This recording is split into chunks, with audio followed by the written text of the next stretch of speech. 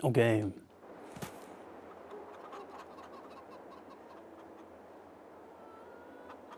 Härligt att se att de äntligen har blivit färdiga med den här bron. Oh.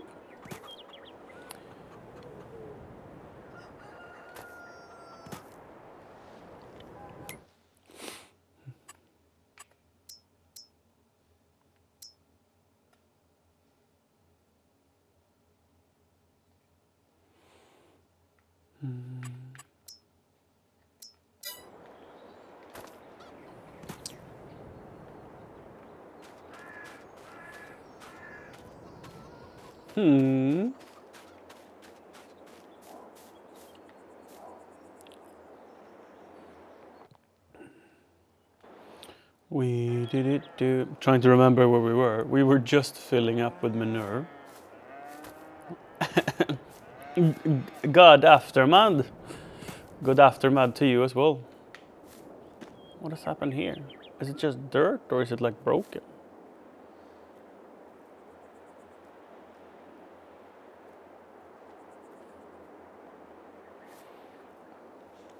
This tractor is getting so worn. Especially on the roof. Why is the tractor so broken on the roof? So I wonder if you actually, like, if this is caused by just run hours, or if this is caused by doing backflips with a tractor. How much you're actually ruining it yourself, you know? I'm curious about that.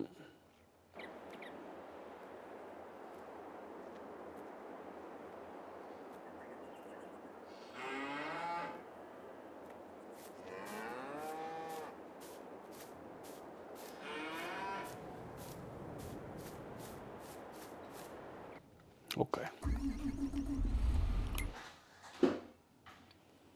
Which fields do we need to fertilize? 19 we definitely need to fertilize, but there is time to plant oilseed radish on it.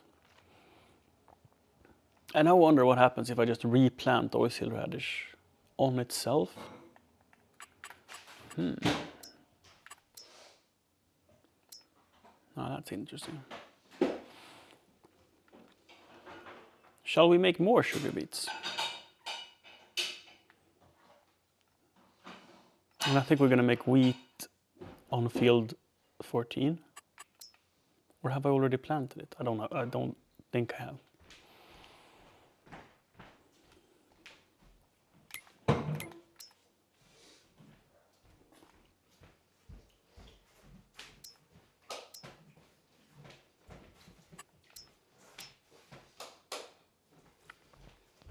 Let's do wheat on field 14 as well.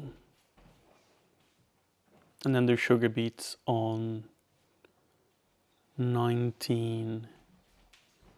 Maybe on all three of them.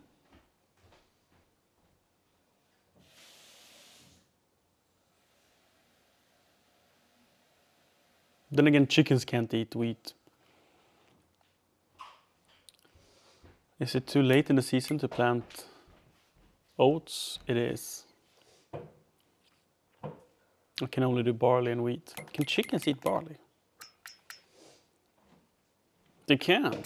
So if I plant one field with barley, they'll be happy. And when do you plant sugar beets? In the spring, right?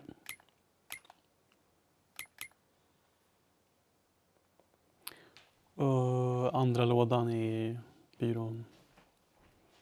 You planted in the spring. So that we can wait with. Oh.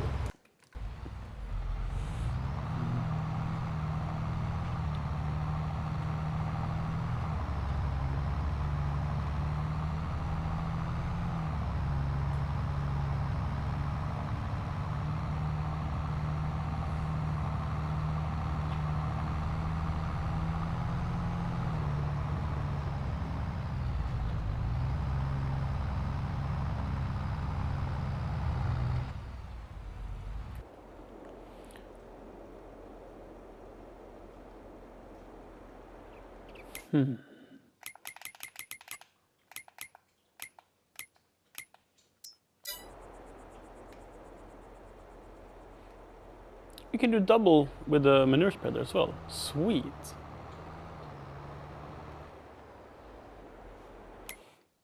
But I don't think I need double on any of my fields currently. This one has oilseed, so it only needs single. This field needs double. So let's put it down here. Just to try it out.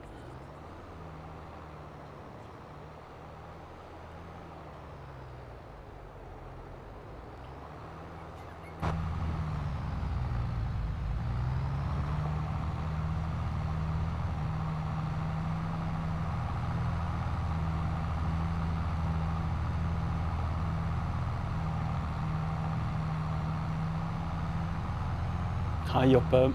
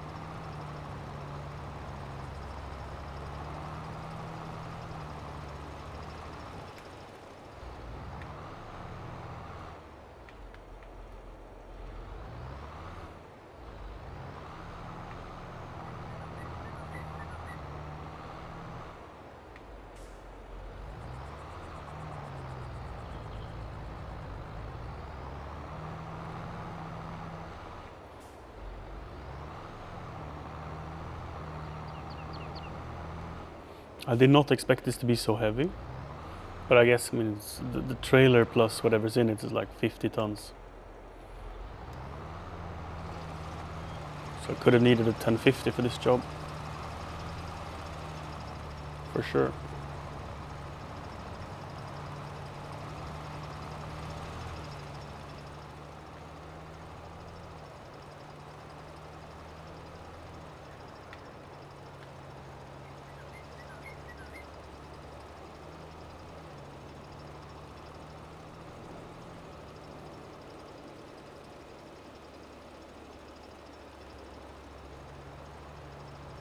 I wonder how many cows I would need to fertilize all of my fields with dung. Like a lot. Yeah, I'm definitely missing corners. This is, I mean, not that fertilizing isn't important, but I don't have enough to cover the whole field.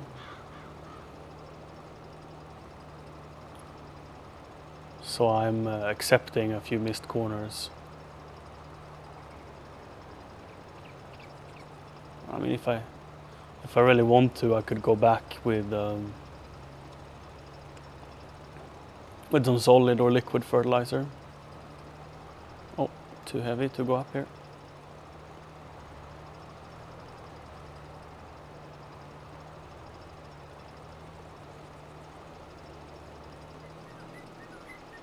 It'll just be a little lower yield in those corners.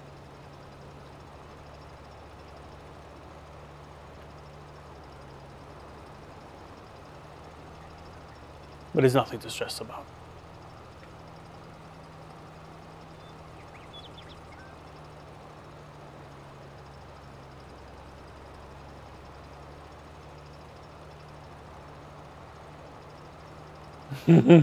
What a shitty job indeed, Kron.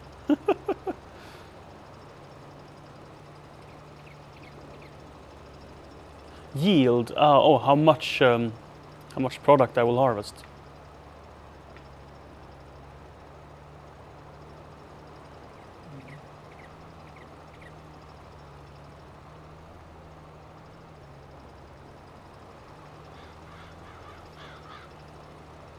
So if I do a perfect job, I get 100% bonus. Where I miss, I will get like 0% bonus. So yes, it's half the amount of crops. But on these tiny specks that I'm missing, overall it will make very little difference.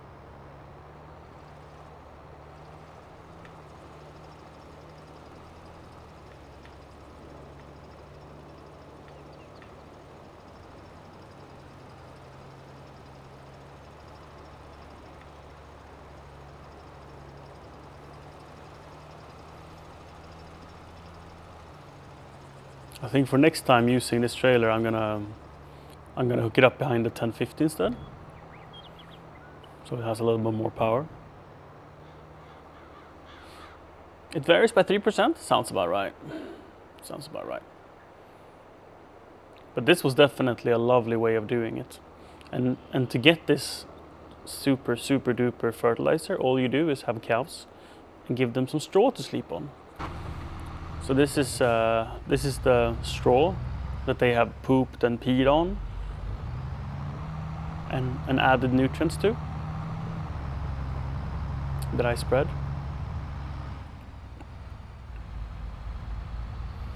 Fortunately, I don't have enough to finish the fields. I'll have to go in with like solid fertilizer and do a bit as well. Do we have any contracts?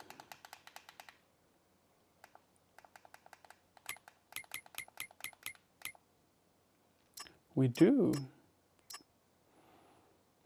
Oh, a spraying job. Let's borrow the equipment. And let's go do the contracts so we can start with the cultivation.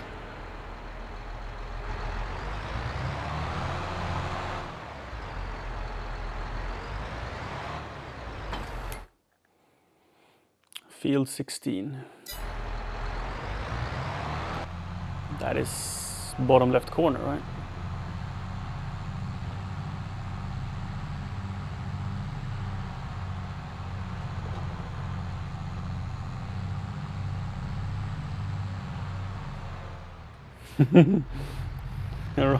Right. It should be.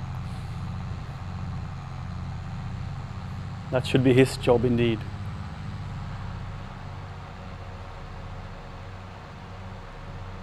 Kron is now gonna be my official shit flinger. Dung tosser. There we have it. That's his title. Dung tosser.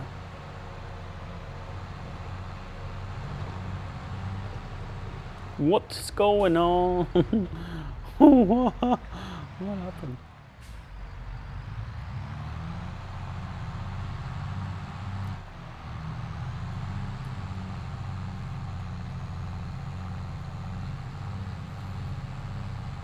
Oh yeah, 16 is the cotton field.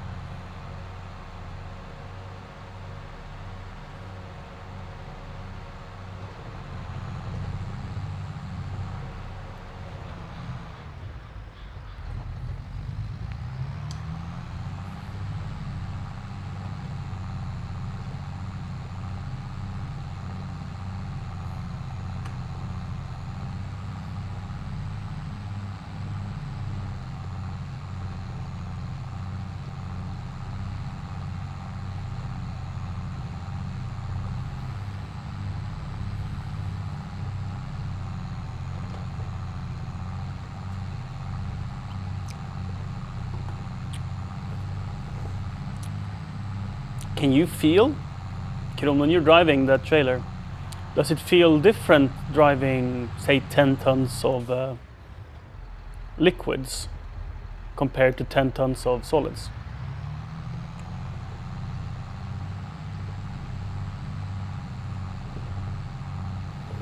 Flossakungen. Hur är läget?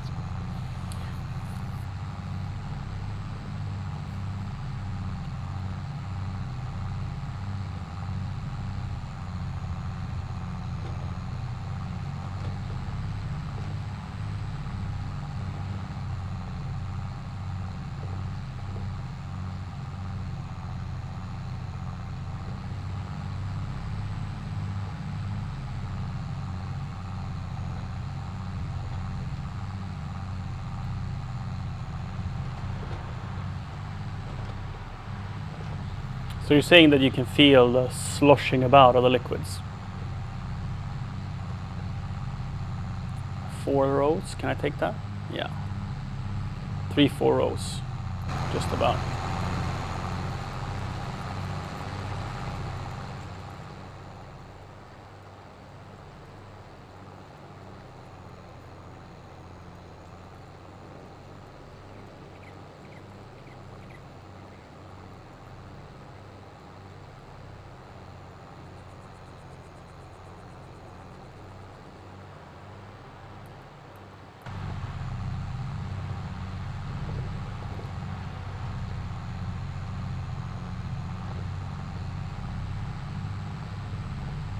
This rear view mirror in this tractor was quite reasonably aimed actually for this tool. Like I can see when I have it up or down. That's rare. That the interior mirrors are useful. It would be cool if you could re-aim them.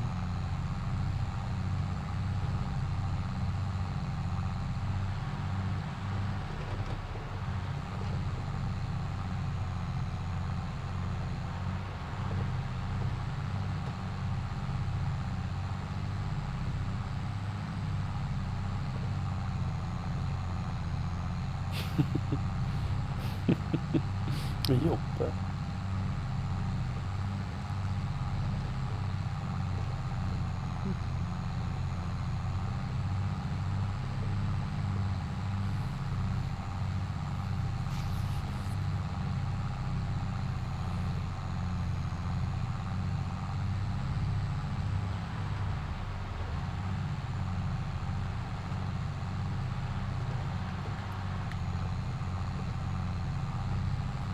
So this is not my field. Field 16 is owned by a neighbor of mine. We harvested cotton here just earlier this month. And now I'm helping him prepare it for next planting. So I'm cultivating down all of the cotton stubbles, leaving a very nice surface. There's some rocks on this field, to be honest. You should probably deal with that. But he's a cheap ass, this farmer. I recently bought field 14 off him, and I have never seen as much stone as there was on field 14.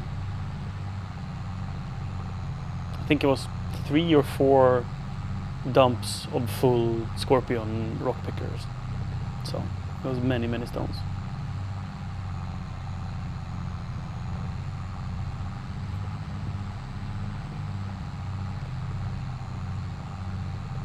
Oh, the tanks are baffled? I would expect so, to be honest, but still, nice to know that they're baffled.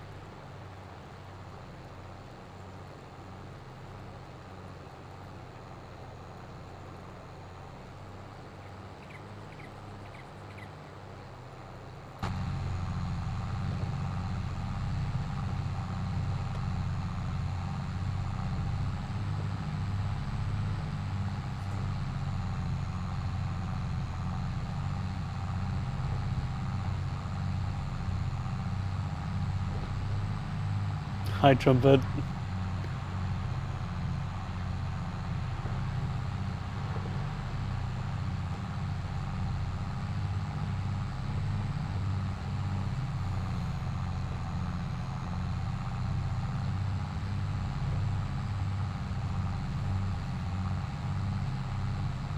Ooh, it's been such a lovely day here. We've had, when I woke up, it was warmer outside the house than it was inside the house. That's a first. It was 13 and a half outside and 13 inside. So it's been a fantastic day. Yeah, I also read that, Trumpet, and I'm like, intestines from animals? But someone gotta haul it, I guess. That someone is Kron. Probably going from a butcher facility to, I don't know, composting facility? I don't know what you do with animal intestines. I mean, it's fertilizer, right? So maybe they make dog food out of it, or plant fertilizer. That's my guess.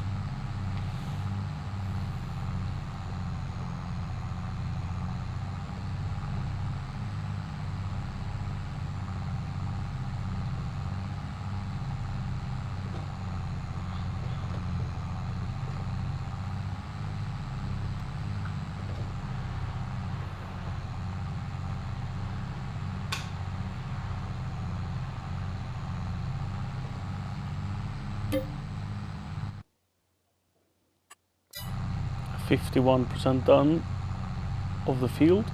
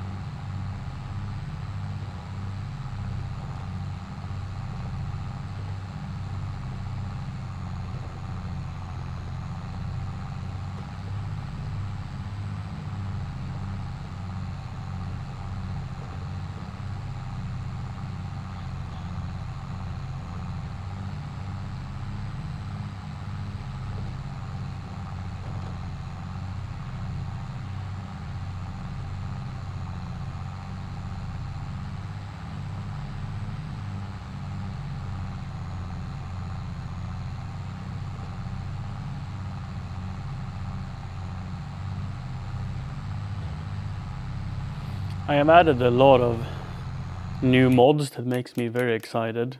Unfortunately, oh wow, that's a cheap harvester. Unfortunately, oh, it's a forwarder, sorry. Yeah, it doesn't harvest, it just brings the logs out of the woods. Unfortunately, I don't have the money.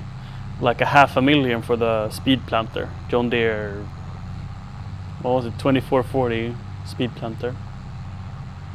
I don't remember the acronyms for it, but it was absolutely insane. Planter and fertilizer that does 17.5 meters of corn.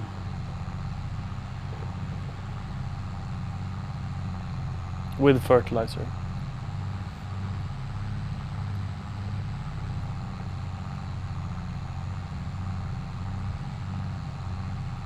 And then you can get extra, like this isn't my tractor, but imagine this was my 8RX. You can also get tanks that you have over the wheels in the rear for additional fertilizer. It's like the dream setup to do corn, which I intend to do on my hilly fields.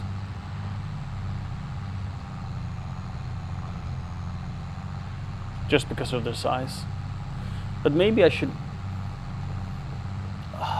Maybe I should plant wheat there instead.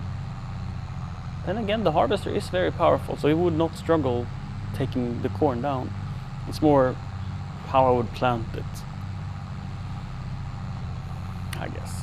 And currently I only have a 3-meter planter, so yep, good luck.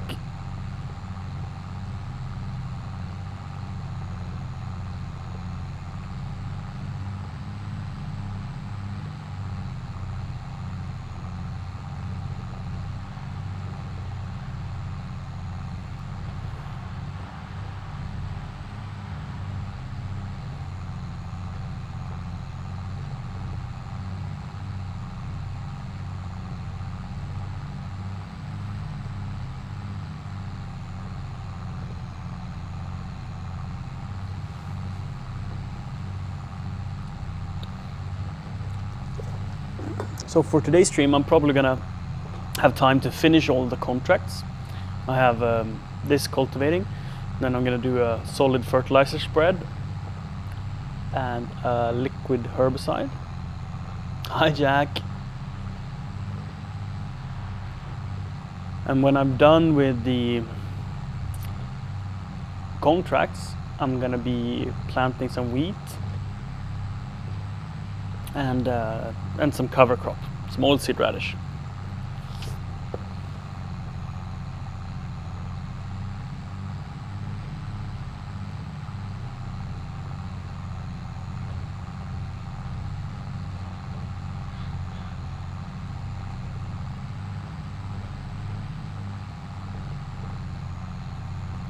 On a tractor like this, you would have on the display, most likely, you would have how many percentage of engine power is being used.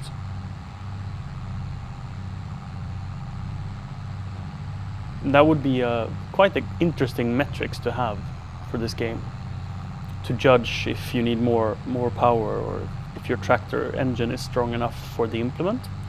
Another metrics is slippage, how much speed the wheels are turning at compared to your measured GPS speed gives you slippage, how much your wheels are spinning. That's also a metric that would be a lot of fun to have, because it would help you determine if you need wheel weights or if you should run with dual tires, for example.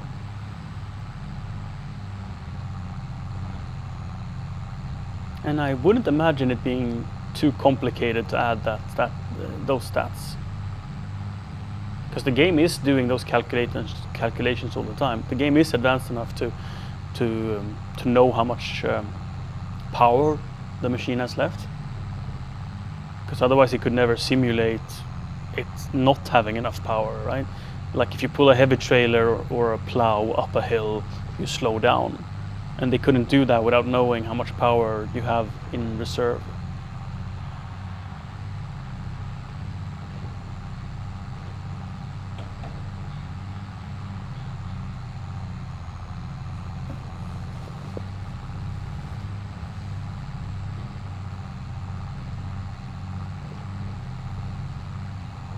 Ooh, interesting. Interesting, Jack. Moving forward, I see. So, how does it work? Do your current employee, are you using them for reference, or are you using like a past employee for reference? I'm imagining it's a difference between being unemployed looking for a job and being employed looking for a job. If you're unemployed and the company you got laid off from had to lay you off because of financial struggles or whatever, and you did nothing wrong and you were a great employee, they would give you a great reference. But if, former bosses and colleagues who's already, because I was thinking, if it's your current employee, couldn't they give you like a bad reference? I mean, that would be pretty shitty. But like, are they happy to be your reference, is what I'm asking. I imagine not, because that means they might either be in a situation where they need to pay more money to keep you, because you were leveraged in your position, right? Or potentially that you will quit because you get a better offer. So I imagine a current employee being less good for for references. But then again, a good boss shouldn't be afraid of losing their workforce. I mean, of course, you should try to make it so the best workplace ever, so they don't want to leave. But if they want to leave, you're better off letting them leave.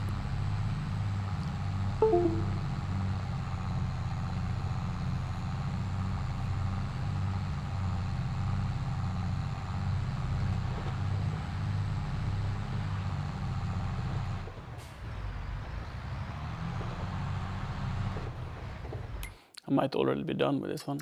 Yeah. Complete. I think I did a great job. It's so rewarding to see, like, I didn't do a very good job, right? I missed a lot. But as soon as you complete a contract, the field is just perfectly smooth. Except for the giant collections of rocks.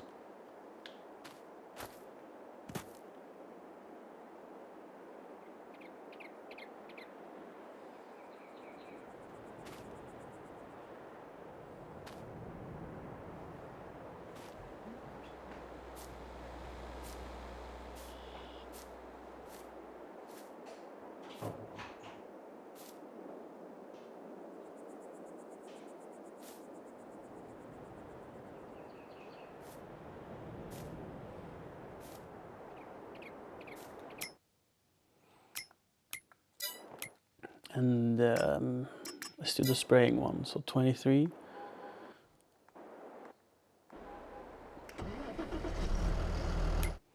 Need to buy herbicide.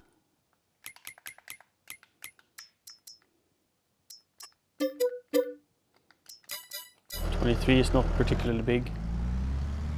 Oh, 56 months, huh? Oh. Gonna put on the wheel weight first. Thank you for staying sub, Jack. At tier 3 nonetheless.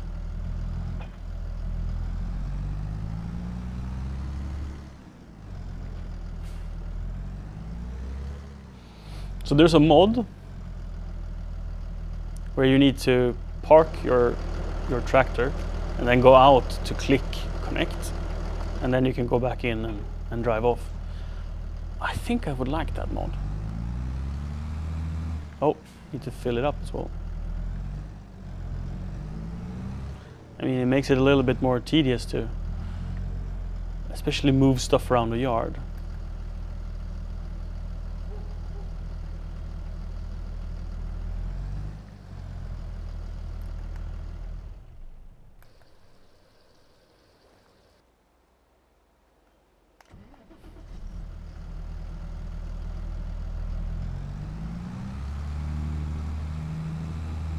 But I like to role play in this game.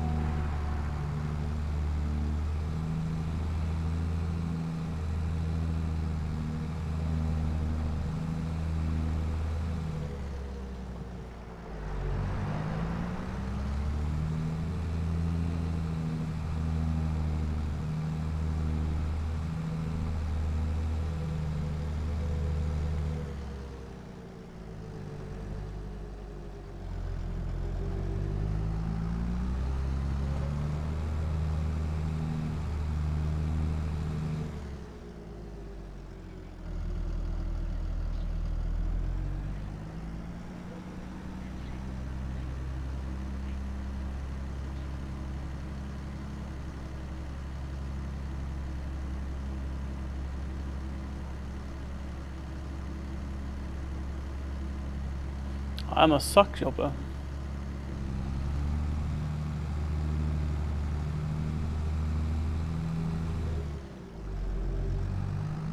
It is role playing as a farmer, but of course you can do it in different like seriosity levels. So I think this is field 23. I think the top one here is 25.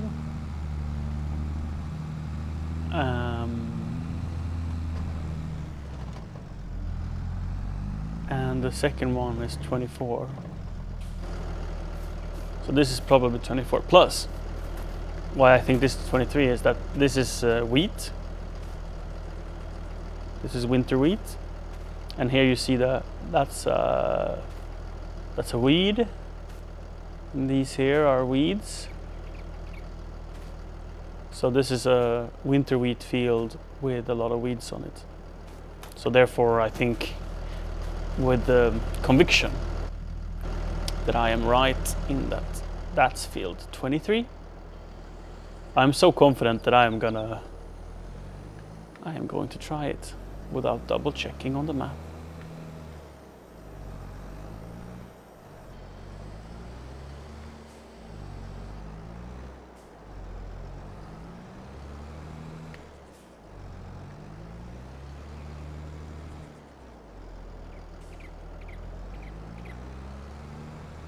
Hi Jasmine, how's baby doing today? Is baby happy?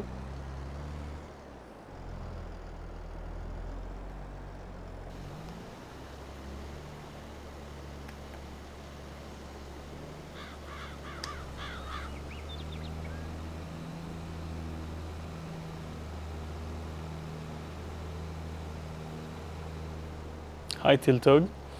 It's going very well. So far we have cultivated field 16. That was the cotton field contract I did. They came back and said I did such a good job that I get to cultivate their field as well, which if I'm delightful to do. Cultivation is it's a pleasant job, and now I'm up on field 23 doing some herbicide on this winter wheat.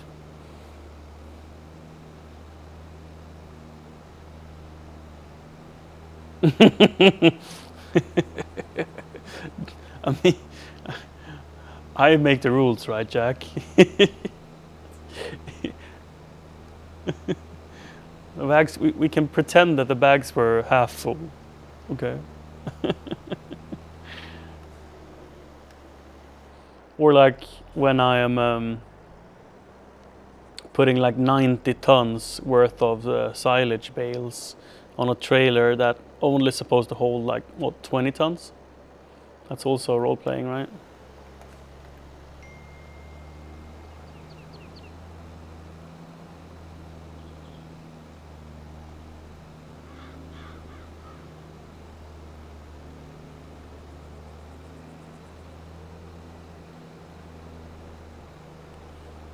Getting a night of rest, it's so worth it.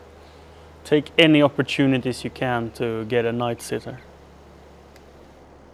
Because the exhaustion makes you... Exhaustion doesn't make anyone a good parent. So that contract is finished. And here you can see the dead weeds. The blackish is the weeds that are dead. It's very effective. And as this winter weed grows, this weeds grows over the winter and all summer. It's a very long process. But when it grows, the dead weeds will sort of wither away and become nutrients.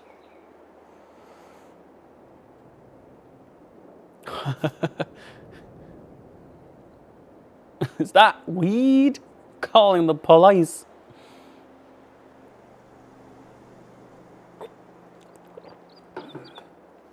I threw bags of seed on a pickup truck, like 5 times more than it should be able to hold, and I still do. I mean, I load like 5-6 pallets on this one, and I'd say this is a 1-ton truck.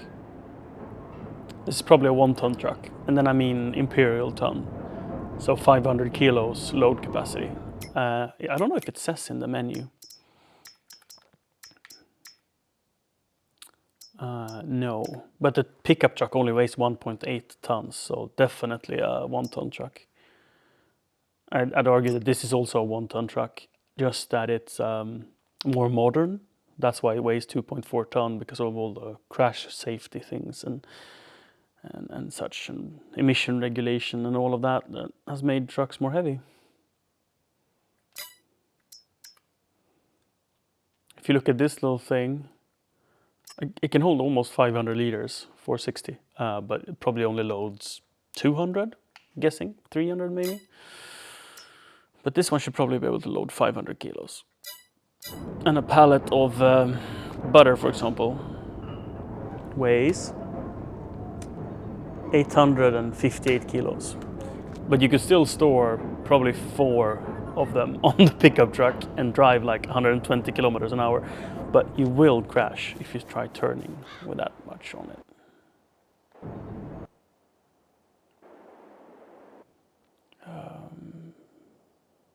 Now I'm spreading fertilizer. Let's take the 1050. I don't have anything on, right? No.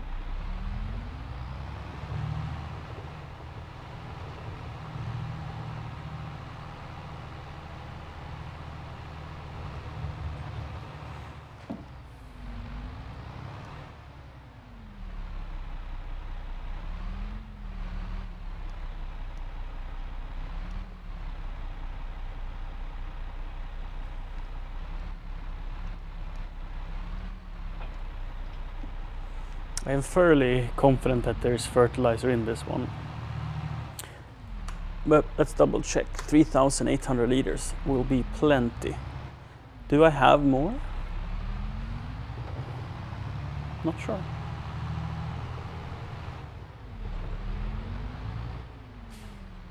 That is a bag of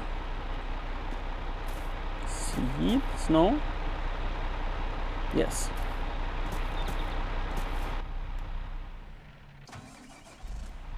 Wrong button. Yes, and no more left here. Do you guys remember what field it was I was going to? I have to cheat. 12. Let's see. Let's see if I know which field 12 is. I'm not overly confident that I will find it. So here we have 15 to my left, and the black field is level field 14.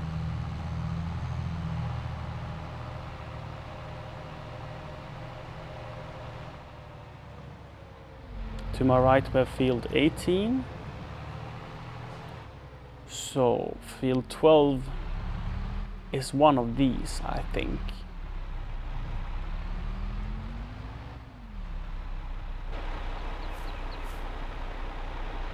This looks like oilseed radish or soybeans, perhaps soybeans. No, this is oilseed radish.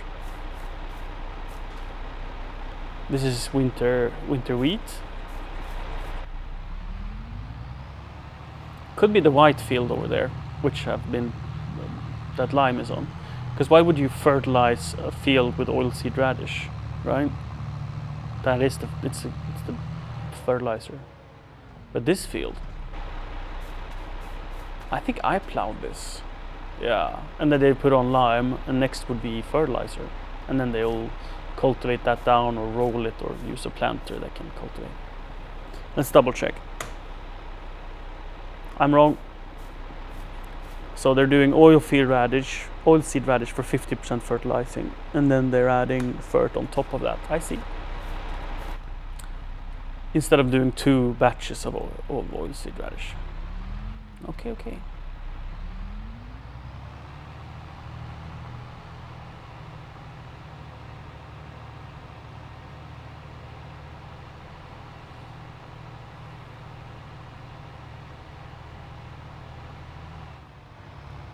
Ooh. Ooh.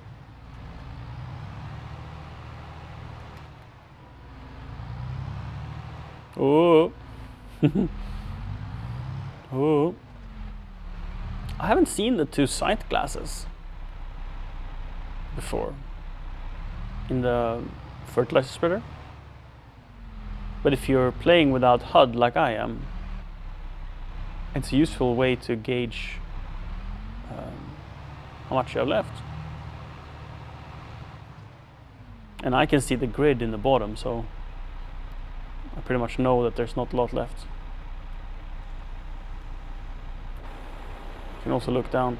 Like it looks almost empty, but it's 3,800 liters.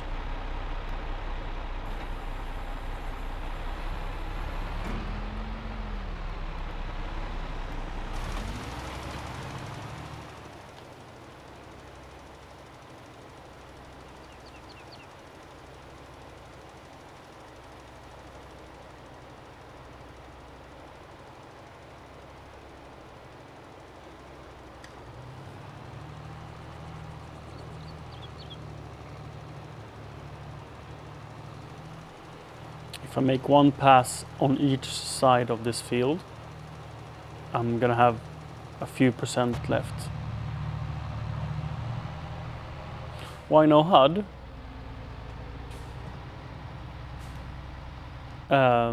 I love the cinematics of it.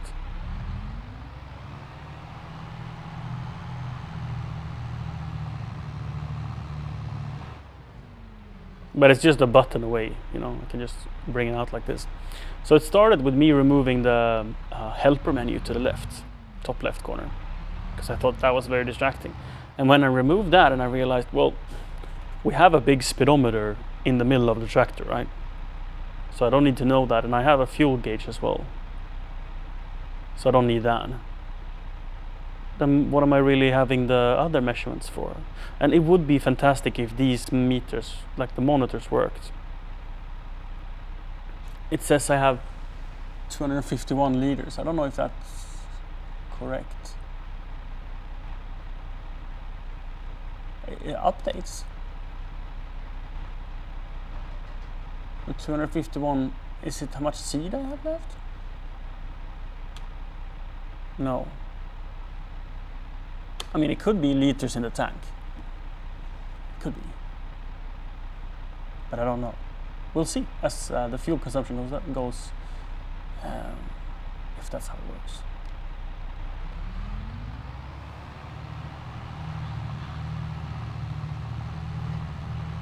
No, it's current fuel consumption.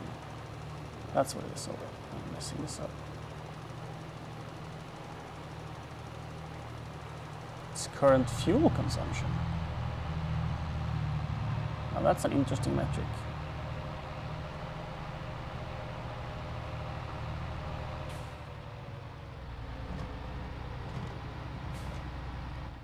So I have a Logitech G29 steering wheel, and I've tried it with this game. Well, I've tried it with 17 really, but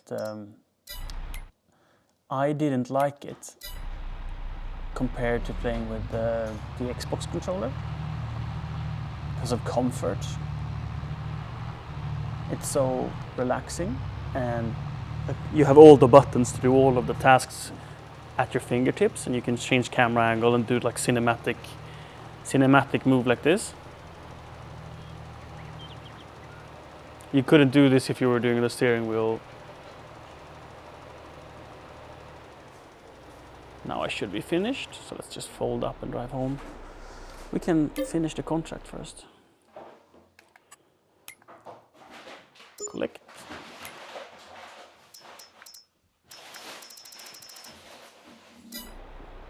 So I agree with the cinematic, the immersion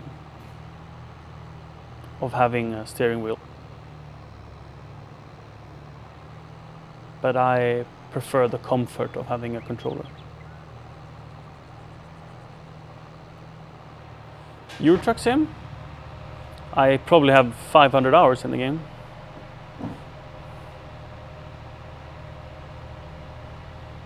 Not sure, but many hours.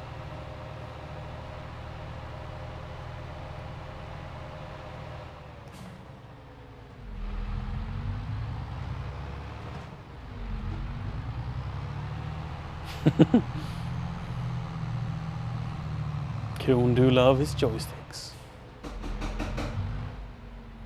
We should probably fertilize our own fields whilst we're at it. Tried online, indeed I have, but I think if the problem with online is that you don't have any traffic, and I think traffic makes the game interesting and difficult. So, have I planted oilseed radish here? When did I do that? Oh wait, I remember. Never mind. So I'm going to fertilize this field as well, whilst I have it on. Forgot to unfold the sprayer.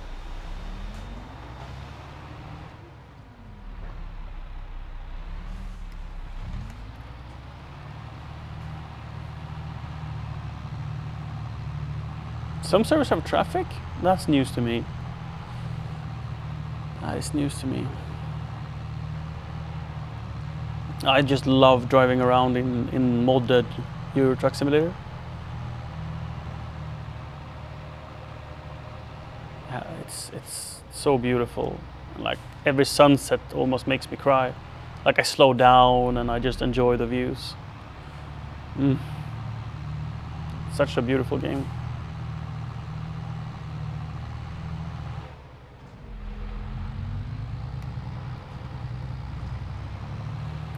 And I've never played it with like ray tracing or anything. So I imagine the future has even more in store for games, simulator games. Because how real they look is a big part of your immersion.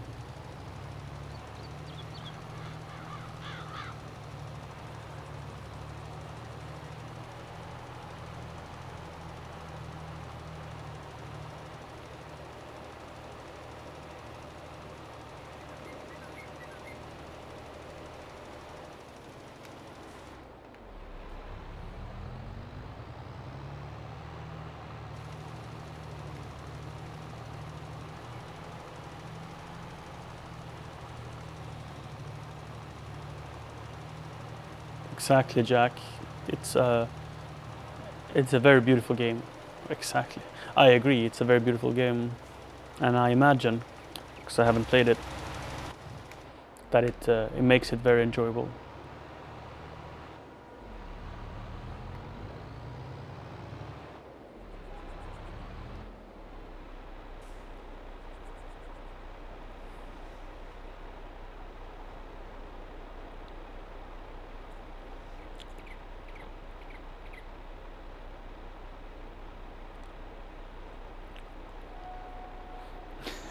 Two 40-foot trailer in southern Europe must be a pain. Like the roads are not made for the size.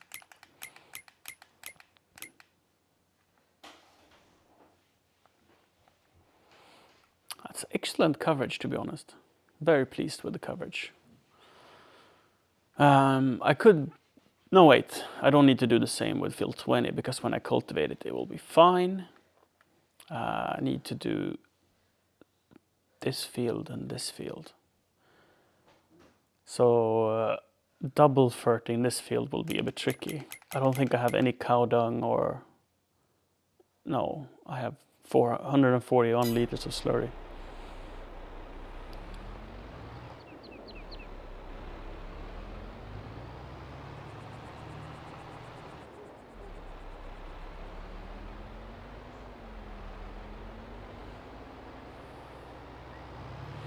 So I saw both Kron and Jack play Microsoft Flight Simulator when they were here for New Year's, and it looked incredibly difficult.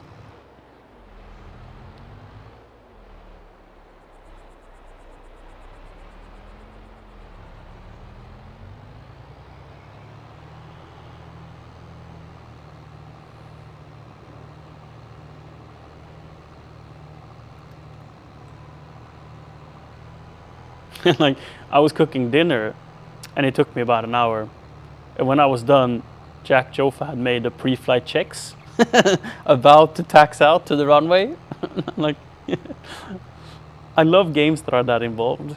I bet it's not for everyone, but I think it's great fun when a game is perhaps overly complicated.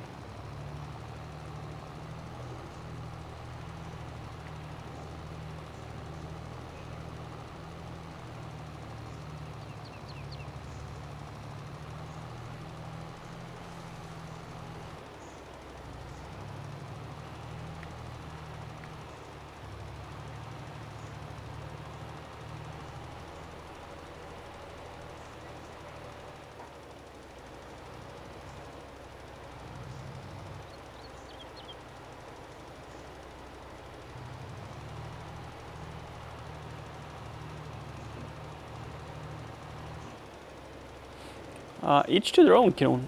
It's just like with this game, to be honest. You can decide to turn off rocks, for example.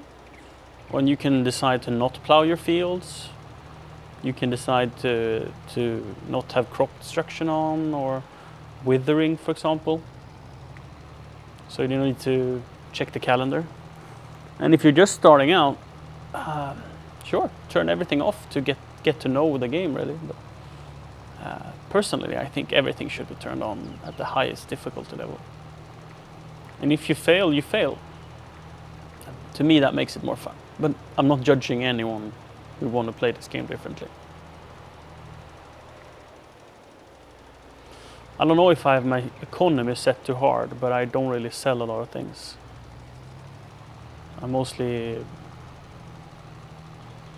make my goods into products rather than use the market to sell it.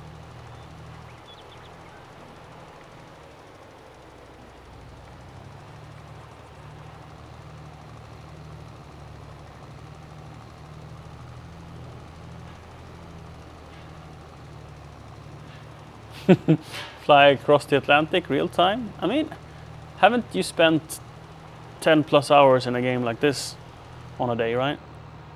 What's the difference really?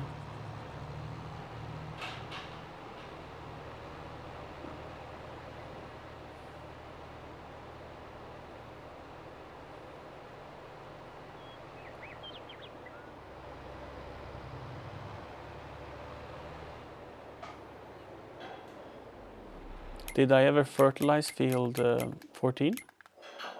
I did. So now if I plant oilseed radish on these fields here, this is already fully fertilized. And these two are ready for just cultivating. This is ready, there's no stones to be picked. Everything's looking in order.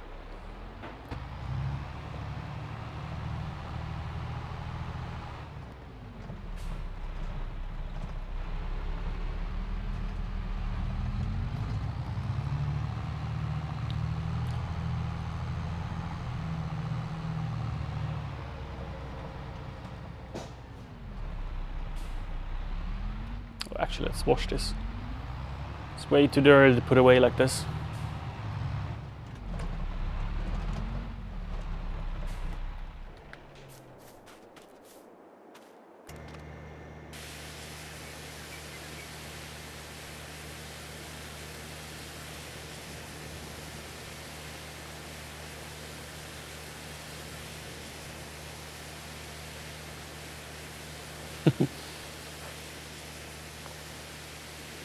Oh, so you play the game a lot. And I get it, Tiltug. I've never tried, so I can't say I would enjoy it. Flying over the Atlantic. Maybe if you have a good co-pilot and interesting conversations, time will fly. But perhaps it's not the best way to spend a day compared to flying other routes.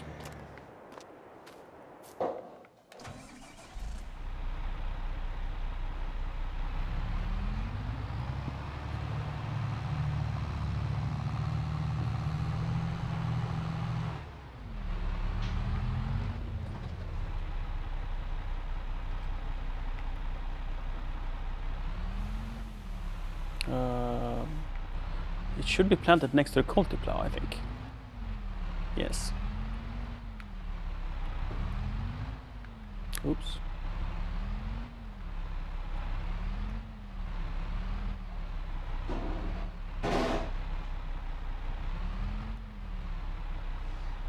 I bet, Jack. I bet that would make it more fun.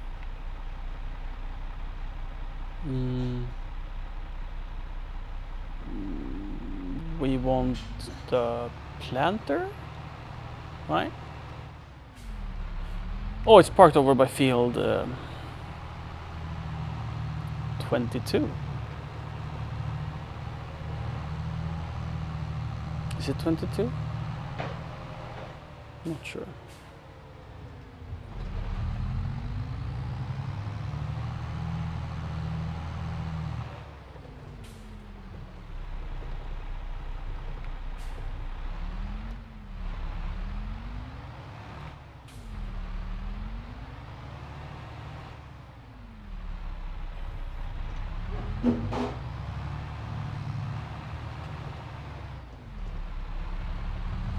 I believe I have a seed bag at the store. think this seeder isn't completely full. It's quite a large tank though. Let's see. This is the slime. Should go out faster. Those are seeds.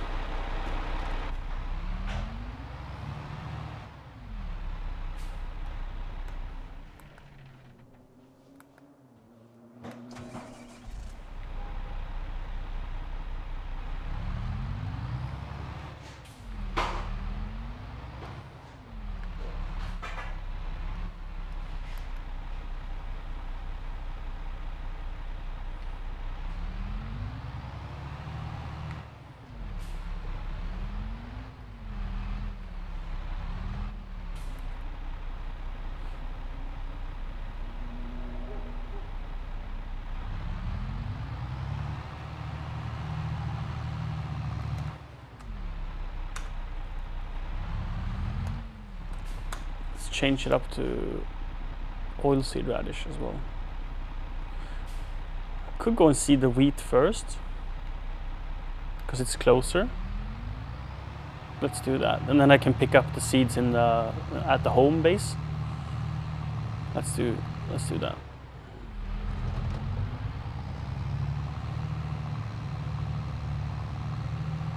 Or am I gonna do barley? I mean, I probably should get more chickens. If I am to have 10 more bakeries, I should probably get more chickens.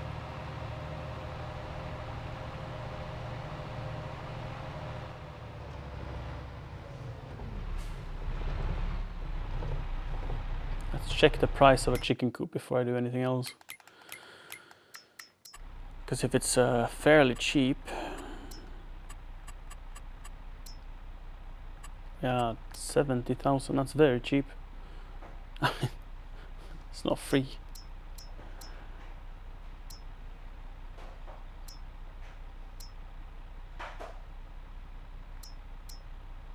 So with something like this, you would need to feed them constantly, right? But I have plans to make a... Well, I guess the food factory doesn't make chicken feed, right? No, it makes TMR. So it won't help for my cows. But for my next batch of cows, I will do a simpler pen.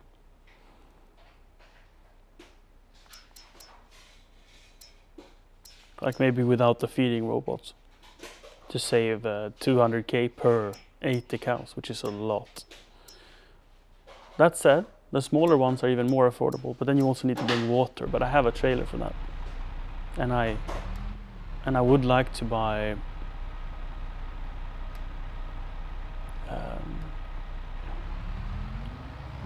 the lorry with the tanker on it. To justify that, having to water my cows would be reasonable. Okay, cool.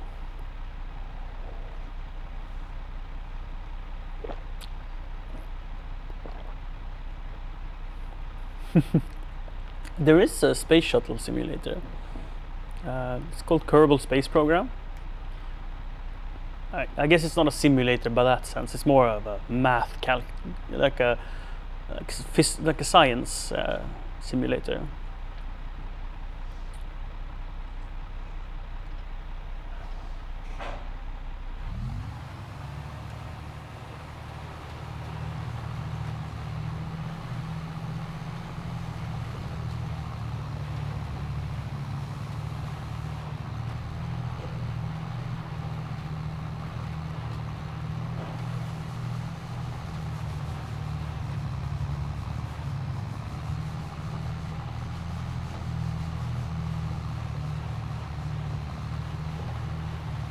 Chance for Northern Lights tonight?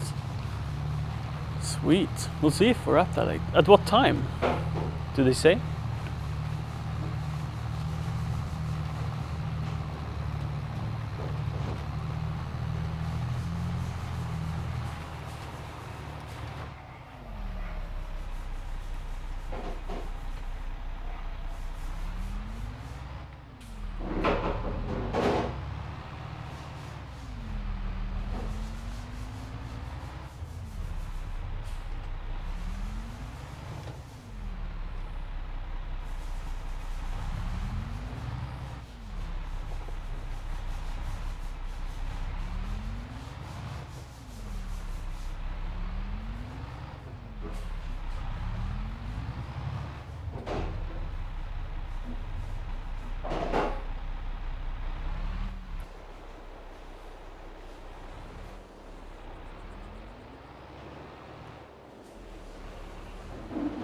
Hi ads. Let's go.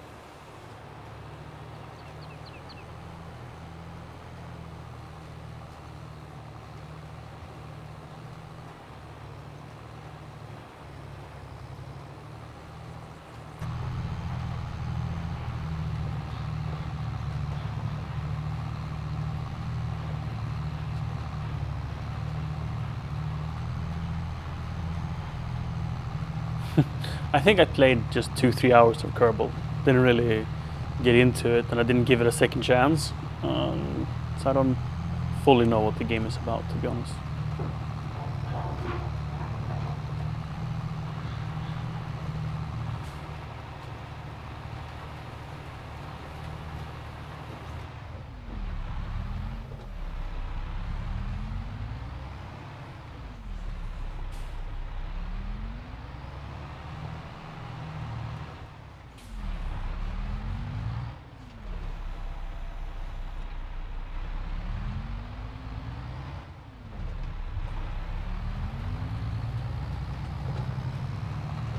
There's a street sign in my field.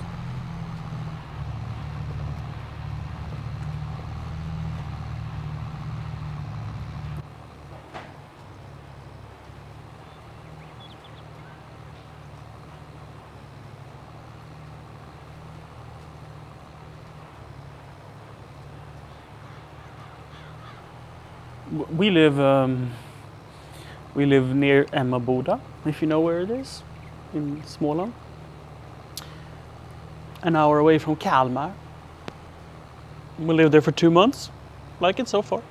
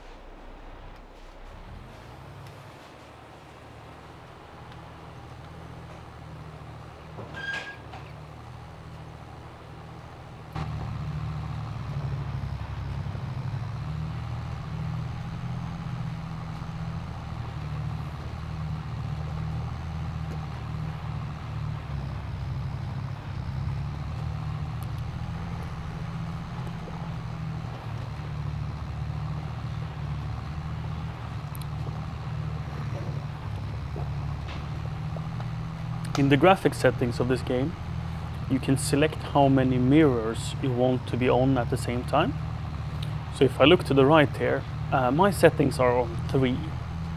So I have the one at the A pillar, and then I have the 2 mirrors on the outside of the tractor. But if I change my view to see both the left and the right mirror at the same time, the lower mirror, if you see the left outside mirror, the lower mirror turns off and just becomes grass, right? And then I look, so I only see the left mirror and middle. They're all on and they all move. But as soon as I see a little bit of the mirrors on the right, the lower mirror turns off.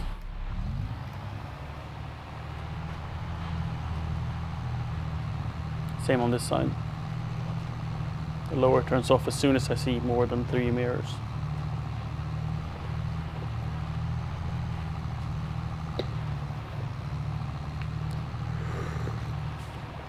I think I forgot the ridge marker, didn't I? I did.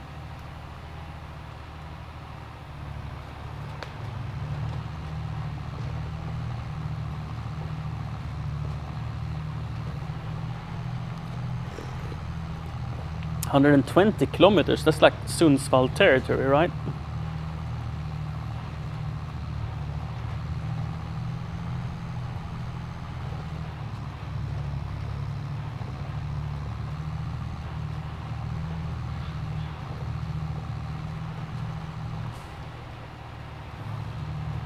Oof, even further.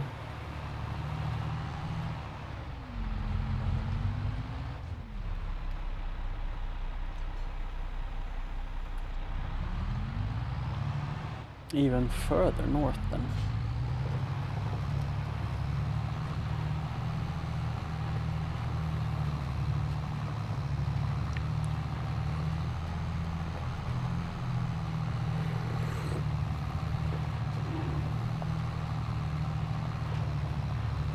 Oh yeah, I think you mentioned.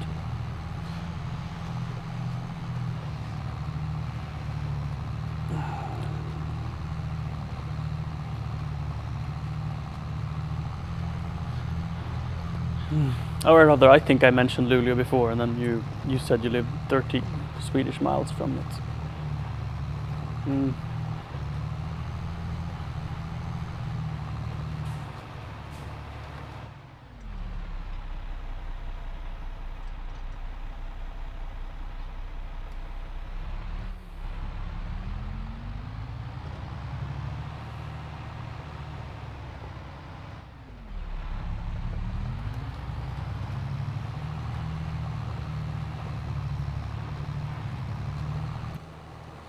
How wide is this planter? 12 meters? Or thereabout?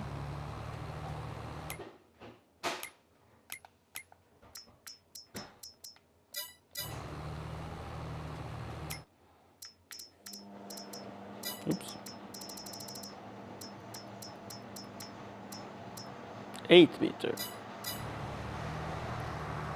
I feel I would benefit from having a wider. I mean, sure, this does cultivation as well, but that's the thing. My plow does cultivation. If I plant oilseed radish, I need to cultivate in between, I think.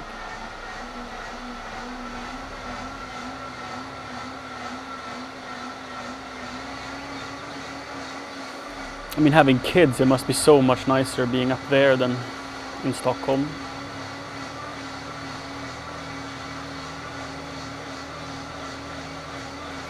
I imagine.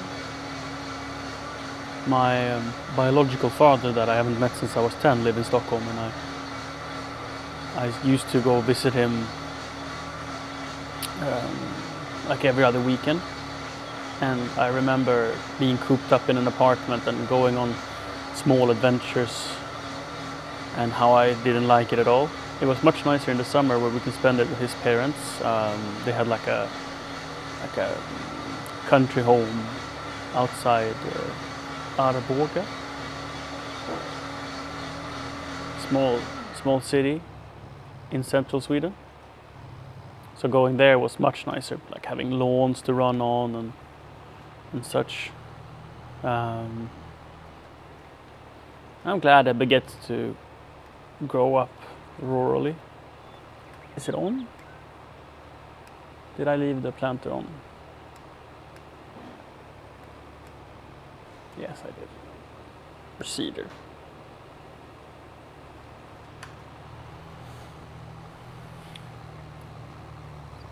There really isn't a reason to turn it off, except if you feel like it.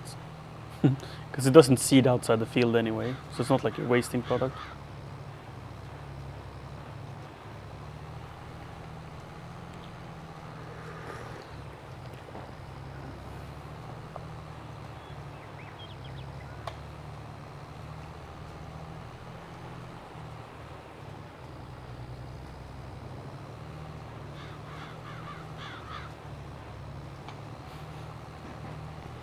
Our old house that we rented, we had like 6 kilometers to the preschool, and I was fine with that. Though I must say I didn't look forward to it, but I accepted it. Now in the house we have in the village we have moved to, We have the preschool 150 meters away. I think that's going to be a game changer for the day-to-day. And at the same time, it's only like a 20-minute bike ride to my parents, our son's grandparents, where they have like a rural property with like a large field and stuff where he can play football and go play and go out in the woods and build cabins.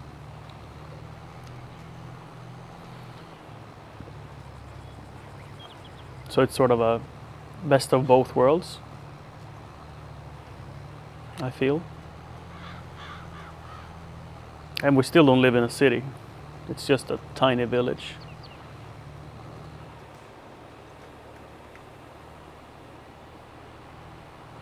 I think it's 420 people living here.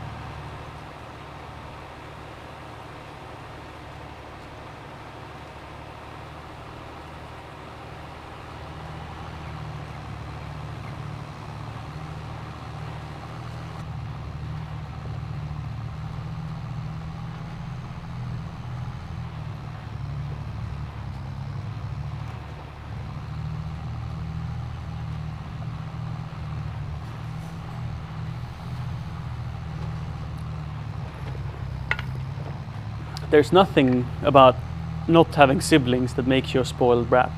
It's more the parents that decide to only have one child often do it because of their personalities and how they think one is enough. And those people might more generally be spoiling their kids. But it's still a matter of parenting, and you could have 2 kids and they be spoiled brats, or you can have 1 and they're not spoiled brats.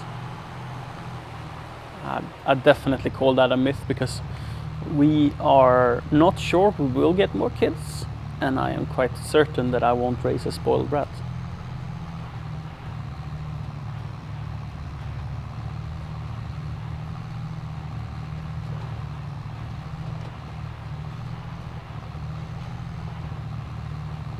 There's perks and there's drawbacks about having 1, and also perks and drawbacks about having 2 or 4 or 12.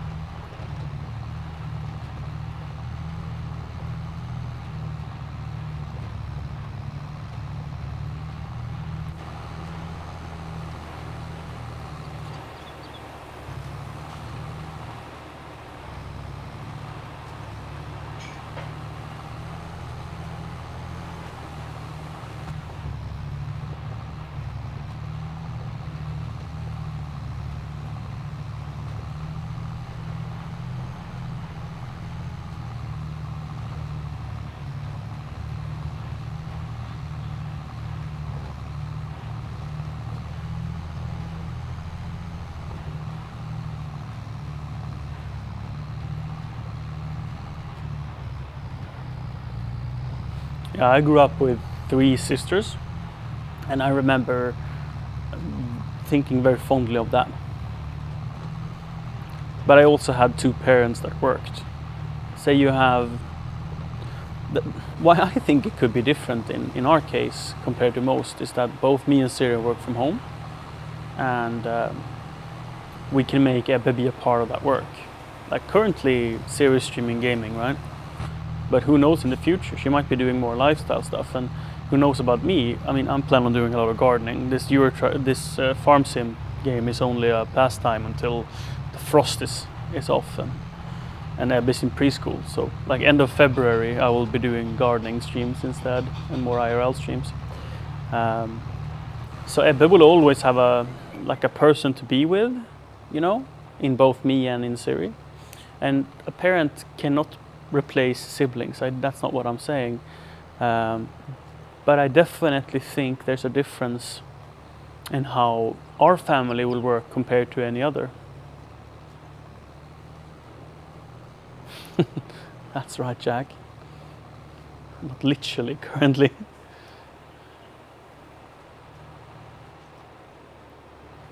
But I think having two parents that are working full time can make you very lonely as a child. Then again, two parents working full time can still devote more time to their child than someone than being unemployed. It's all about who you are as a person.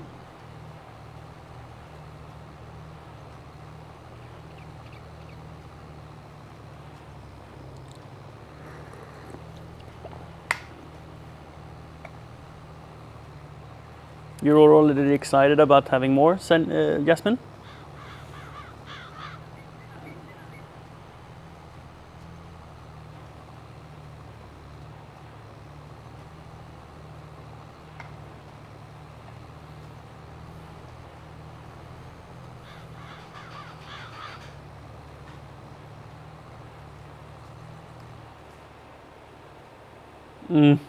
Jealous, Jack.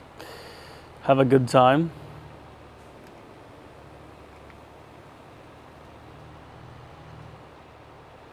Maybe we should go too.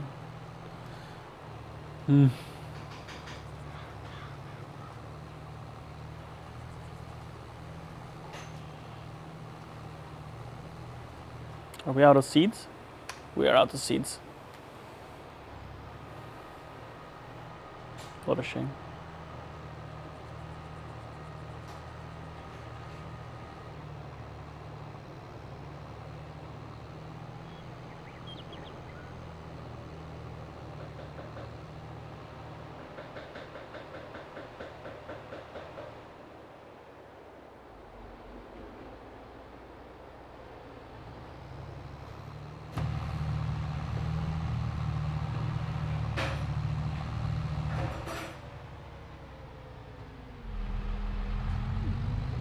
But Kron, isn't it true that you are who you are because of the circumstances you were given in your life and the circumstances you say that one says that you can always change your destiny. Just because you were born with rich parents doesn't mean you'll be rich in life, and just because you were born with poor parents doesn't mean you have to be poor. But when you're given a upbringing, that upbringing affects your opportunities, your abilities, your likes and your dislikes. So everything that you have experienced in life, from friends, from parents, from school, from work, has made you who you are today, because every opinion you have has been formed based on your experience. It's not one person that has decided to bring you up, it's you who have decided to bring you up based on every experience you've ever had. So to say that anything that has happened to you in your life has been fine, or to say that anything that has happened in your life has not been fine, is true and false, because there's no way to tell if it was the good things that made you a person with depression, or if it's the bad things that made you into a person that has depression. I think you can get depressed and uncertain about your life and about your goals and about your future, no matter if you have a bad or good upbringing. I don't think it's connected to how happy you were or how unhappy you were. A good way to put it is compared to, say, a a rock star, someone that comes from nothing and then just gains all the fame and all the money, what do they do with their life? Do they make a family and in general, do they make a family and just make the best out of their lives? Yeah, sometimes. But sometimes they just take every drug available to mankind and kill themselves. Look at someone like Avicii, for example. He had every opportunity to be happy, but he wasn't. So to say that a thing in your life was fine, or to say a thing in your life was not fine, is, in my opinion, a very difficult claim to have, because there's no way of telling what made you who you are today. And why I feel it's important to argue this is to help you develop as a person, understanding what things might have caused you to be who you are, in the sense that you don't want to be who you are. Like, I've heard you say that, oh, I am so much like my father, I don't care about this and that and that. Is that an excuse you choose to have because you want to be who you are? And I don't mean you consciously want to be who you are. What I mean is that you can change who you are. Anyone can change who they are. But maybe you don't want to because you choose to fall into the comfort of being who you know. Because to be someone else might mean that you go for a jog twice a day and that you eat only vegetables and stop eating meat. Is that something you would be willing to do for your happiness? And now I'm not saying that you will be happy just because you become a vegan, but say you were told that it's the truth that if you become vegan, you will be more happy. Would you do it? Or are you so comfortable in who you are that you do not want to change to improve your life? Like, if someone told you, if you spend 5 years working 2 jobs and literally not spending a single dollar on anything that makes you happy, just buying what you need for 5 years and working 2 jobs for 5 years, that you would be rid of all of your debts and you would be on path to financial freedom. Would you do it? How much are you willing to sacrifice to get where you want to go?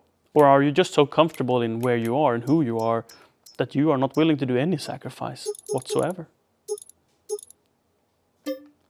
Because if you want to change who you are, you must sacrifice everything you are to become something you want to be.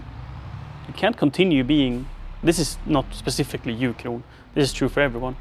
If you want to change who you are, you cannot continue being who you currently are.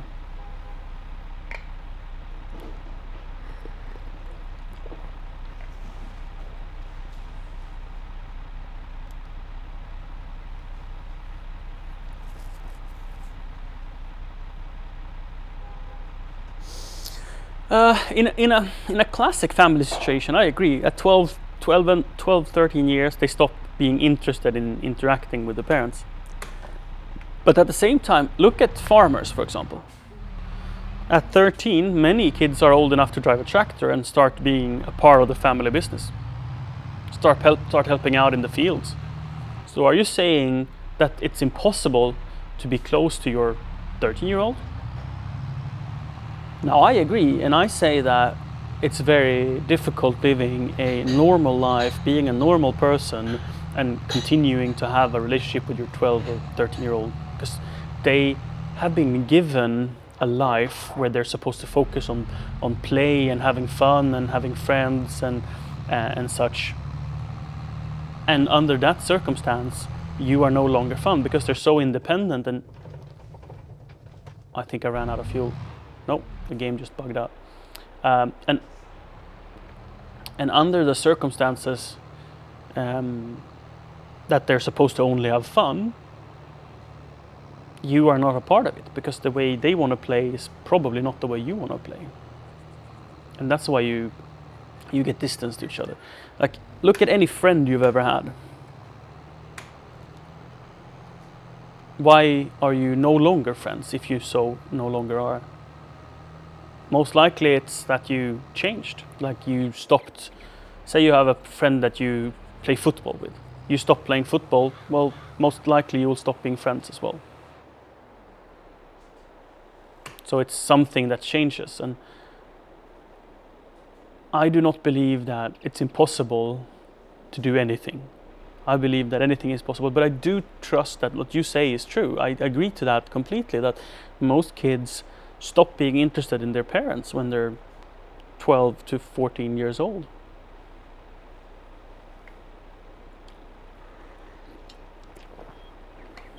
But I do not believe it's the only way. And I'm not at all trying to say that I strive for that, or that I'm trying to achieve a future where my child want to be my friend for life. I do not believe that will happen, and I'm not sure I want that to happen.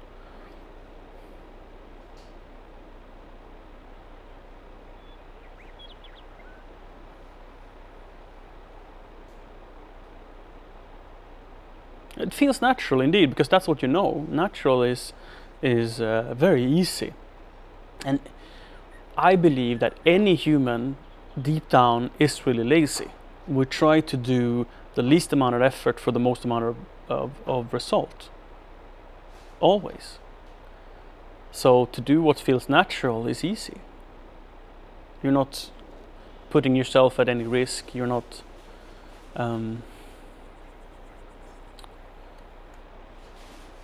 taking any chances.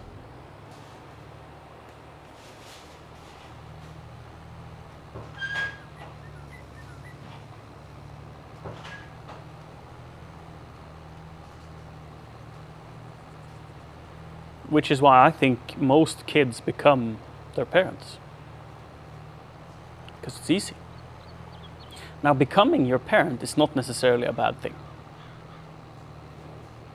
Look at other culture, like Japan, for example, where professions very often gets inherited.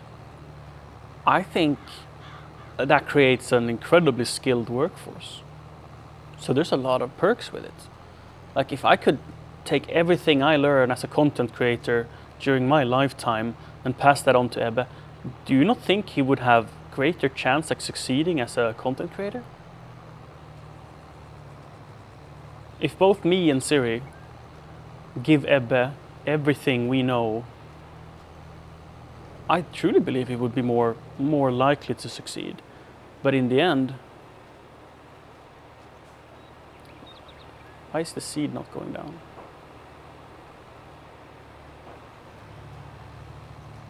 Oh, it's just very low consumption. Okay. So the amount of seed that is being used up depends on what type of seed you're planting. Huh. So like oilseed radish, since it's a cover crop, it's supposed to be cheaper than using, say, fertilizer. So therefore it cannot use as much seeds per hectare as barley, for example, which I just planted. Huh. So instead of balancing the seed cost, because all seeds are the same, like you don't buy a specific seed for specific crops. So to balance the cost per acre, depending on what you're planting, they changed how much that is being used. That's a clever way of doing it.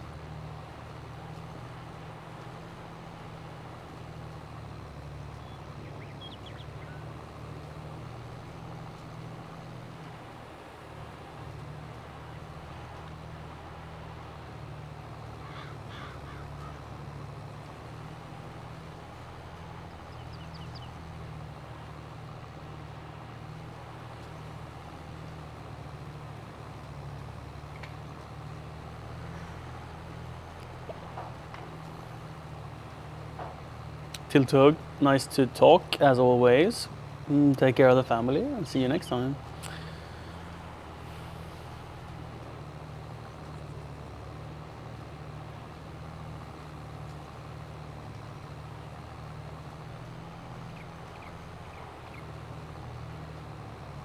Chat, do you think it's common to not want to be your parents?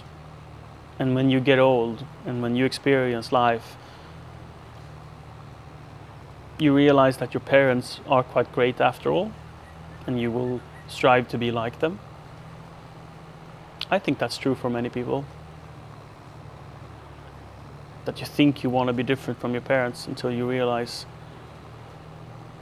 that they are fantastic.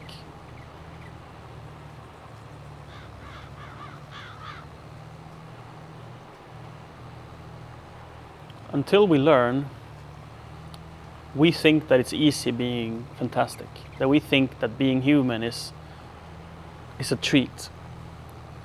And when we grow up, I believe that we figure out that it's incredibly difficult to have friends and to build a successful family and to have a job that is satisfying and meaningful and earns you a good keep.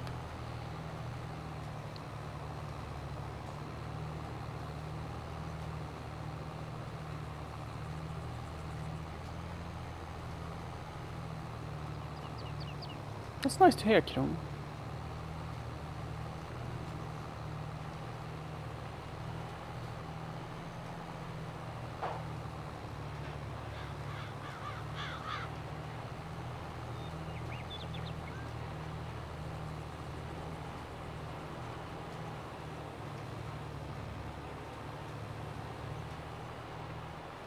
Ooh.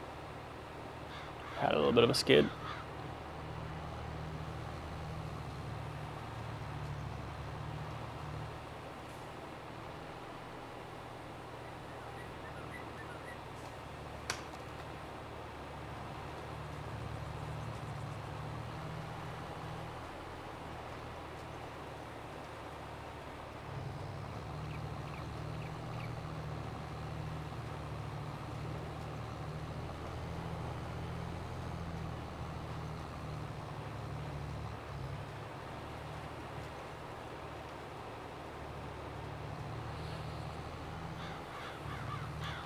I'm gonna check after I have seeded this oilseed radish what it would cost me to hire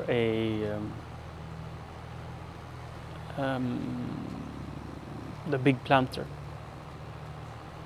because planting this field with my 3-meter planter would would be an absolute pain.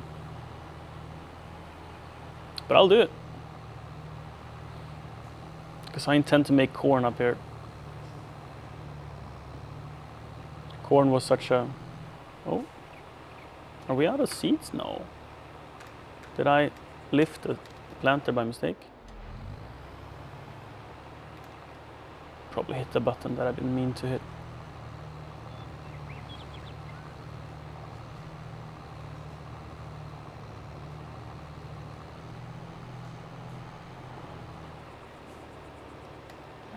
It's fine. So I'm only planting oilseed radish, which is a fertilizer. So this is not any crop that will give me yield. So it's very low value in what I'm doing right now, because it's so early in the production stage. So if I miss a little spot here and there, overall in the year it will make insignificant difference. So I cut myself a lot of slack, and don't mind if I do in less than perfect job. I can miss a lot of smaller spots and be perfectly happy with it.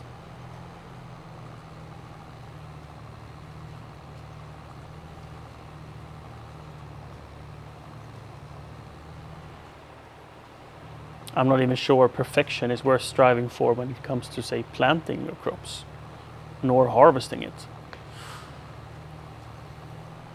Because how much difference does it do on the bigger picture? Very little.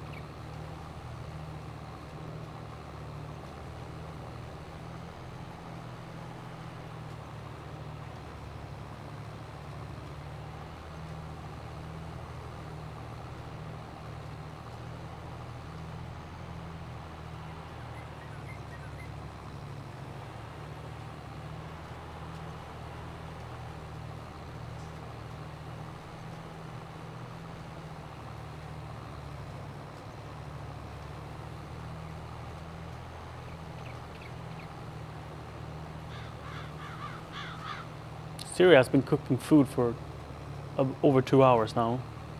I'm really curious what she's making. She's currently peeling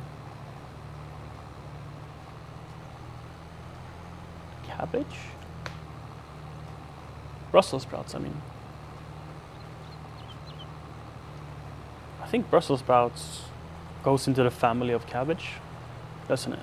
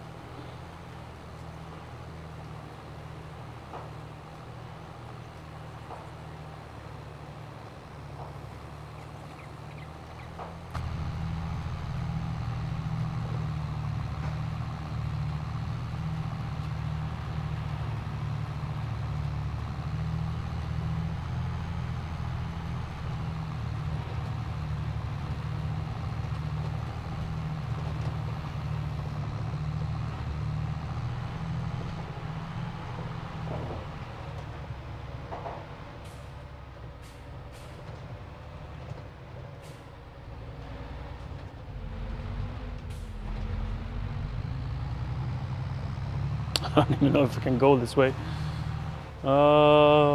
Yes, it works. Nice. So, what would it cost me to rent the bigger planter for corn harvest?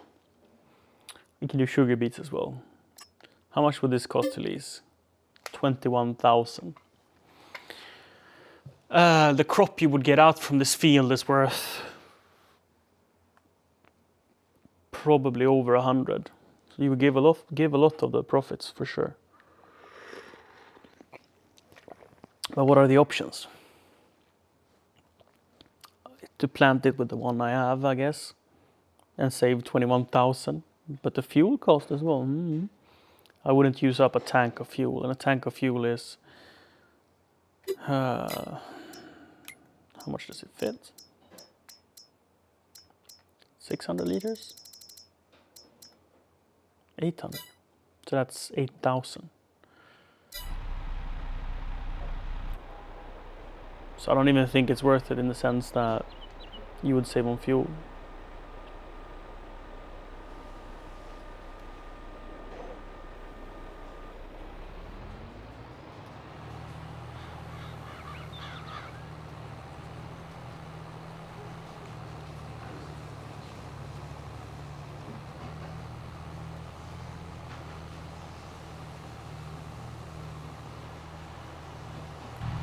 But I will go and swap wheels.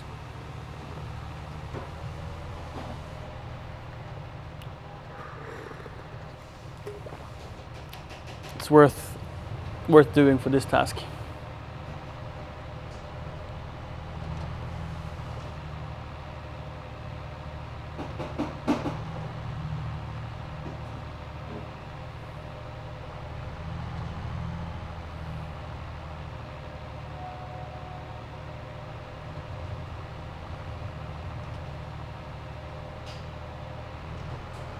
And perhaps I should consider servicing it. It's falling apart, this tractor. We have 30. We have the money to repair it. Like the condition is how many percent? We must check. This is outrageous. It's so low.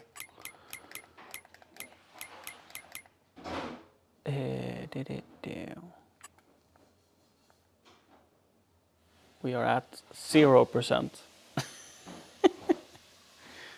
I don't know what happens at 0, but I don't want to find out. Let's repair it.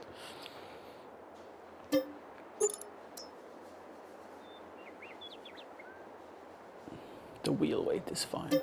The weight is fine. Let's repair it anyway. We're not going to care about the cosmetics. And then we go for the twin wheels.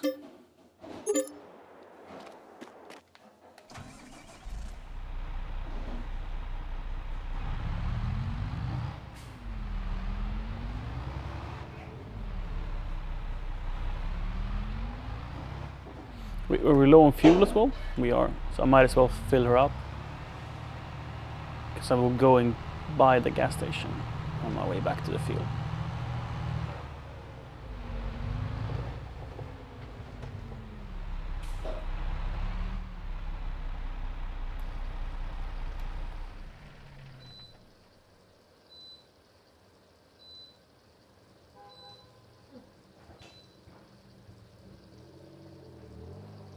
So the box here to my left, behind the passenger seat, is a cooler. So there I can store some lunch or whatever I want. And then you have a cup holder and is that a little trash bin or something? Not sure.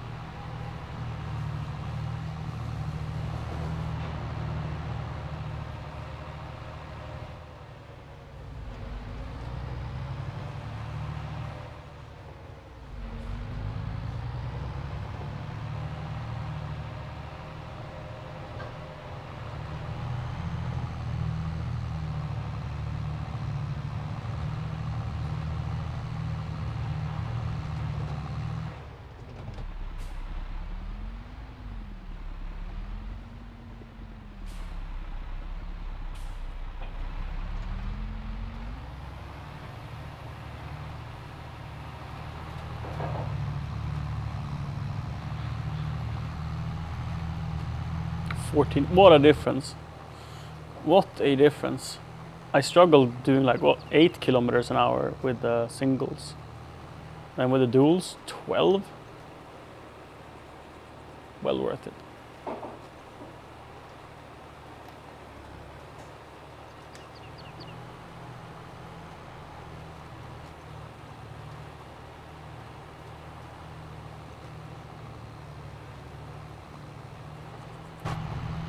grip. Grip is always worth it. But I only need them when I'm plowing or like this is cultivating and seeding at the same time. Only for the heavier tasks it's really needed.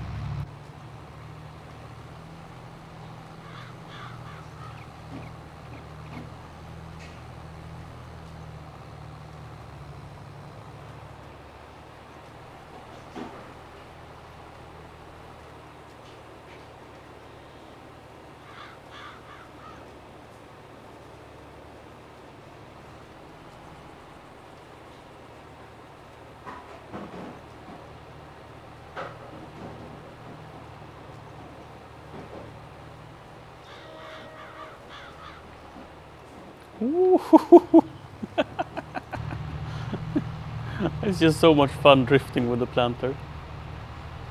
Or seeder, sorry.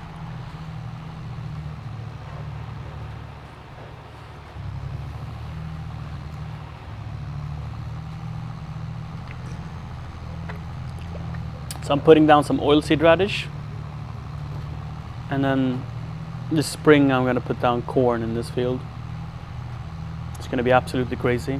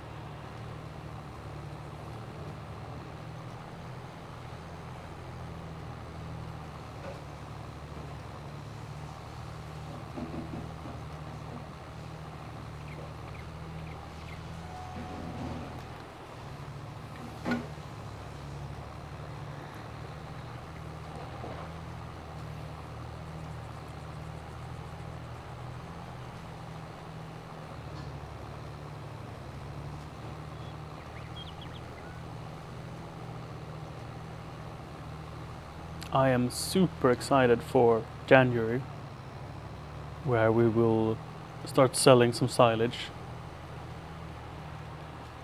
I hope there will be good prices in January at least.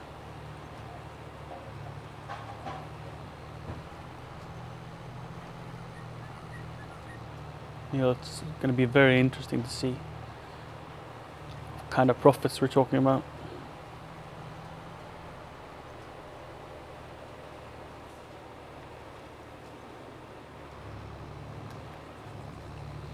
And if we'll be able to buy some more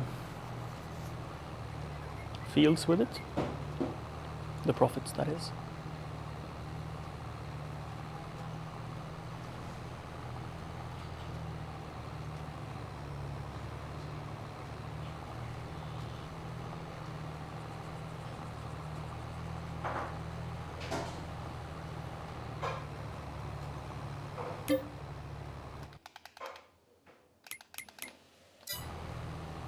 No new contracts.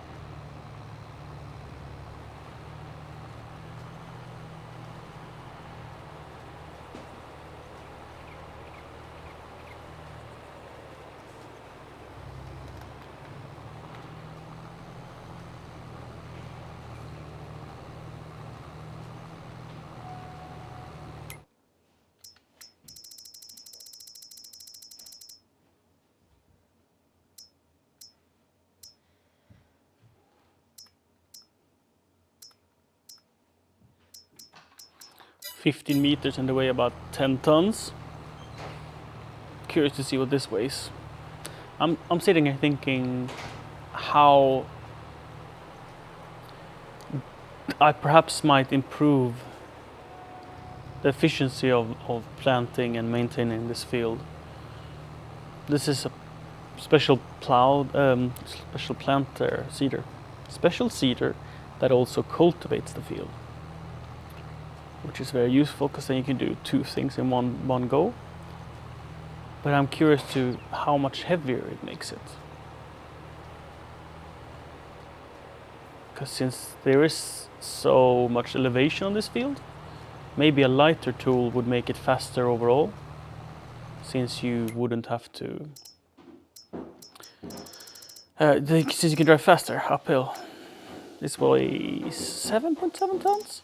That's not a lot. And the wider weighs equally much. But it's probably not as much resistance.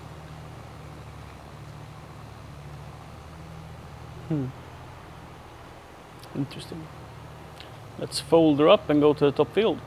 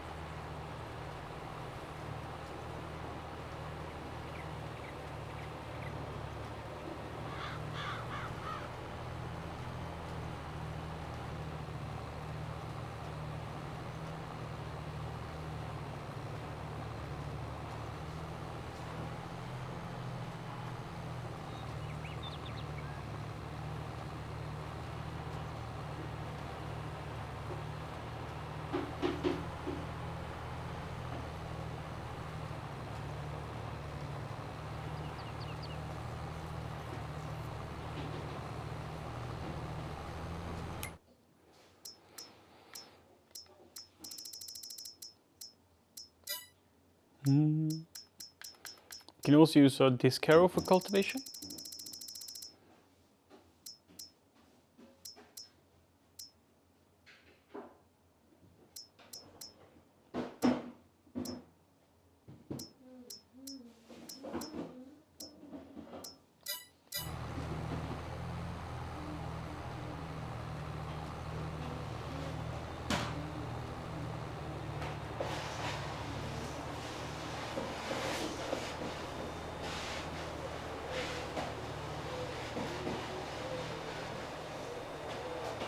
They seem to weigh an equally insane amount, right?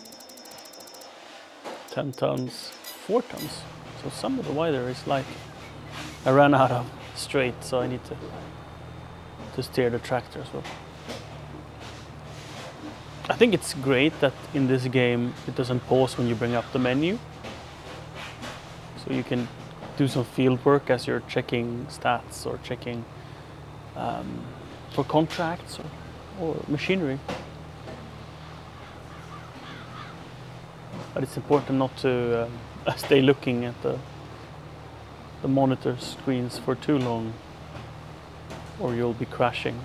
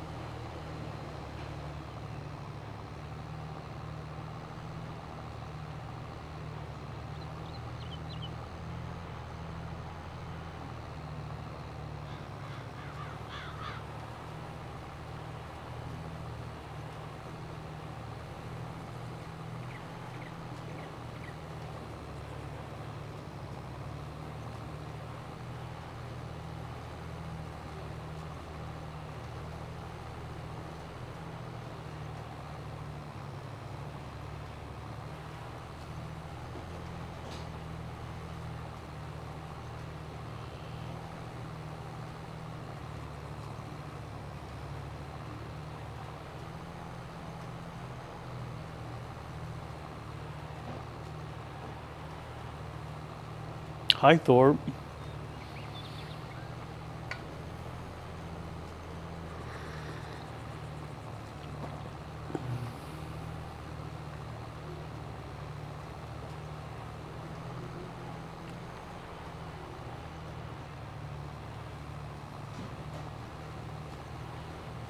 Farming, I'd say, is ultra relaxing.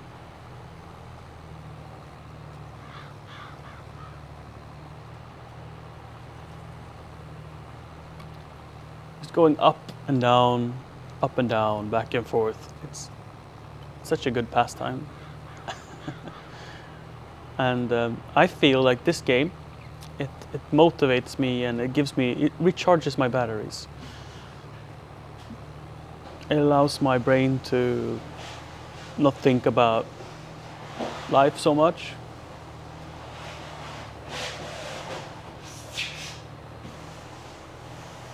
And when I stop playing, I'm more excited to fulfill the day and whatever it has in store for me.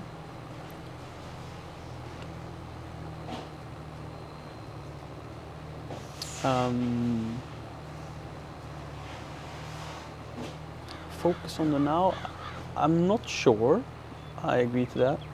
In a sense, yes. It takes my entire thought. That it does.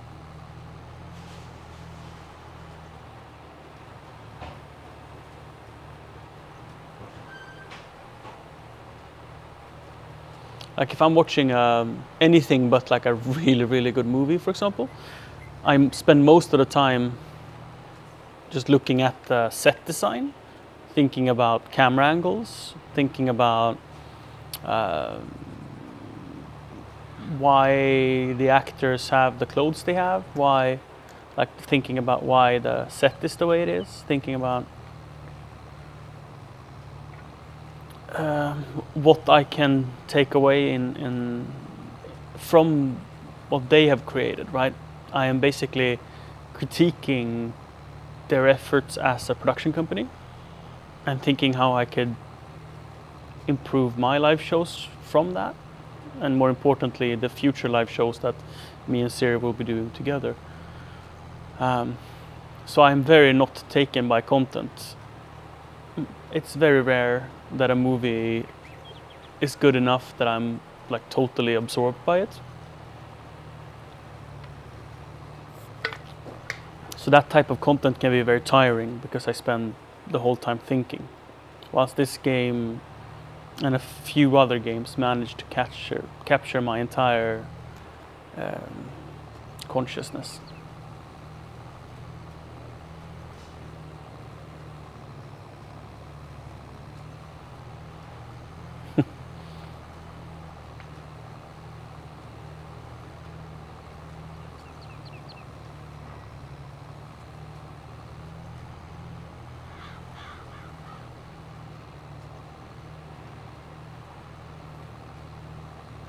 Steamed it.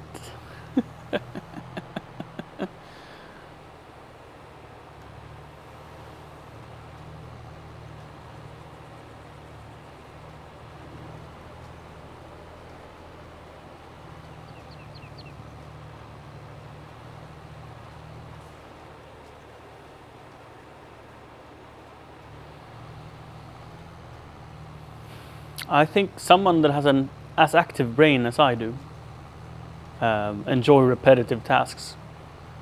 And it's also probably a mindset that I don't see even this as a repetitive task, because I always compare my last planting to my current and think about what I can do better. So I always try to improve and pick out minute differences. Like now I cut the line straight through, I did the path over there, and then I did a path over here. This felt like a very effective way of doing the field. Not only effective, but also enjoyable compared to going in circles all the way around, because it's much less turning doing it the way I did now. And if I would have been more effective, I wouldn't have even missed those slivers, but rather have had a pretty complete field planted and ready to go.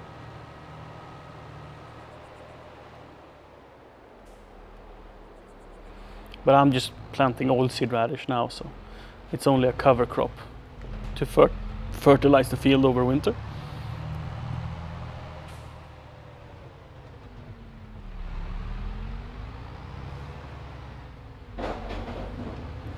It's very much like mowing the lawn, this game, in how I absolutely adore doing it.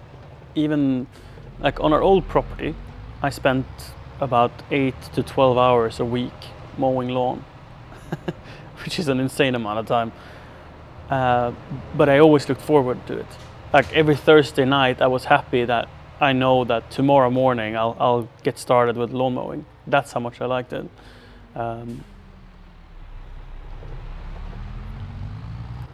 And that was because I constantly thought about different ways of doing it and how I could. Ooh, thank you. And how I could make the process more efficient. And it really showed, because when the new owners took over, I was there to sort of help them going. And in a full day, they did about half as much as I did. And that's not because they were driving slower than me, rather the opposite. Especially when their son was mowing the lawn, he drove faster than I did and got less done.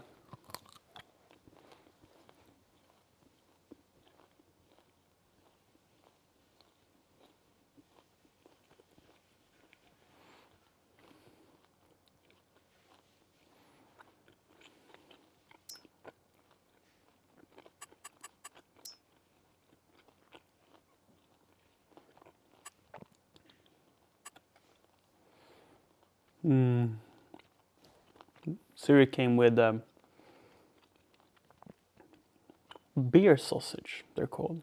I don't know if it's a thing outside Sweden, but like a spicy thin pork sausage.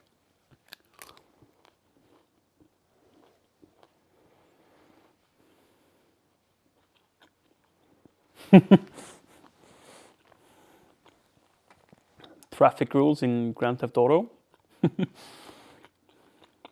No, it's a different way of playing a game.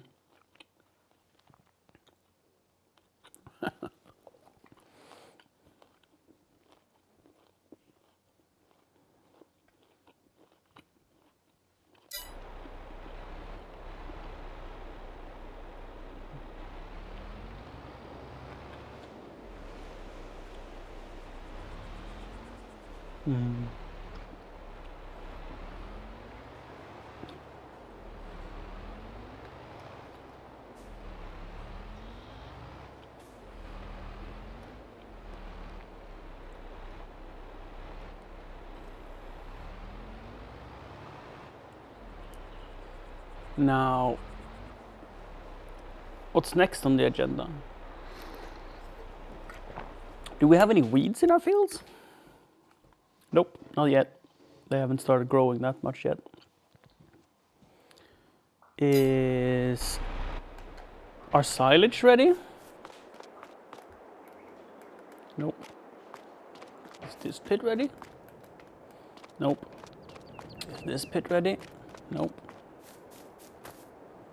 I don't know which is the first. I think this is the first one I did. So that should be ready the first as well, but none of them are ready.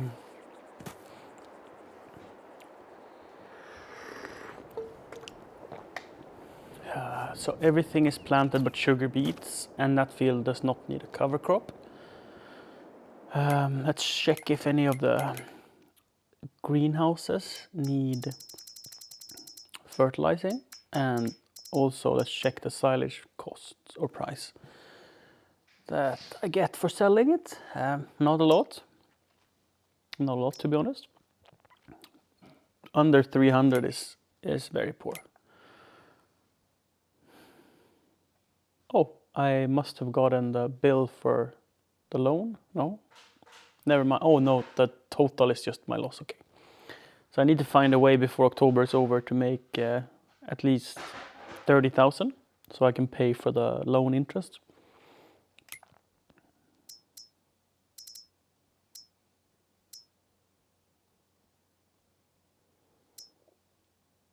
I will soon have baby cows. These are 90% ready to reproduce.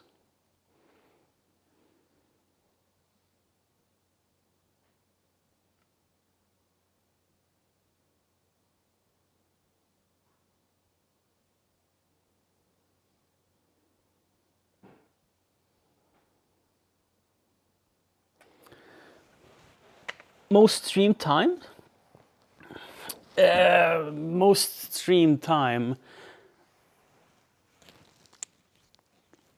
I think Dota 2, but I do not think the metric sites you are checking out was counting by then.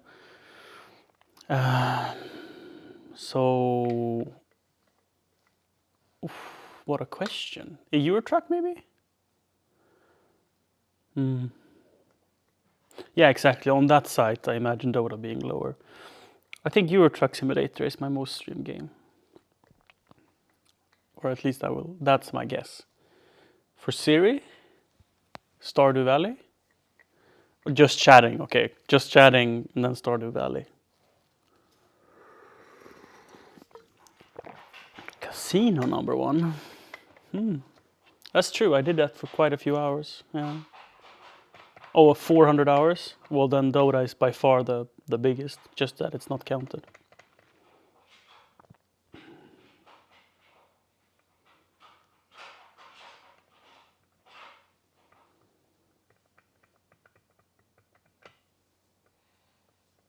And number 3 is it Euro Truck number 3 then?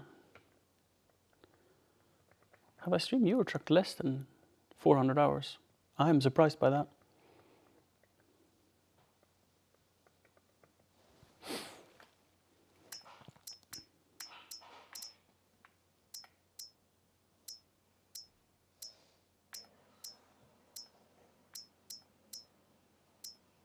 $85 hours?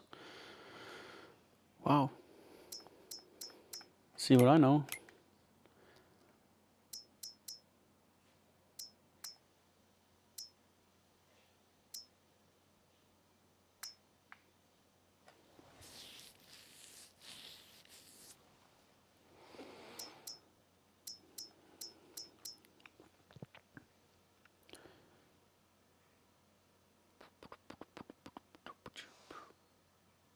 I have 6,000 liters of eggs.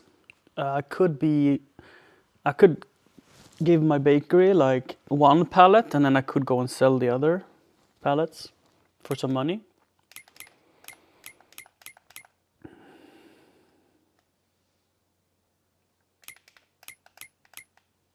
How are eggs doing currently? It's on the way down. Higher in November than October. So I could wait. I could wait a month to sell. It's fine if I am not able to pay the bills because I still have credit with the bank. I'm only at I like the word only here, but I'm only at 9.87 million. So if I need to borrow 30 million to pay off the loans, 30,000, I mean, I would be at 9.9. So I wouldn't go bust. So it's fine if I don't make the money now. Oof, Mass Effect. It seems like the site you're looking at. I mean, either Siri hasn't streamed more than 300 hours of Stardew Valley, but I really think so. Siri, how many hours of Stardew Valley do you have? Are all those streamed, you think? Or rather, how much of it is not streamed?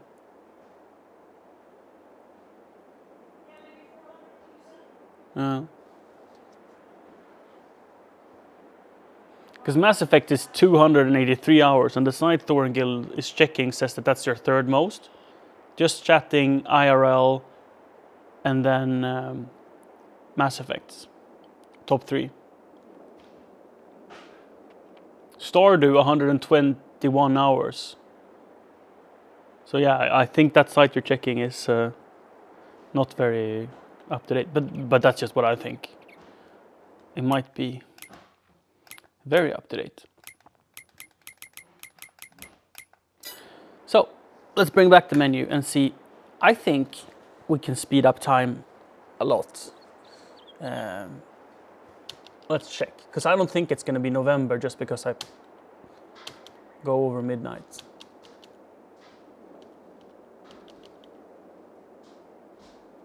I think we have the multiple days per month already active. We got a fertilizing job. Let's accept it. Field 9. Switch to the 9RX for that.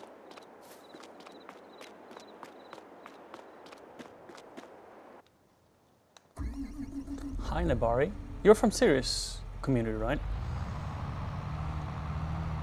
I want to say I recognize the name.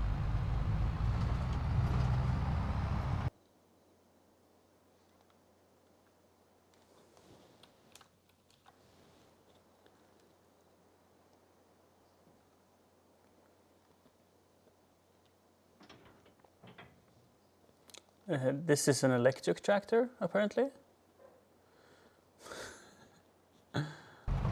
Oh, there we go. Now we got the engine sounding in.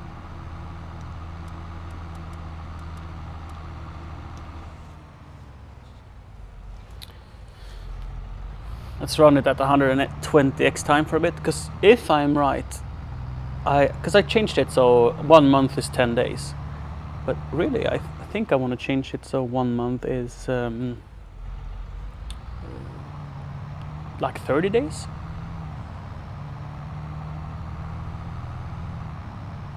And then run it at 30x speed. So effectively 24 in real life hours is a month. Just that I will have 30 day cycles in one gaming day. So I get to play daytime, nighttime, alternating. To keep it interesting. I like streaming it, I like playing at night. It's just, if I run it at 1x time, a night is like a full stream or maybe even 2 streams.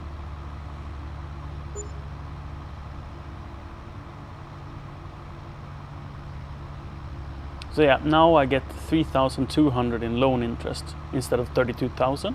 So it divides up the loan costs in 10, because it's 10 days.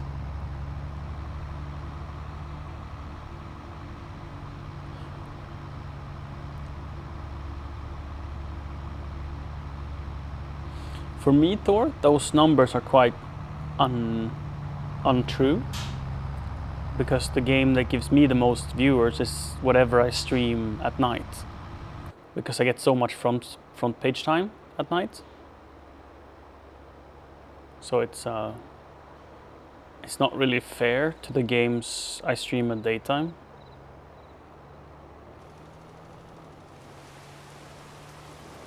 I wonder, can you fertilize at night when it's raining? I mean, I think you can. It's only harvesting where I think it matters if it rains or not.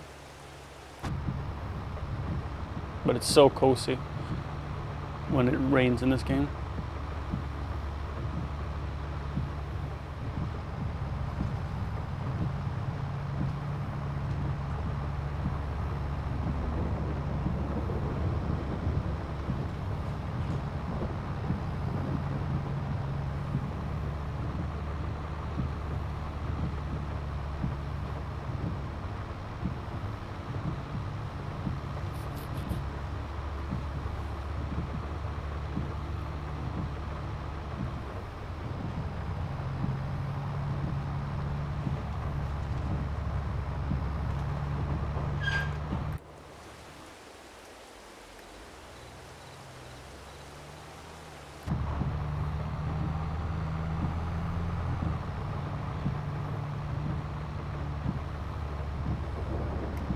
if I didn't get front page, it would be more true to see sort of what I can get generically, like organically, I'd say. But because the Twitch front page gives such an extreme boost, it's very unfair to the games where I don't get front page to sort of judge them based on that. Since I get like 10 or even 20 times more viewers when I'm on the front page.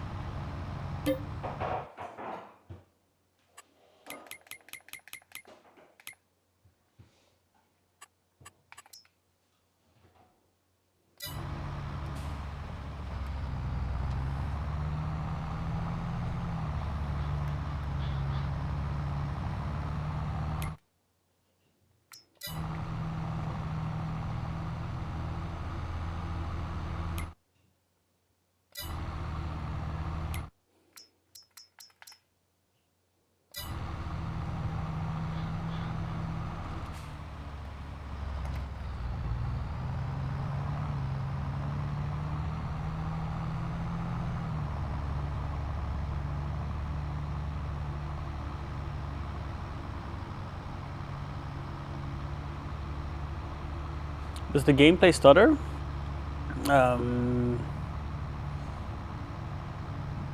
Like I know that it stutters when I bring up the menu. Like sometimes when I do this, especially when it saves, it stutters. But other than that, I didn't know.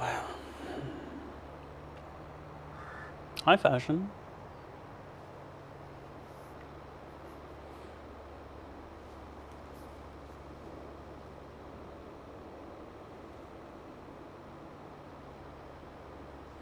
Next, Le Phoenix. Welcome.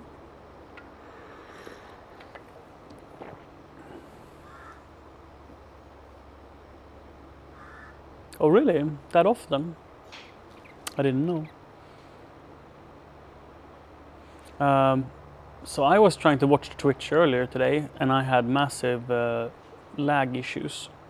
Like it was hard to watch the stream for me. So I don't know if it's my fault that I couldn't watch that streamer, or if it's something with Twitch. Wouldn't be unlikely. If I stop my tractor here, I can tab out and see if we have any dropped frames. Not a single one.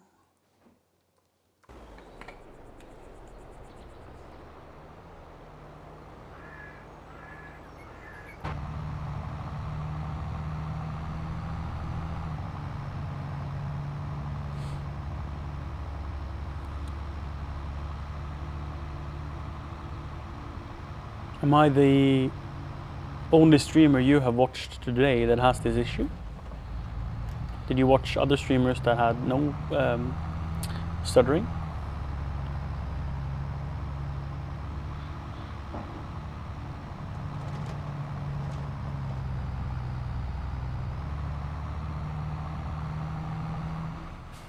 That's what I like to hear, Thor.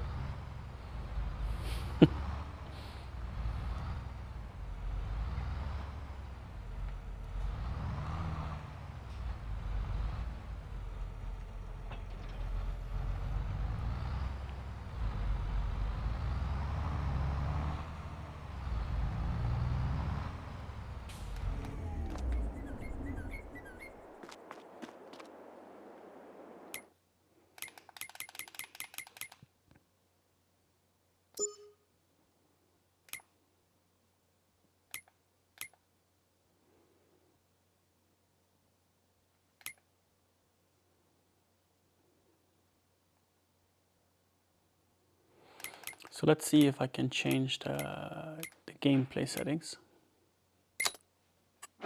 to 30 days instead.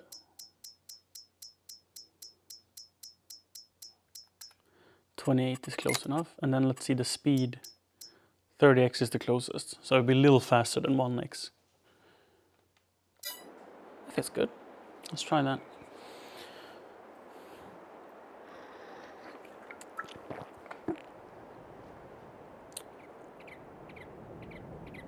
Since I'm out of things to to maintain and to do here on the farm.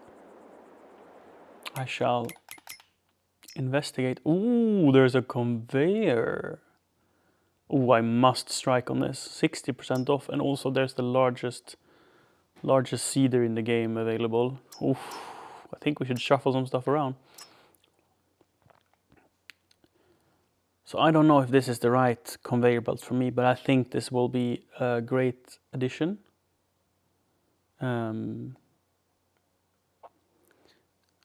To move chaff when I'm harvesting corn and then fill the larger trailer. So we're gonna pick this up at a great deal, 63% off. It is 37 months old with 45.9 run hours. Yikes. It's probably gonna be like completely broken. But again, it's cheap. Let's buy it. I don't have enough money. Never mind. Same for this one. A super good deal. I think this is the seeder I want. It does do the wheat and the barley and the oats, and I don't know if I'm probably gonna do oilseed radish from time to time, so maybe it's overkill. So if I bought this, I would sell my current planter, seeder, sorry, they are different, and I get 77 for that. So I would get money over if I sold this. And I would go from 3,000 liter capacity, 8 meters, to 7,000 liters. So 3 times the capacity, almost, a little over 2 times, okay? And 15 meters, so I would double up on all the stats. And this requires 240 horsepower, so this is a little heavier to pull. Maybe this is like a really dumb idea. Because if it requires more horsepower, that means it's more heavy to pull. I really should have something wider but lighter, if that even exists.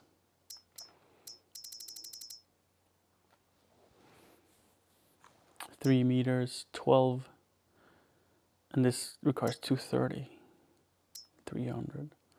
This is only 180 horsepower at 12 meters. So like, it would be a better fit for my hilly fields. Then again, it's only for the oilseed radish, and I could go and fertilize it with manure instead. So I would only use this on my flat fields. But then the Rapide is probably large enough. But it would be cheaper. I mean, I'm gaining money here, right? If I sell my Rapide and get this used one, it's money to me. And sure, this doesn't cultivate like this one does. I did really enjoy that fashion. It was very teaching. Very. I figured out that my dream setup, or my future setup, will be this here dump truck. Because if we zoom in here at the back, we can get a trailer hitch for it. So this is 60 cubic meters, which is a great single size.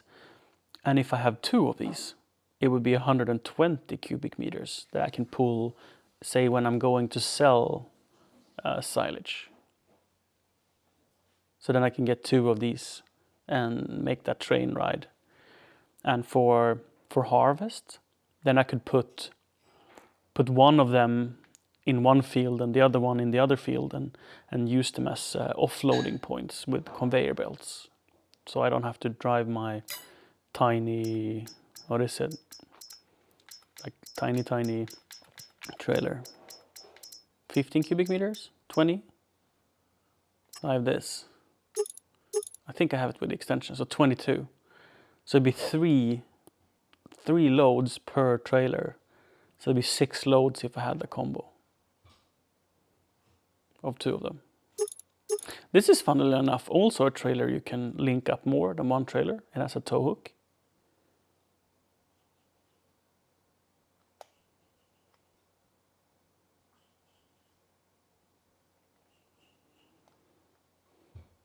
Well, that sort of means if I use this one for sugar beet harvest, I can tow the harvester behind it when I go to the field.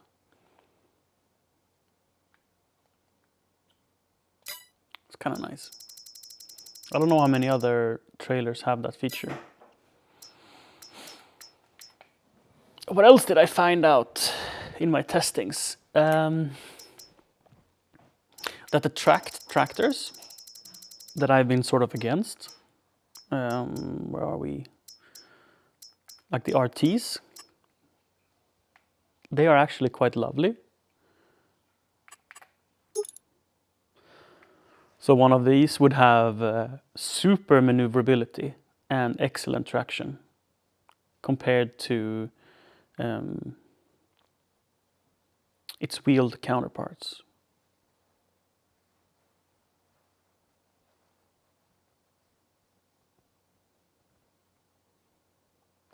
Three-wheeled? Huh? Three-wheeled tractor?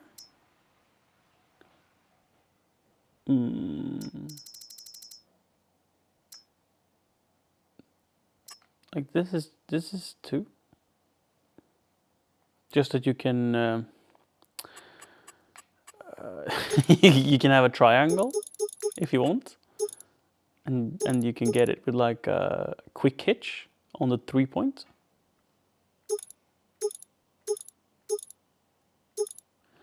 And you can get it with different tracks. Tractor at the end. Oh no, it's not 3. It's just a different look. So this has the hubs for the duals mounted, and you can have a hub in the front, or you can have weights, and then you put on the duals like this. So this is dual narrow, and then you can have a wheel weight as well. So you can have dual narrows and a wheel weight, right? And you can have dual. No, you can't have dual. You can just choose if you want the wheel weights on the outer or the inner wheels. Oh, you can have dual weights. Never mind then. 18 tons it weighs. And that's without the front. Can you have dual with weights in front and back? Yep. 19.2 tons. That's quite a lot. Going from 14, so it's adding quite a few tons.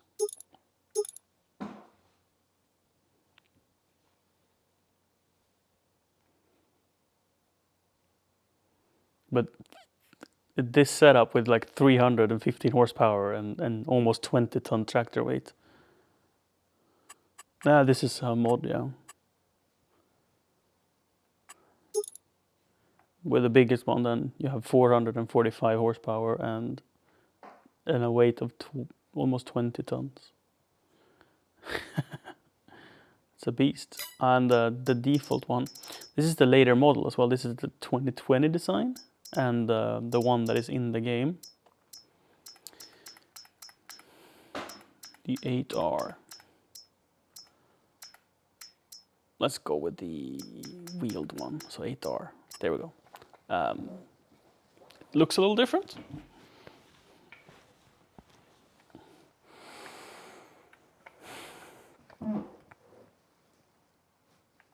And you don't have any config, so you can't change the wheels or nothing.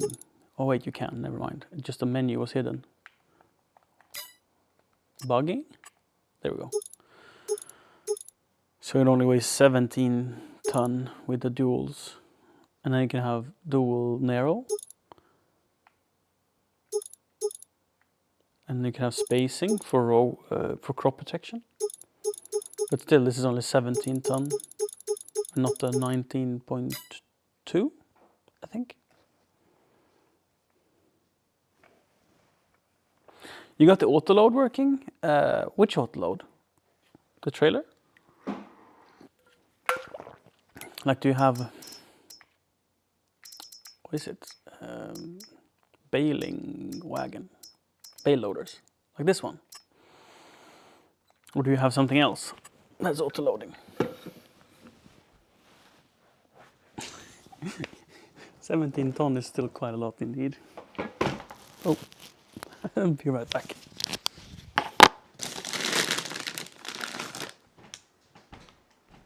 Hello. Hello. Have you heard anything? Huh? Have you heard anything from them? No.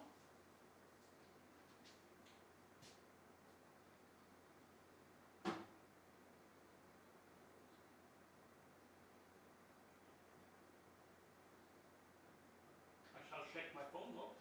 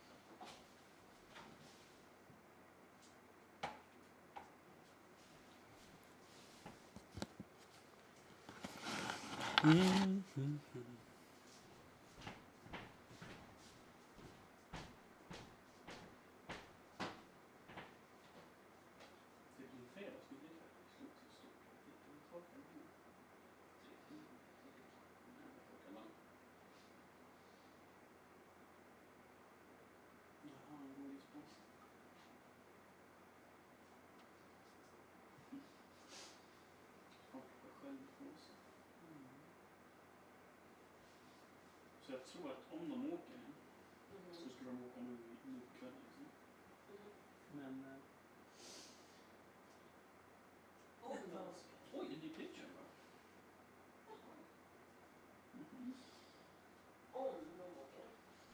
Ja, om de åker skulle de ju komma sent. Så jag misstänker i sådana fall att de skulle åka när hans läggdags, så typ nu liksom. Ja, det är bara och koll på.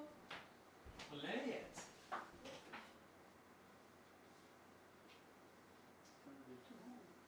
Gjorde jag. Underfattat och antarmen, rensade innan. Visst.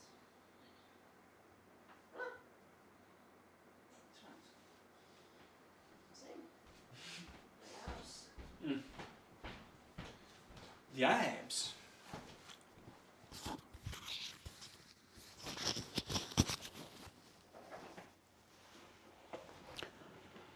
The abs.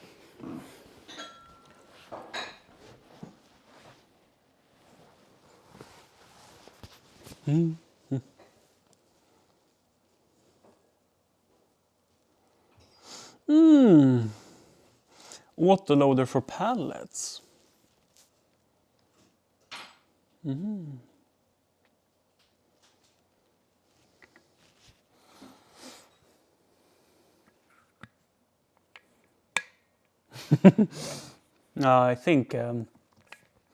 I think one should play the game exactly how you have the most fun. And if you, for example, dislike loading pallets with a forklift, the autoloader is great.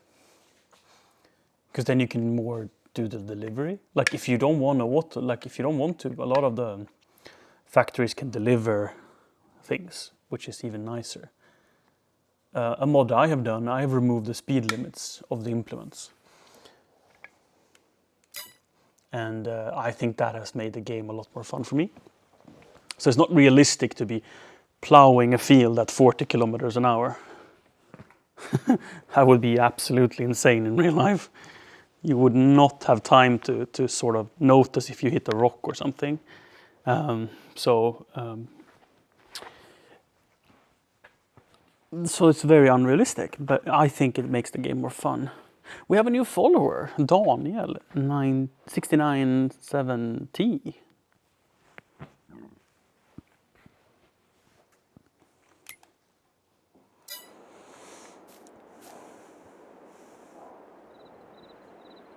A super strength is also a kind of nice thing, so you can just lift a pallet up to to your pickup truck. Alright, is the silage done? 25%. 17%, no silage done. 26% and 18%. Okay. Use it for trees, like removing them or for loading them. I am on the fence if I want to buy this. Oh yeah, we said I save money doing it. But then I also will need a cultivator, which I've been wanting to get anyway. Like a shallow cultivator. Because they're so much bigger cultivators than the one I have. And for a lot of things I do, when I plow, for example, I don't need to cultivate after. It doesn't make any sense because I have a culti-plow. So if I go for not the modded ones, which would be the top tier. So we're talking here, 15 meters, requires 500 horsepower. This one uphill, whew!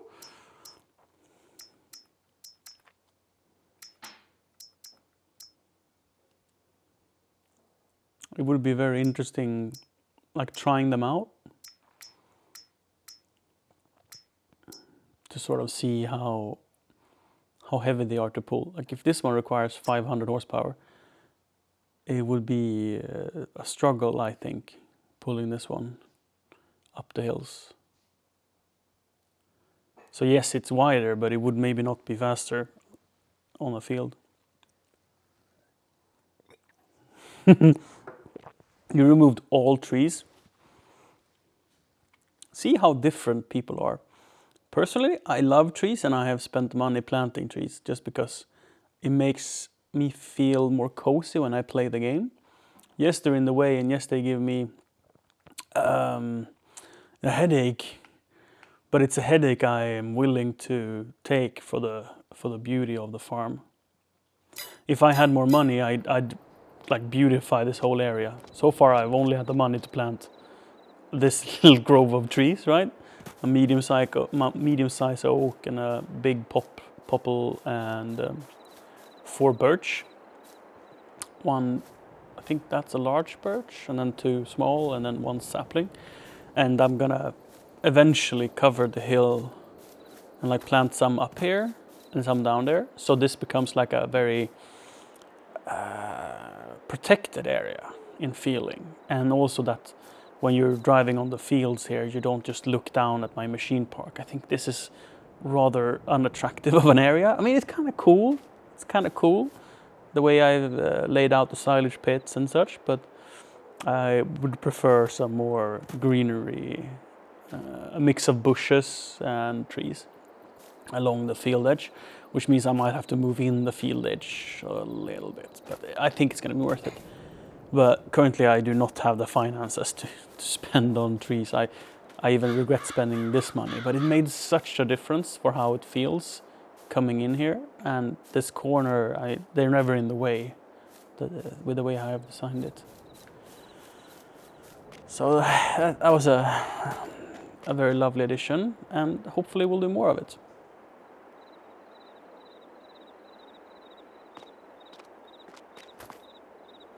But there's other areas like the grove I have by the end of the field. Let me show you guys.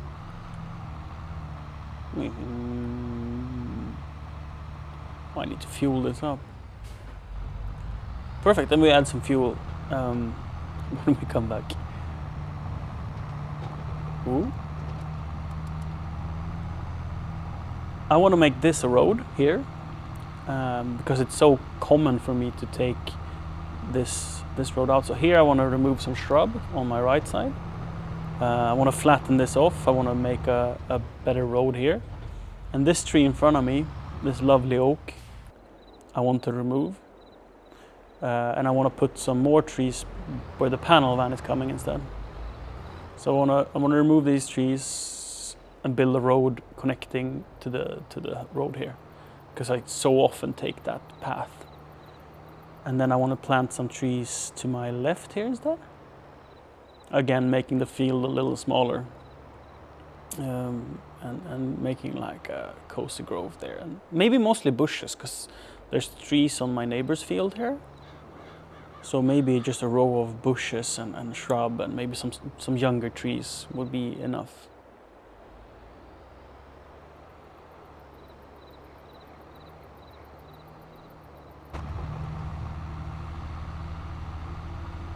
Is from scratch the more difficult setting? So I'd like to think I have the highest difficulty on, but I have the economy set to normal.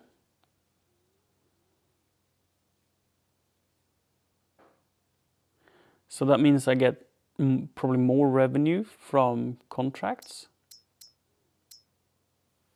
So I could definitely be increasing this to make it harder to do profits, yeah.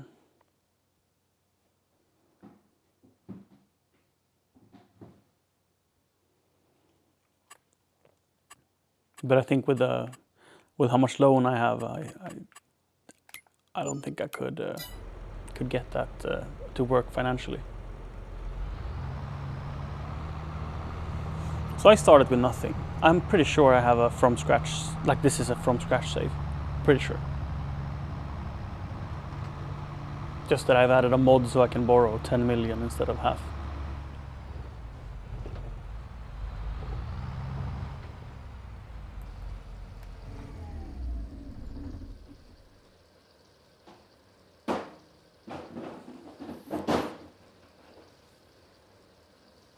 And the reason I went for the... Am I out of fuel? I am.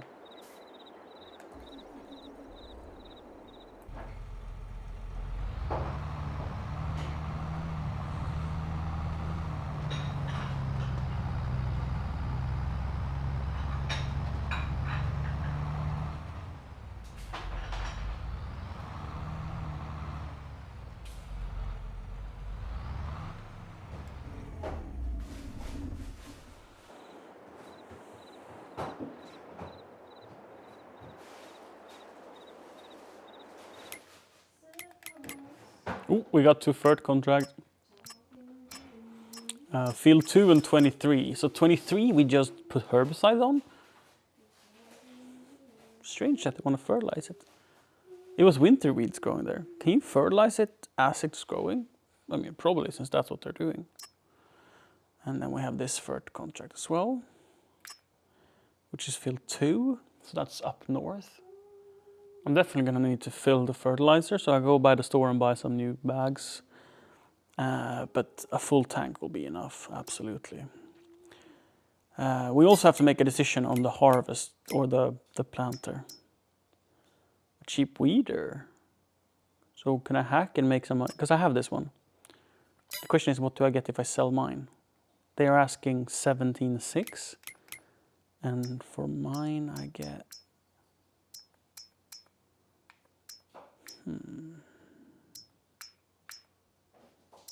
Huh? Oh, there, weeder. For mine, I get 29. So I could make like 12k if I sell mine and buy theirs. I am desperate for cash, so anything I can do to get some more balance is going to be worth it.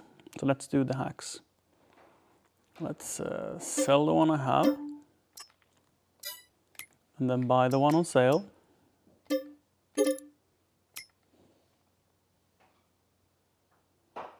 Oh, you have the modded one, so it cultivates. Is it heavy to pull?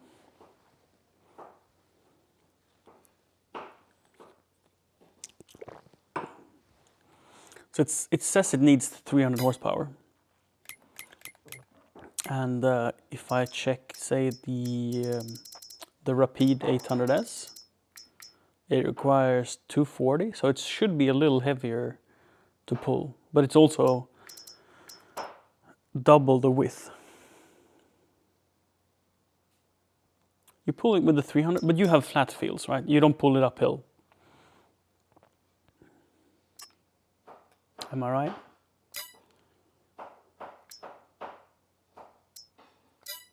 Because there's a difference when your fields are looking like this here. You know, the elevation is just insane, and how much more difficult it does make it.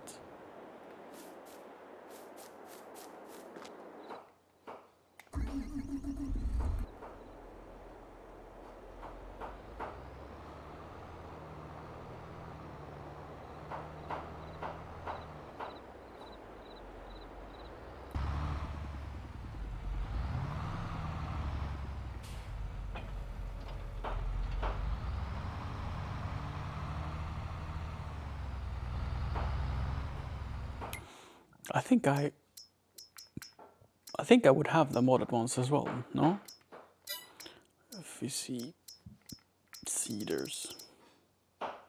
No, I don't.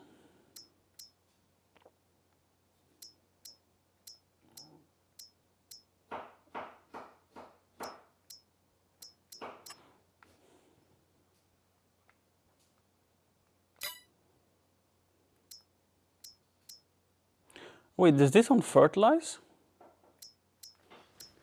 It has the fertilizing logo as well.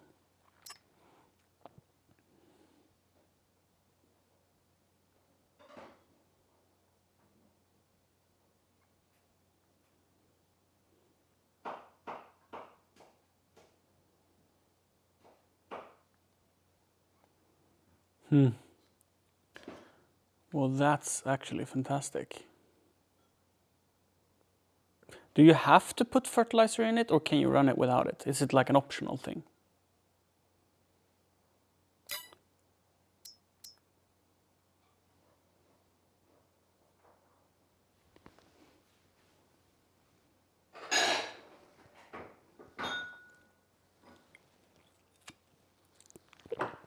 Because if you're planting something like canola, no, it's sunflowers or corn or stuff, I think you need fertilizer for the product you're putting in, so to say.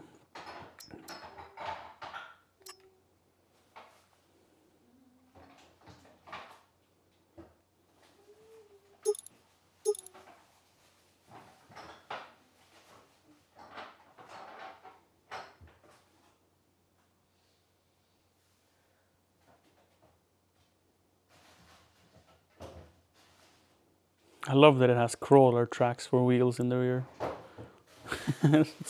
so boss. So this is the one I want, because it can have fertilizer as well, liquid fertilizer, not just solid. Does it matter? Not really. But that means I can have a higher capacity, because if I also get, now we're getting crazy here, but if I also get, I think it's under miscellaneous, right? Nope. What could it be under? The tanks.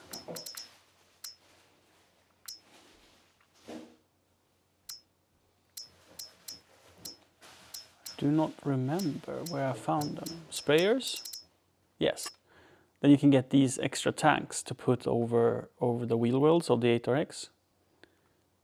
And then you get another 4,000 liters, almost 4,000 liters.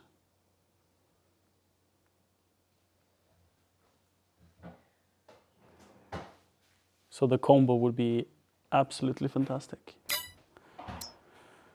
Oh, we'll see. But more important, wow, that's a cheap tractor. Oh no, damn, my choice was taken away from me. Oh well. Wait, I didn't even buy the... Oh no, I didn't even buy the transport belt. Shite. Ah, that's a shame. Oh, fertilizing contact. Another one? Accept.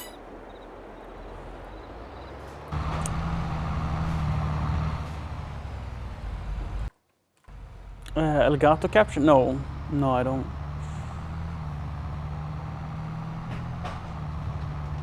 We use Blackmagic capture card in RPCs.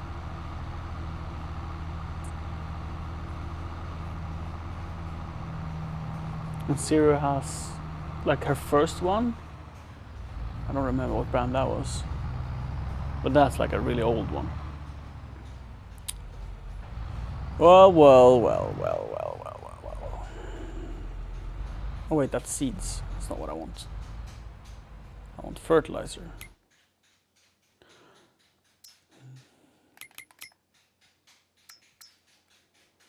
Choo. That's a cheap tractor. But this one is kind of beastly. Is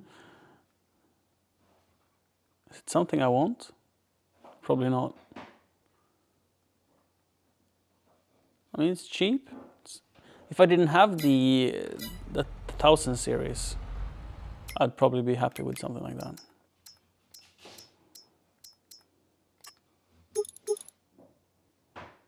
Or I think I can fit like 3000 liters, maybe.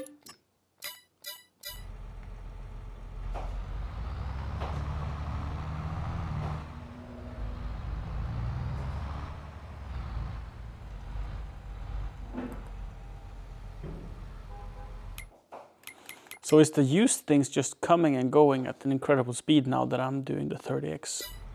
That's definitely a drawback. It seemed like the contract just popped up, but that could be luck, really. It doesn't have to mean that it will always be that fast. And I think I can buy even more, because I want to fill it up. I might as well.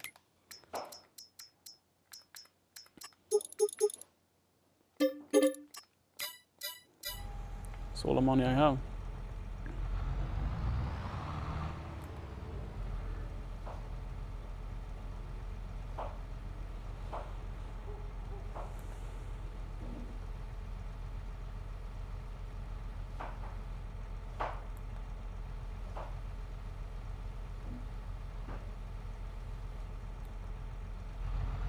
I'm not sure, Kron. I'm not sure.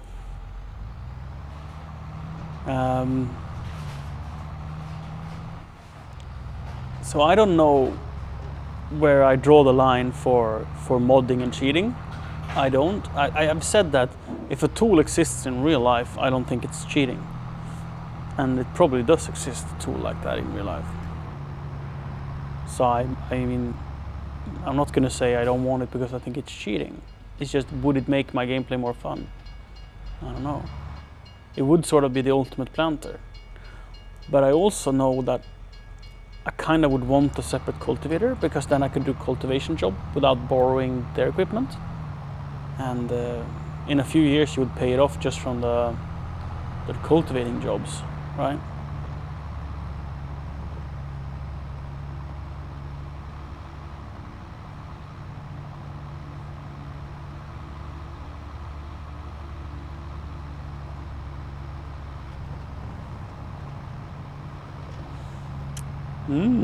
Do you play on the Switch? Oh, crash. I've been thinking of playing Zelda.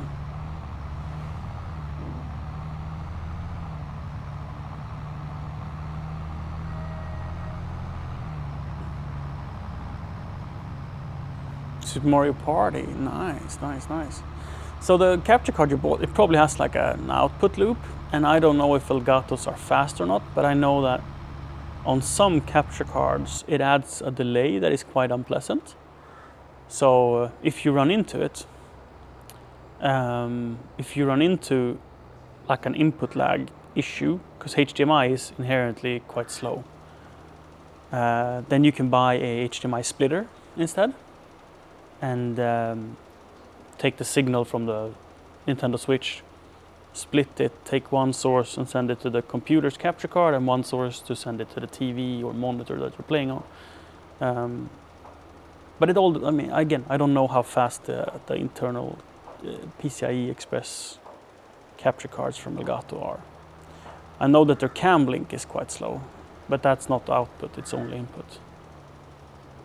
And when I say quite slow, I mean we're talking milliseconds here.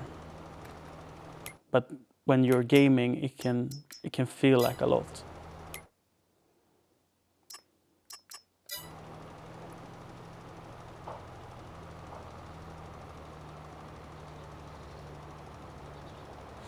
Well, it depends, Seek, because if the Elgato capture card is fast, right?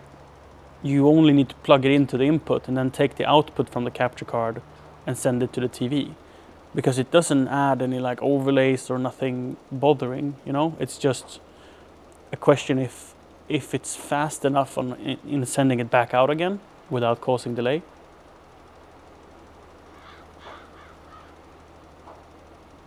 Thank you, Seek. I mean, I've been here a while, and I am happy to share what I've learned.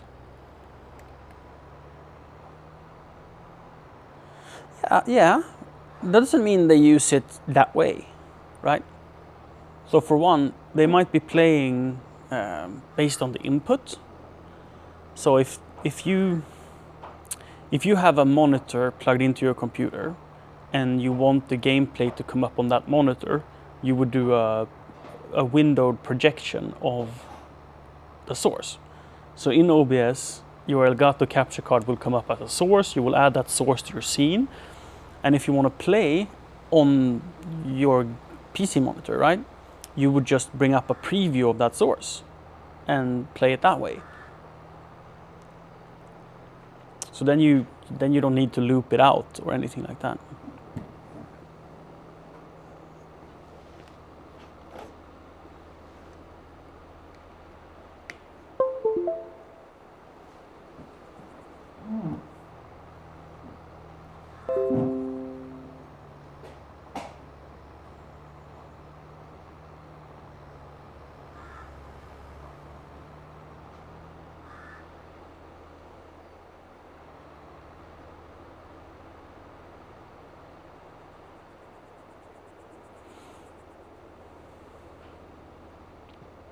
Yeah, I think the splitter solution, so you go out of the Nintendo Switch, a splitter, and then to your TV, and then the other signal to your computer, is the best experience. The splitter we have, you can also change the output format. So say you have a 4K TV but only a 1080p capture card, the splitter itself can put a 4K signal on your TV and a 1080p signal into your capture card. And that's very neat if the capture card doesn't accept the higher signals. Though I'm pretty sure the Switch doesn't do 4K, so it's maybe not relevant to you per se. But say you play with a PlayStation 5 and you want to play in 4K HDR, and you have a capture card that only does 1080p, then it's useful.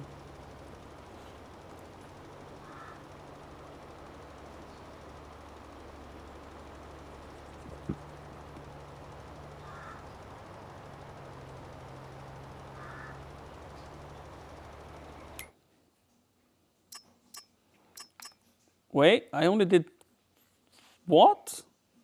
Did I fail the fertilizing of the field? What? 99%? Oh, Johannes, pay attention to the game.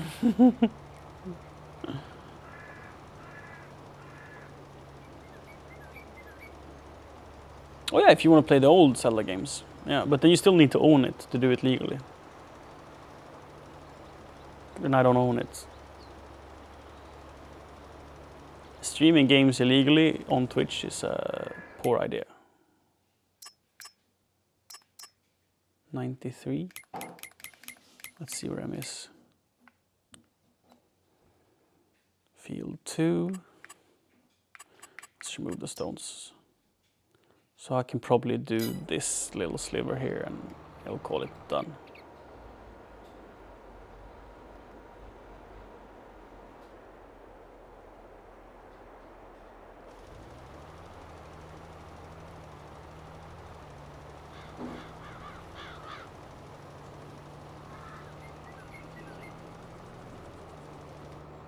That was not enough. Then let's take this little bit here as well.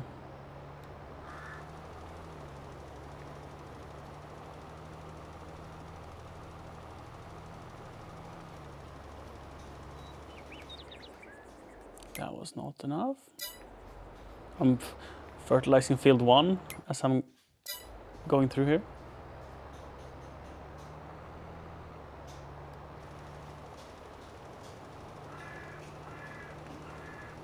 There we go. So for the HDMI splitter we use, it's from NetOnNet. I don't remember the name. It's like Narado, I think. But if you get the cheapest one, it will likely be quite shit. They tend to cost a fair penny. I think we paid 6.99 Swedish for ours.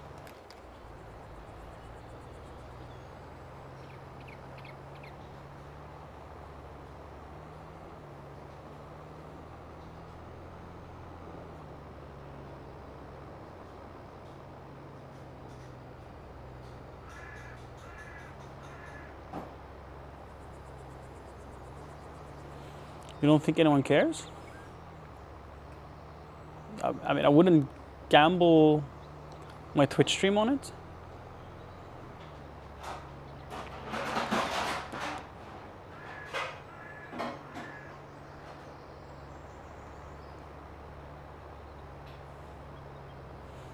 Ooh, the T9, huh? Are they nice? I haven't driven them, the New Hollands. Haven't tried them out. I'm quite sad that we didn't get to buy the conveyor belt that was on 60% sale. Yes, it's a fairly cheap tool, so it's not the end of the world that I didn't get it. But it's unfortunate. If you can have a permit, I guess you could. But it's equally convenient if you would just link it and get purged, because then I can just click the link anyway. So if you don't mind, you can just, yeah, exactly. You can just do that, and I can tab out.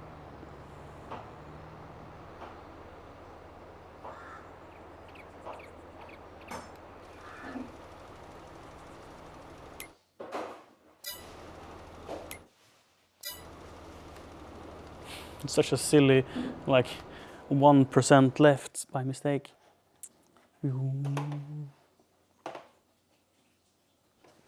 No face cam today? I mean, if you want, I can be here. Hello? Hi? I remove it because I don't think it adds to the gameplay.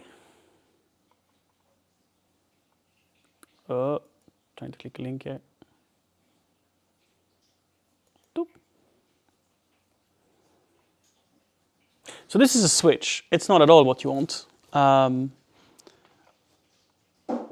This will give you multiple outputs, so you put your TV here on the output, right? And then you can put a PlayStation, an Xbox, a DVD player, a Blu-ray player, and your satellite box. And then you can use this to switch which unit comes up on the TV. So it's not at all what you want. You want a splitter, not a switch. But they sell them as well. And since we're already here,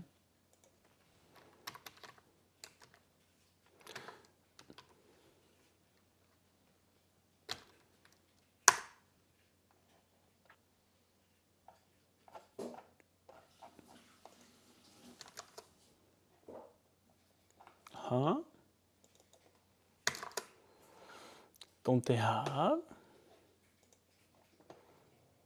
Oh. Accessories. I don't think it's under cables, really. No. They used to. This is where we bought it. What? Are we still on the cables? Weird.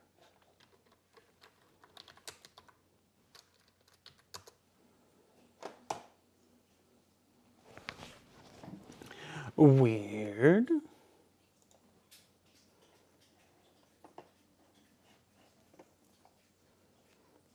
I mean, I can't imagine it's something they sell many of. So I understand if they removed it from their stores.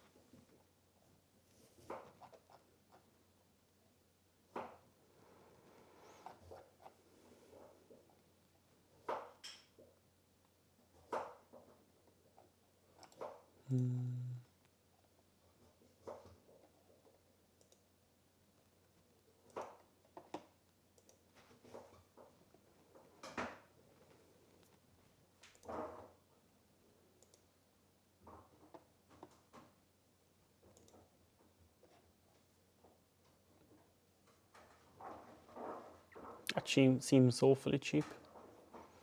So yeah.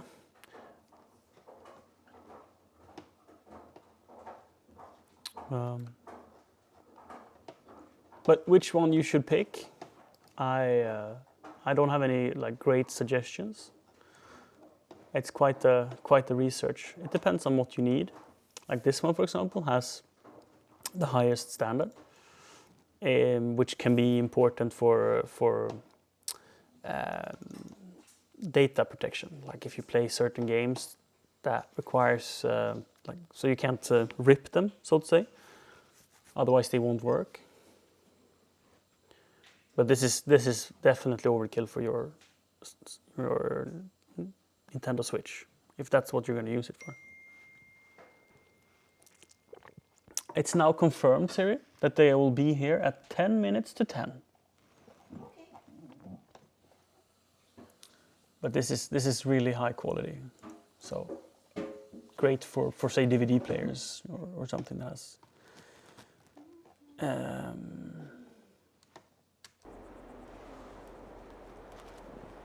higher demands.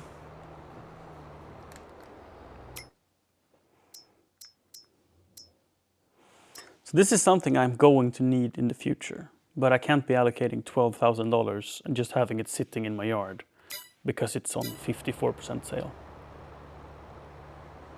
I do not have the kind of dough to buy it already. Happy to help Seek. But what I would do before I try it is I would try the loop out, because then you don't have to buy anything. If you're pleased with the delay and the lag, or rather lack thereof, I wouldn't buy a single thing.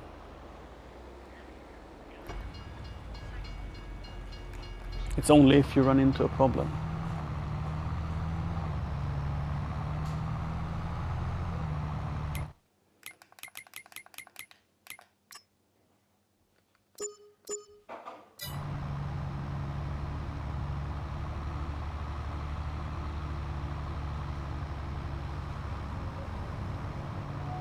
I mean, competitive gameplay, it's not guaranteed that it will be any delay.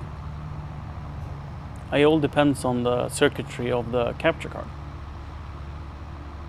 The Blackmagic capture cards are definitely fast enough to not have delay. We have an ATEM switcher, which is a HDMI camera switcher, so you can plug in four different cameras to your computer. That one has quite a lot of input delay, but it's probably because it's a USB-C capture card and not a PCIe Express. Well, it's really a USB 3.0 speed capture card that uses a USB-C cable, and that is not fast enough to not give a delay on the output. So playing through that one is quite annoying. Competitive gameplay would definitely not work. But the one on the Elgato PCIe Express capture card could be much faster, and I wouldn't even begin to guess if it is or isn't, but I would at least test it before I buy anything, unless you just have too much money then you just want to get rid of it. Yeah, the way you'll do it is you'll go from the Nintendo Switch into the Elgato capture card, and then out of the Elgato capture card again to your TV.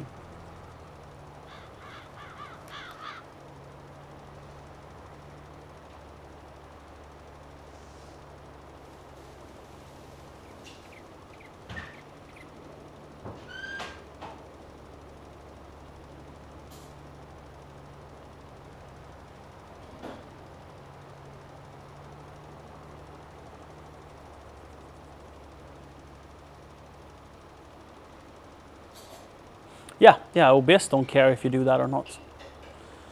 The output is it's called a pass-through, right? So it doesn't affect anything on your input side. It only sends it forward to the output. So it doesn't draw any power from your PC. It doesn't affect OBS. There's no negatives except for the fact that it might be causing lag for your outputs, like the time, not lag, delay. So the time it takes from the Nintendo Wii rendering the graphics to when it shows up on your TV might be too slow. Though I am definitely not confident that it would be. It's just a caution.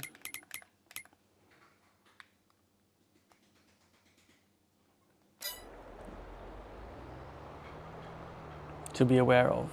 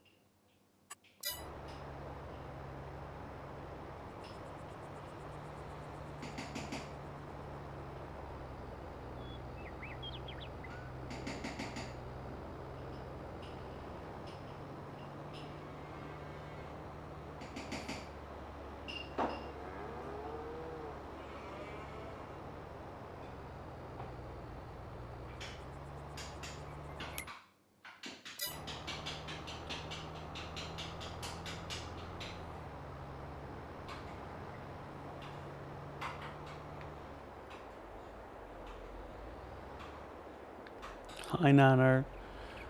We have managed to accumulate absolutely zero wealth, and we have managed to increase our debt. So hopefully we'll get some money by January. We have a huge investment in silage that will hopefully pay off now in January. We'll just have to wait and see. So we have these 4 silage pits with maybe even 100,000 worth of profit in. So that could be very nice. I haven't done the math yet. I don't know how much silage this is.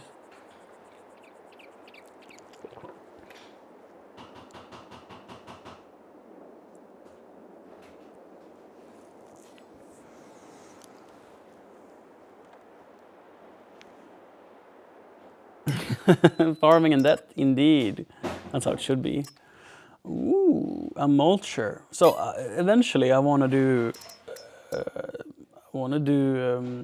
vineyards. So I want to do grape and olives because that seems like a very fun task. And forests.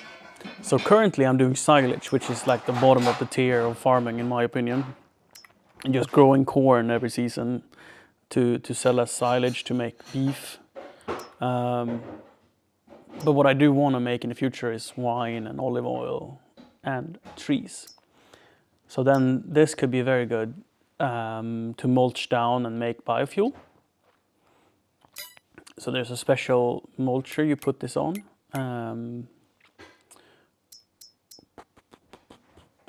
What does that list under? Forestry machinery, probably? Yeah, this one. So this little thing, just with that head, will go through about anything in its way and just make biofuel from it.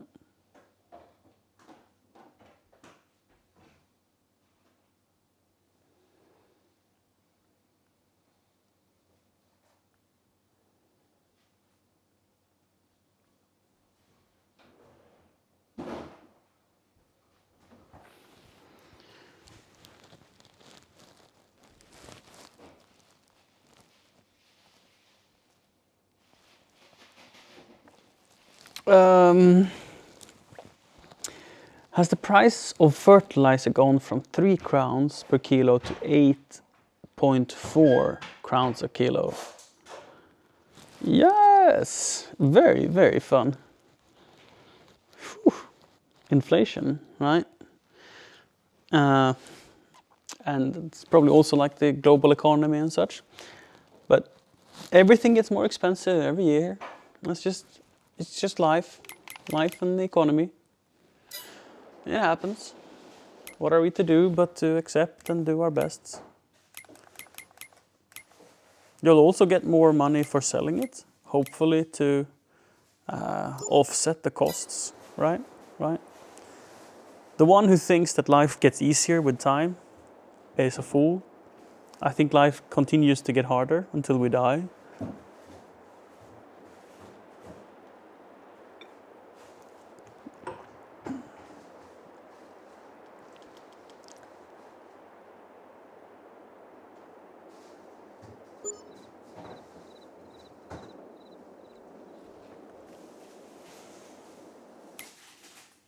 No contracts, no fun used tools. I could go and pick up my weeder, but it can also be there until I need it. So if I check the fields, has any of my fields started growing weeds that I need to deal with? No, nope. No weeds, they are fertilized. Do they need rolling? This would need rolling, indeed. And this would need rolling. I planted wheat here, I think. 18 has nothing planted, but I could roll it anyway, right? I think. These can wait with rolling until springtime because it's only fertilizer in them. So keep speeding up the time. I'm currently out of tasks, you see. So unless I get a contract, I just sit here and roll my thumbs. So I'm just keeping check of the contracts and used market to see if something fun pops up. Not that I have the money to spend. But I'll contact my banker if something really sexy comes up.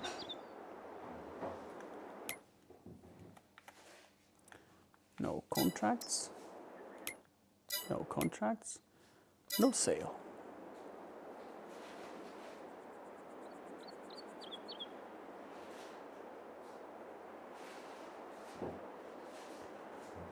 Yeah, I imagine it's going to be hard.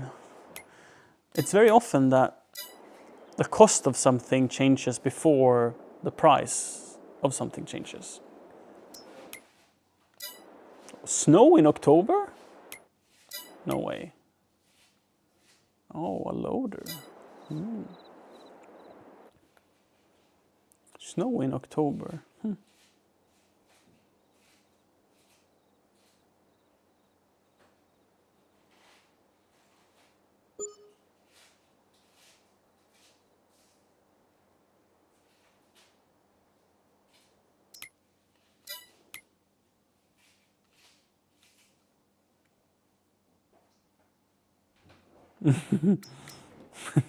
Exactly. We just go and check if there's anything fun. You never know. Okay, this could be interesting. So, I'm thinking of what a thick layer of snow, and I don't have a plow. I love that. Let's drive around in it just for fun. So I'm thinking of selling my X9 harvester to repurchase it later in game because I struggle in making profit, and this would only be for my wheat harvest, and my wheat harvest isn't particularly big. Like the X9 is so overkill. It's like a little bit silly, but I don't know what I would get to sell it. 300k. So if I would sell the X9 and its head for another 57k, and then the trailer for 8. So wait, 8 plus 65,000, and then harvester. So it'd be like 380,000 almost. I would get to sell it. And for that I could buy the giant planter. Right? Can't I? Yes. But then I wouldn't have a harvester at all and would need to either lease it or buy something like this one. But this one plus a head is not cheap either. But size-wise, this would be plenty for my fields. Tjena Olympic.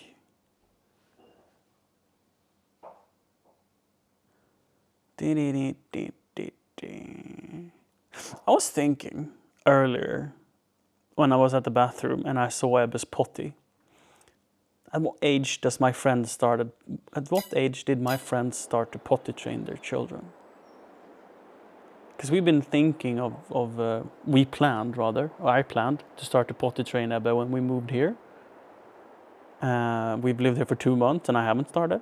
I don't feel like I'm in a rush really. And I feel like the longer we wait, the easier it will be. But I might be wrong on that.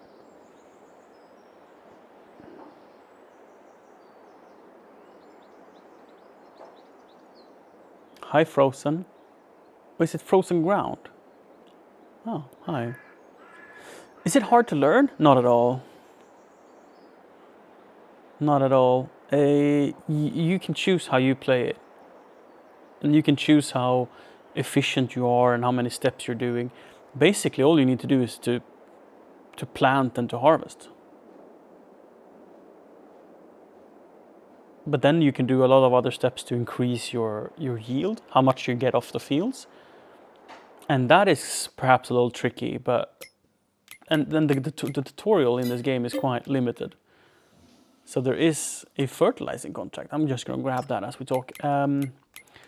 There is a helping guide that sort of explains the gist of it, but there's a lot of things the game does not tell you about it.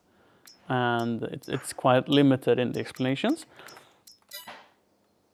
which makes it fun to learn because you can experiment and learn as you go. Or you just find someone to ask, like, I'm happy to help and answer any questions you have.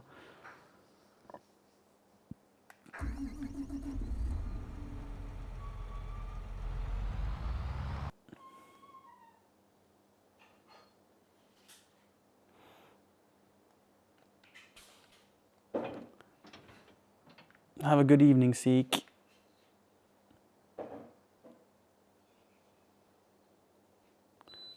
My sound disappeared. It will be back soon. There we go.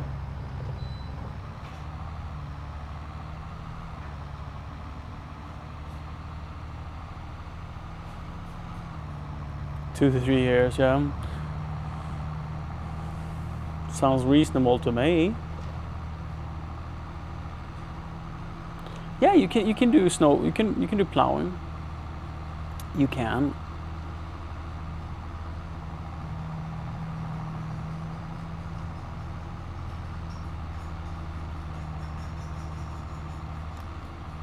Oh, I'm not running just John Deere equipment. I'm not a fanboy by any means, but this is my favorite tractor for the fact that it's tracked, so it's got great traction, but that it's still nimble. So the articulated tractors are also nimble, but they move the implement side to side when you turn, because the articulation happens in the rear end, not the front end. So when you're pulling, say, a cultivator or a baler is a really good example. When you're pulling a baler with an articulated tractor, the baler moves side to side as you turn. So when you're trying to adjust yourself to sort of, imagine the middle line here is a SWAT line that you're trying to collect, and you turn, it will move the baler side to side quite unnaturally, so it makes it harder to sort of catch it. While this one, the 8R RX, turns the front wheel like a normal wheeled tractor would do, and that makes it super maneuverable but with great traction. So that's why I love the 8RX. But when it comes to my most powerful tractors with more horsepower to pull the big plows or the heavy trailers and stuff, I use a Fendt 1000 series, or 1050 to be precise, because it's the most powerful non-articulated tractor in the game.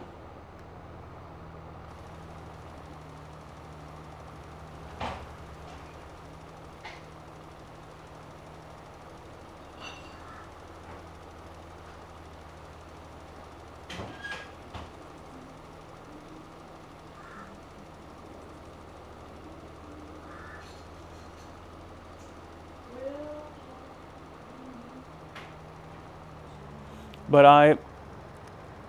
I would probably pick up a tank style tractor as my next one, because what I have issues with my Fendt 1050 is traction. If I run it with single tires, I get no traction, and if I have duals on, it's so bad at maneuvering. Like the turn radius just is horrible when you run twin wheels. So that I think the dual tracked, not the articulated, but the one that has two tracks like a tank, would be quite fun to drive. They are super nimble, and they are available with tons of horsepower. This game, I think it runs great on both console and PC. I play it with an Xbox controller. I have the camera on, right?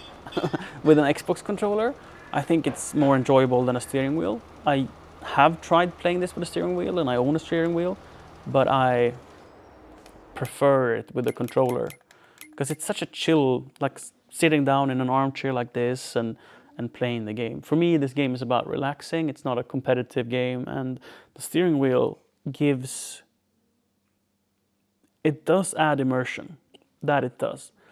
But it's so inconvenient, I feel, to really reach over to use the mouse or the keyboard. And that factor alone, together with like using the pedals, I think the G29 pedals have too much resistance to play a game like this, where you basically floor it 90% of the time. And yes, you can use cruise control, but still I feel like the resistance in the pedals is too much. And it requires so many turns on the steering wheel that it makes you very unmaneuverable. Like reversing, the speed you can reverse with an Xbox controller versus the speed you can reverse with a steering wheel is unparalleled. Like if you did this with a steering wheel, I would be impressed. I'd be so impressed if you could go full speed backwards with a steering wheel and do like any sort of maneuvering with precision, because you would spend so much brain effort to turning the steering wheel itself, right? That you would not be fast enough with turning the wheel to keep up with the speed, sort of.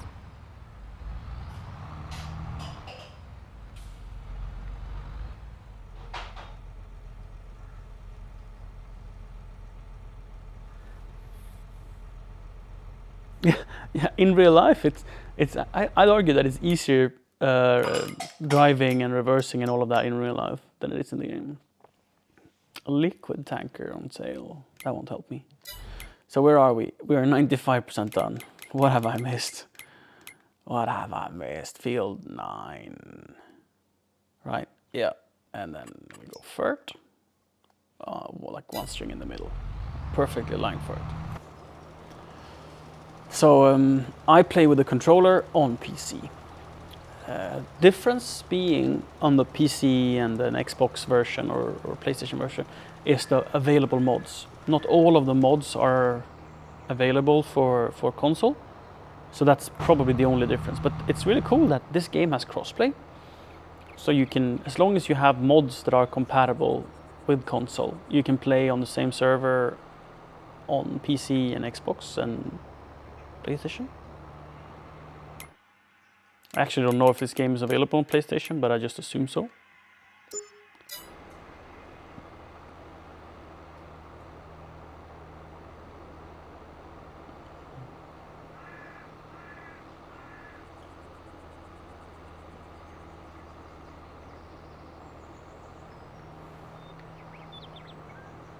Yeah, it's someplace. I thought so.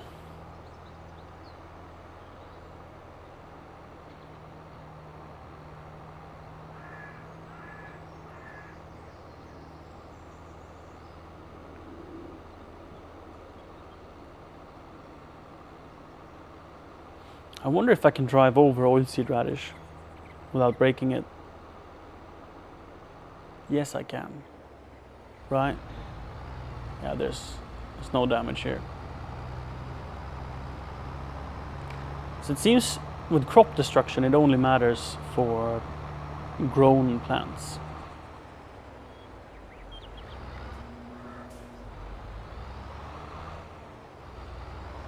You can probably buy 7,000 liters of fertilizer. Big bags fertilizer. 7,000 liters. 10K.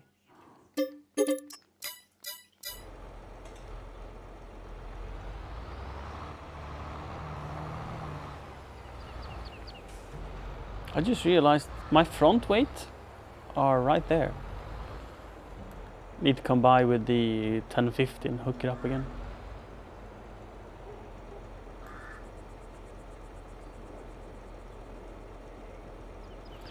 So then we have some news. Frozen Grounds, my parents who owned the farm, decided to sell and buy land 2.5 hours south and build a eco house, an environmentally friendly house that is much smaller. They were fed up with the farm life and wanted something different. We would have loved to stay longer, but you can't always get everything in life, and I'm really happy about the new house. We went from renting the old house to owning a house, so we bought a house in the same area that they moved to, so we can have a babysitter. We were looking like all over Sweden for 8 months to find the perfect house for us, and eventually we ended up finding one that was great, and it happens to be 6.5 kilometers away from my parents then, so we have a babysitter just like 10 minutes by car away. So some changes in life. Baby, yes, we have a son. His name's Ebbe. He is now 17 months old.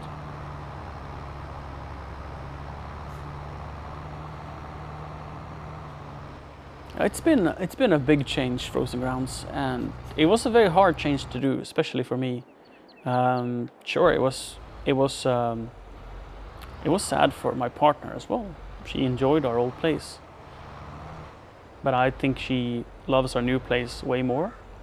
I mean, our house is 3 times the size, you know, so it's quite different, and it's much more modern. But for me, it's a change. But ultimately, the farm was not the place where I would have wanted to stay for the rest of my life anyway. So this just opens up the opportunity to save up money because this house is cheaper than it was for us to live at the other place. And we have a preschool like 100 meters away. So there's so many things speaking for the new house. And we can keep saving up and then buying our own farm in the future.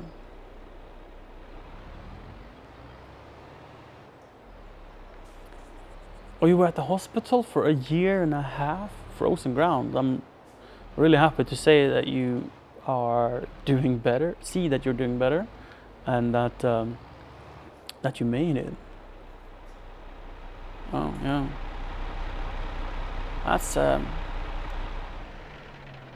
It's quite scary. I haven't known anyone that was affected by COVID that bad in the past. I mean, a lot of my family, extended family, and family have been infected with COVID and been very sick for a period of time, but nothing like that. Not at the hospital for several years, 1.5 years, but still, that's.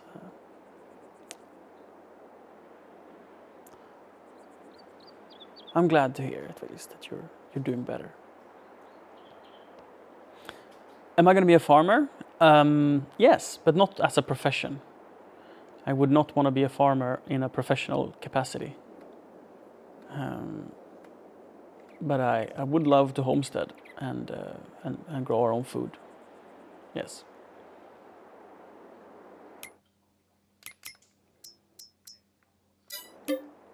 Nothing new on the used market.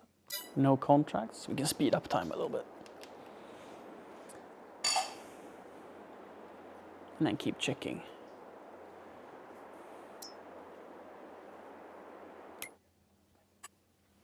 A new contract. Fertilizing again. Ooh, we got a... Wait, is that the same as I have? Slow down speed. Oh, that's the button. Is that the same as I have? Hit 1618 from Pottinger. It is.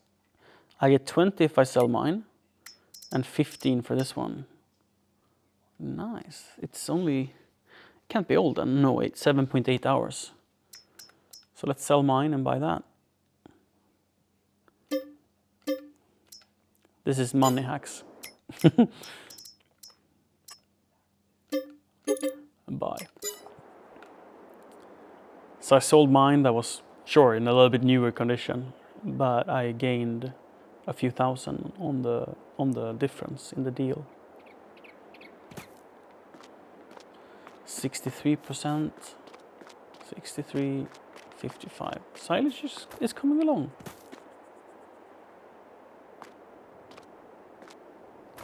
The veggie patch, 1 hectare, it's not bad. What kind of veggies do you grow on that?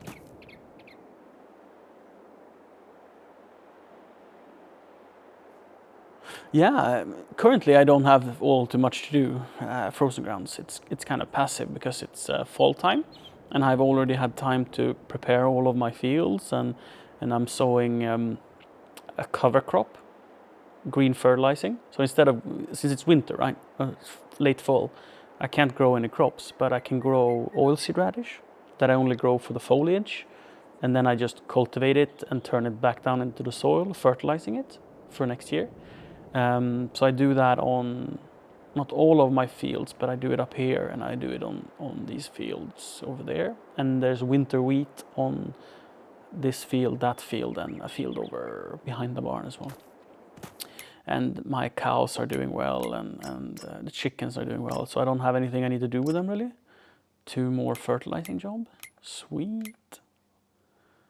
What's the price of eggs? Show current. It's going up a little bit. Where are we at with cake? $6,700 for cake? Yikes, that's the highest I've seen. Do we have any cake to sell? Let's go to my pickup truck. We have 1 pallet of cake and 1 pallet of bread. Is the bread good now? Was that a cultivator? Oh. Good deal. A really good deal.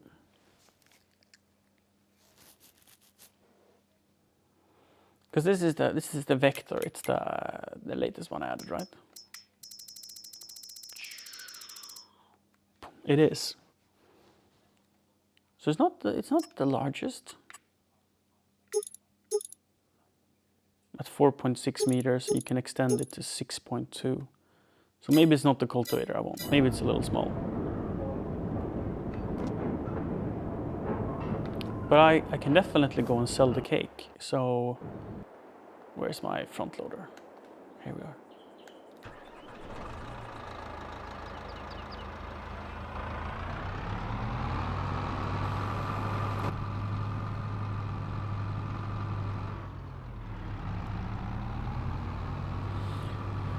I find this game incredibly relaxing and entertaining, and I played it for like 100 hours the past week.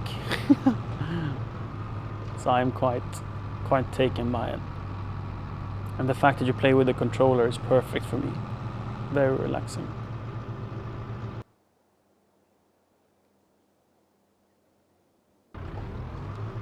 So I can highly recommend it, Frozen Grounds.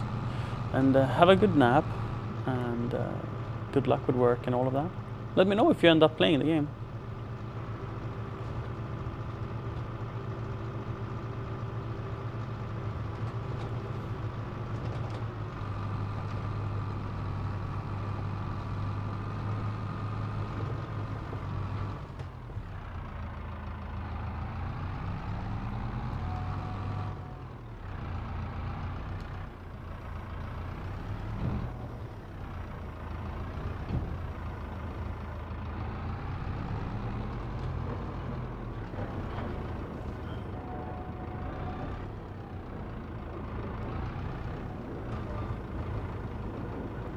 See if we can manage to get the bread as well. I loaded the cake a little, unfortunately, but I'm optimistic on the bread.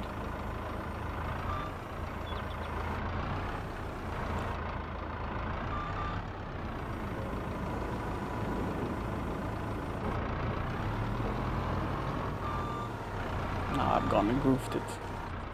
Let's try to put the cake on the truck.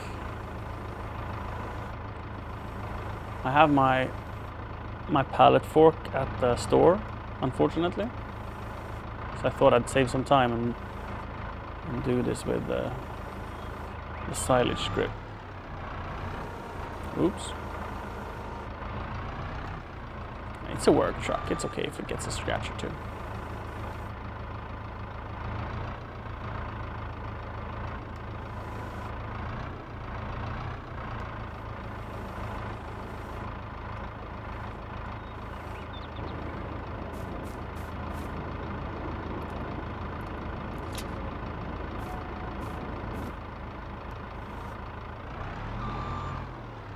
Did not work. Okay.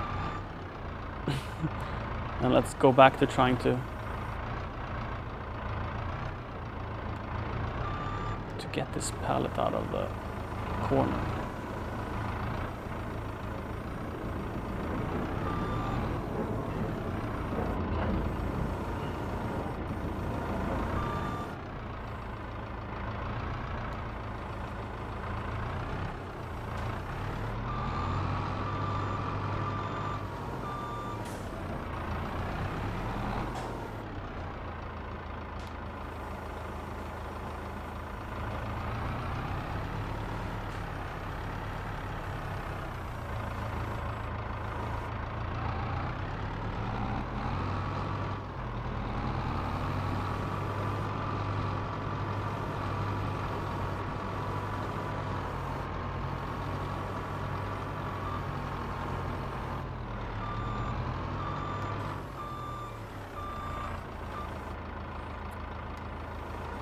This is not the best way of doing it.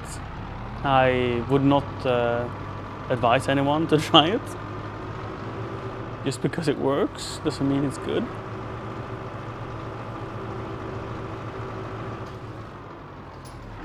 It's a much nicer experience using a pallet fork and your pickup truck, but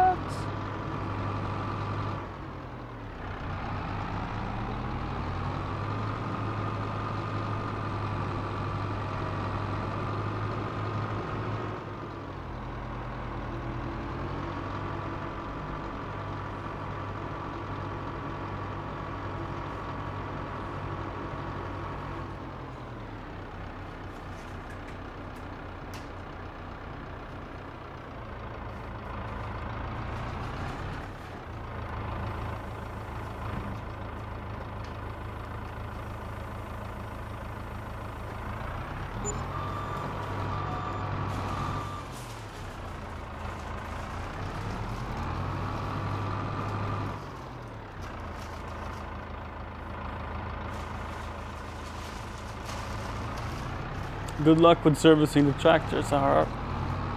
Good luck, good luck. I feel I'm actually quite jealous. Would I trade this for farming in real life? Any day. Any day.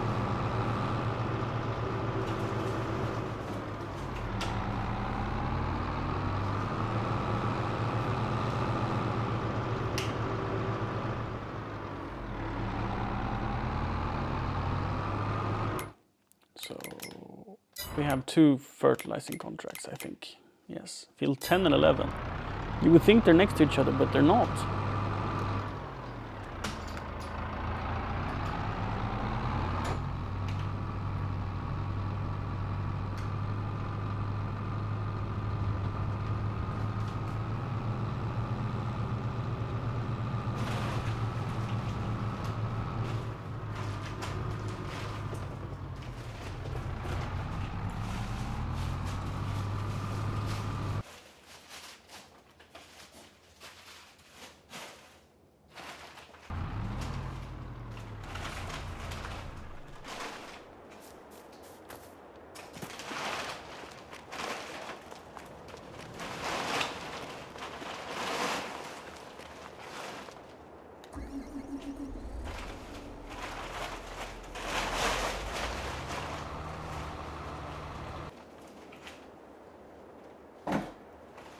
Ooh. I need to see where I'm going.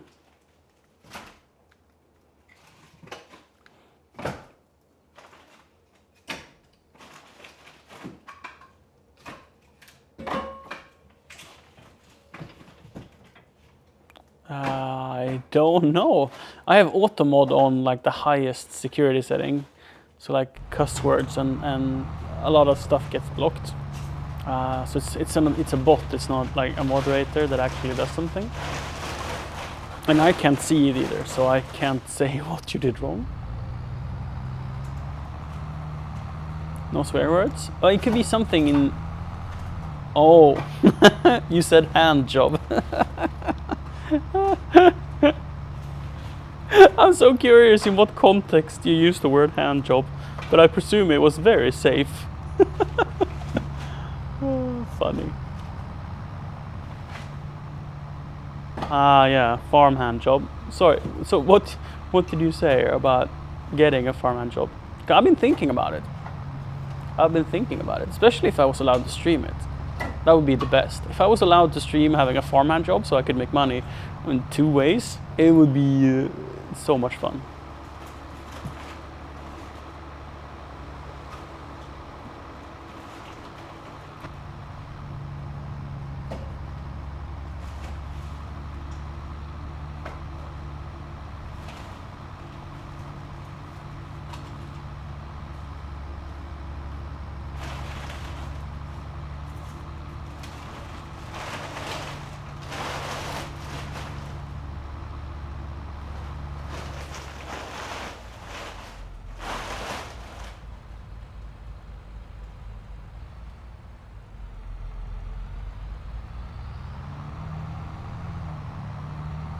Yeah, becoming a farmer reliant on farming for my money.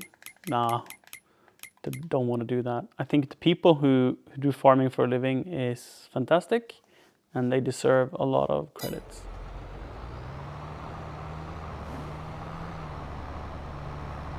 Because you don't get rich and you work all hours of the day. I mean, I guess it's a way to own land and sort of pay for the loans of that land. And when you get like old, you can sell the land for a profit. Sort of like owning apartments, living in it, and then also selling it to make profit in the end. But doing it on a larger scale with land. But it's a struggle, man.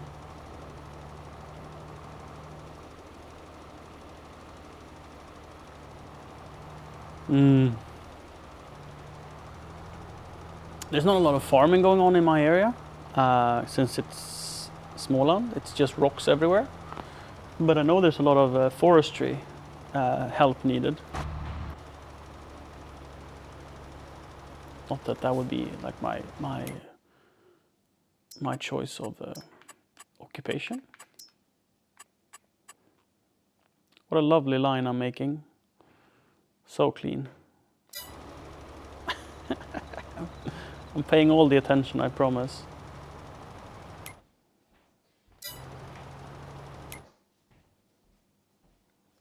I'm making a C on this field. Zorro has been here. Yeah, 17-hour days. Doesn't surprise me. It's like, oh, there's rain tomorrow, but that means we work 24/7.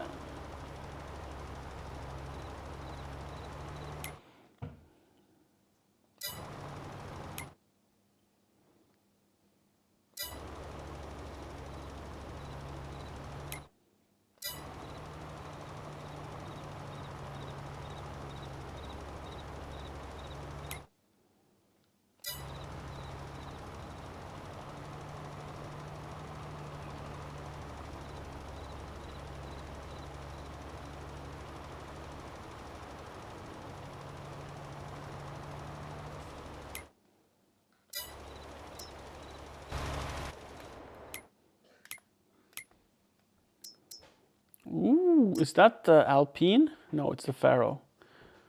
So I've been curious about getting the Pottinger Alpine.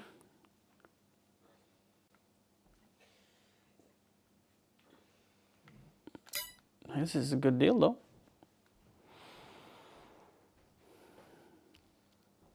And it's still is a two-wheeled version. I like the idea of the one-wheeled Alpine model. 26 cubic meters, it weighs 6 tons. And then we compare that to mine. Mine weighs 13 tons, so it'd be less than half. And sure, this holds 50 cubic meters, but honestly, 50 cubic meters is too heavy. But will I need it? Not sure. I'm not even sure that I need this one currently. Should I sell it and buy a cultivator instead?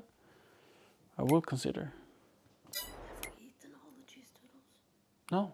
Do you know where they are? Over the freezer.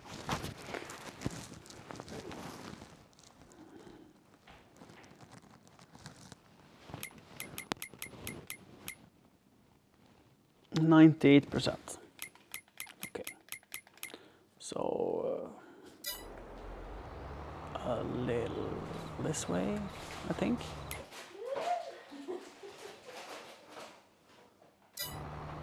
And shoot.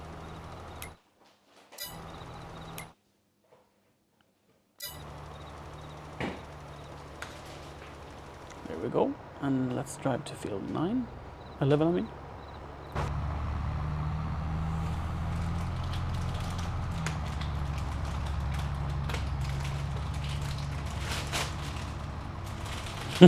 It's so hard. So hard when you want to be a part of the conversation to sort of tear you from it.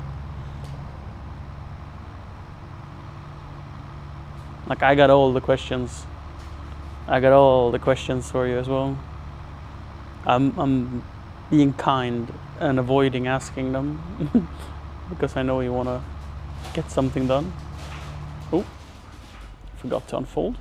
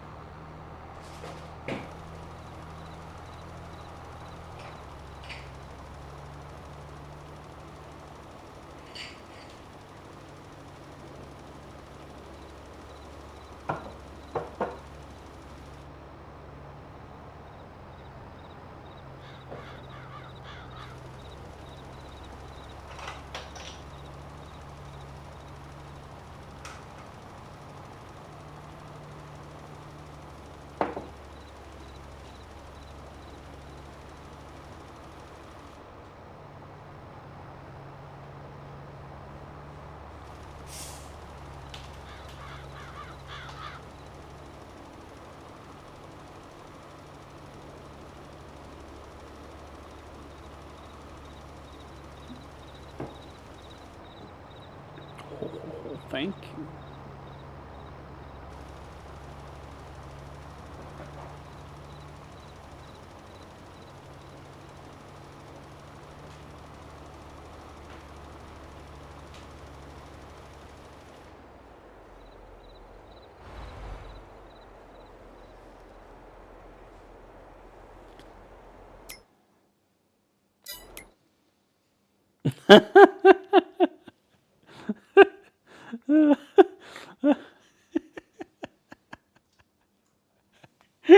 Fertilizing at night. It's like it's like a 1-year-old with a crayon. Oh, 70% done. Eh? Oh, what a mess. Oh, what a mess. Let's see if I can. I need to do, like, there's a huge triangle up here. I think this way, right? Now I'm just have to sort of look around in the dark, hoping that I'll find what's missing. To my eyes, it's impossible to see what I've missed and what I haven't missed. So it's just like aim randomly, drive in circles, check the map often.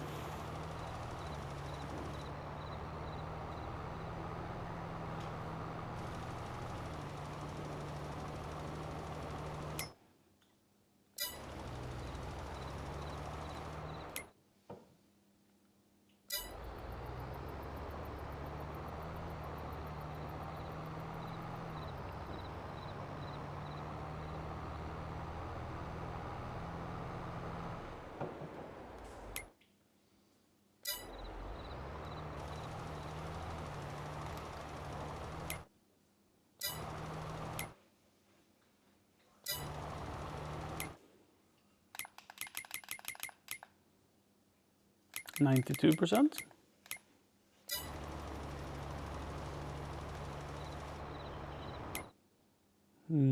We have a big chunk down here we can take.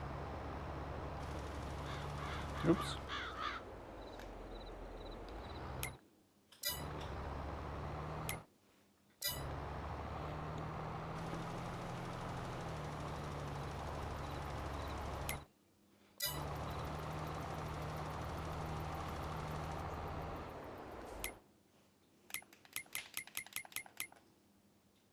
Complete. They said we did a good job. Thank you.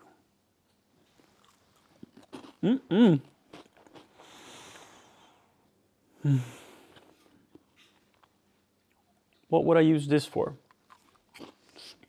Straw? Anything else?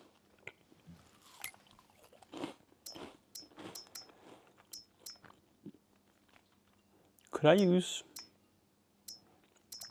animal, right?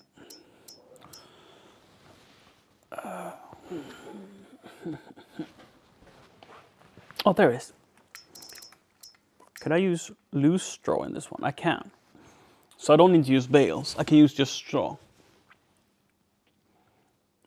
Probably. I mean, it says uses straw bales, but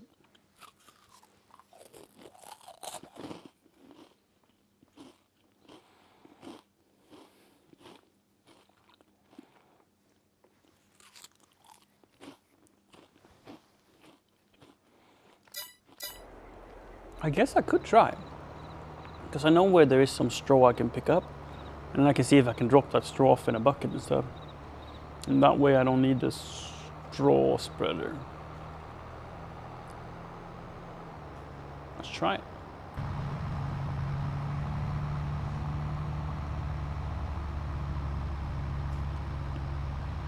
A really cool like future mod for this, or like maybe for Farm Sim 2030, right? If where you drive, you would tear the grass a little bit, and if you drive in the same spot several times, you actually make roads like this, and then they would become muddy and difficult to drive on. So you could add gravel. So you could take like the wheel loader and add gravel, and then it becomes like a nice road to drive. And then you could eventually pave it if you so desire. Like if it's something you drive on a lot, you could like use a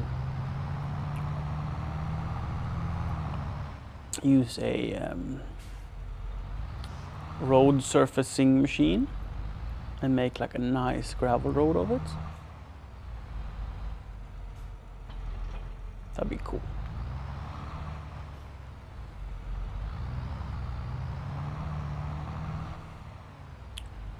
So we want to pick up the forage harvester, which is that trailer.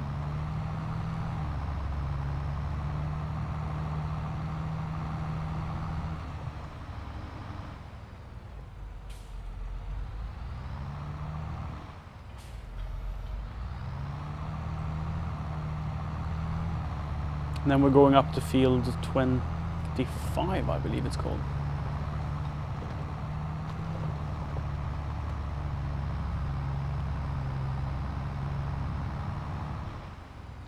Let's slow down time so it doesn't sell by mistake, so we don't have the chance to buy it. For I made the mistake that I sold my baler, because I'm like, I'm not gonna do baling, I'm gonna do silage out of all my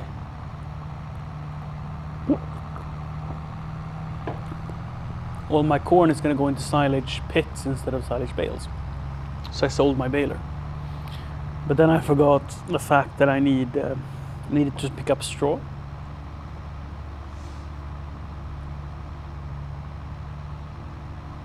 But considering how much straw I get from just the jobs I do, it's not something I have to frequently do. So I could probably lease equipment to do bales for that rare occasion I harvest something for a client, because I don't get straw from any other stuff I harvest for myself. Maybe I get straw from wheat. Do I get straw from wheat? And barley? Maybe I do. Now that I think about it, perhaps I do.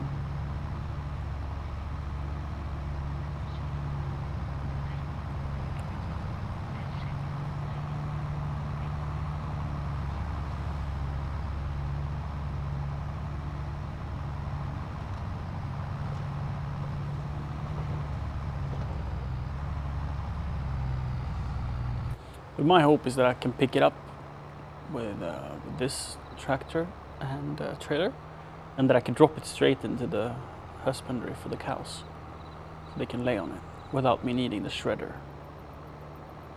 That'll be cool.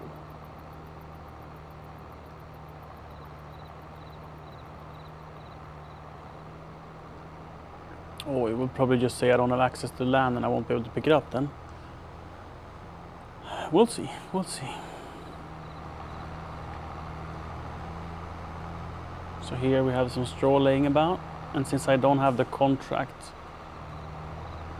no, I'm not allowed to pick it up.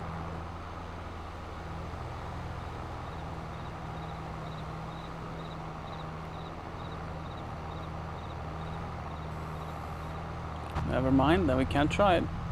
That's okay.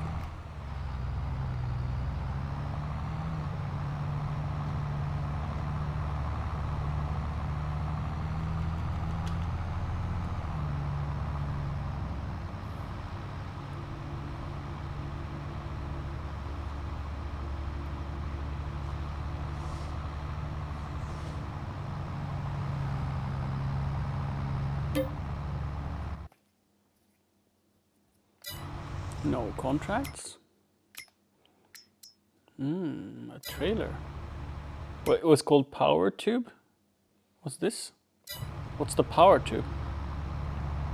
I want to know.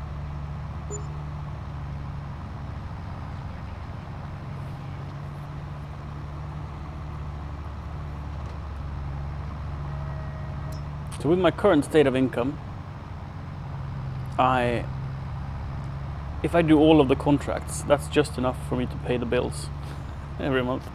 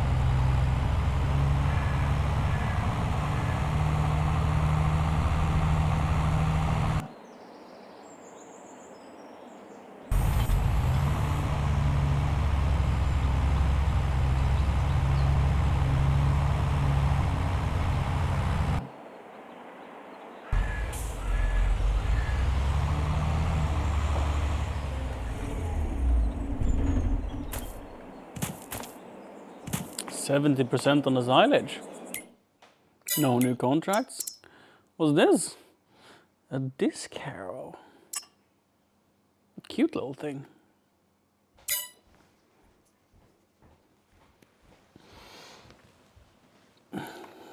Good evening. Is it Sterling? Yes, Sterling, 2310.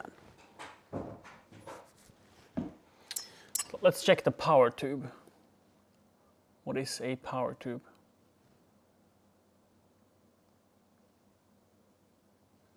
I don't get it. It seems to have something by the side of it. And it seems to have a tow hook as well, so you can probably link these together for multiple trailers. But this is a great trailer you can have almost anything in. And you can make trains out of it, so it's a good trailer. Don't feel a need for it currently. We're good. Ooh, a 2-row billet planter for sugarcane. Huh.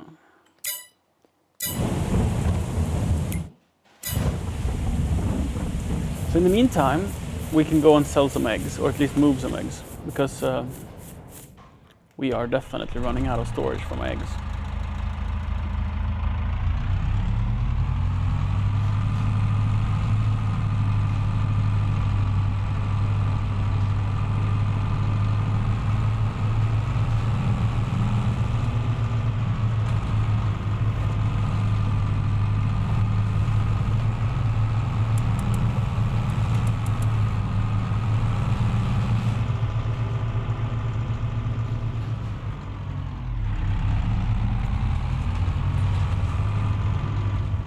See if I can pick it up with a silage fork.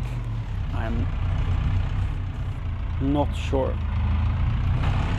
We'll manage. Sort of looks right on the width.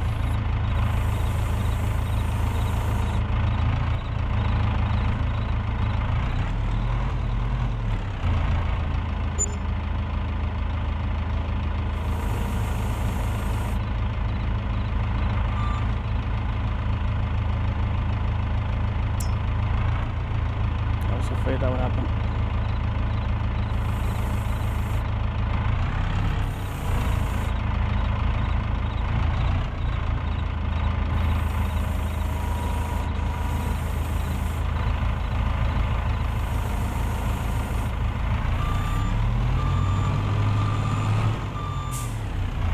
I guess I have to go and get the bale fork. Or the pallet fork, I mean.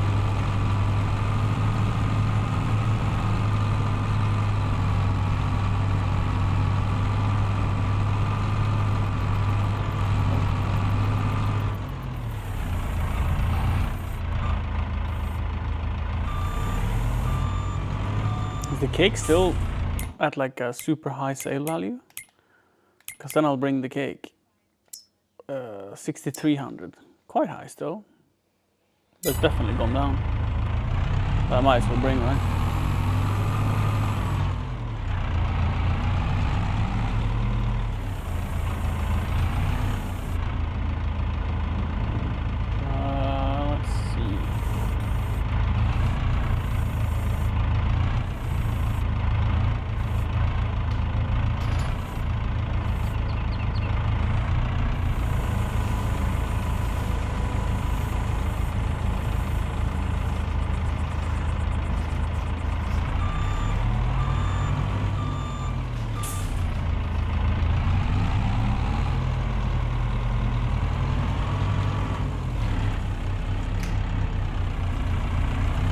I wonder if the store would accept it if I came with the goods like this in real life. Just pierced with a silage fork. Because I mean, I used this fork to shove manure just 10 minutes ago, right?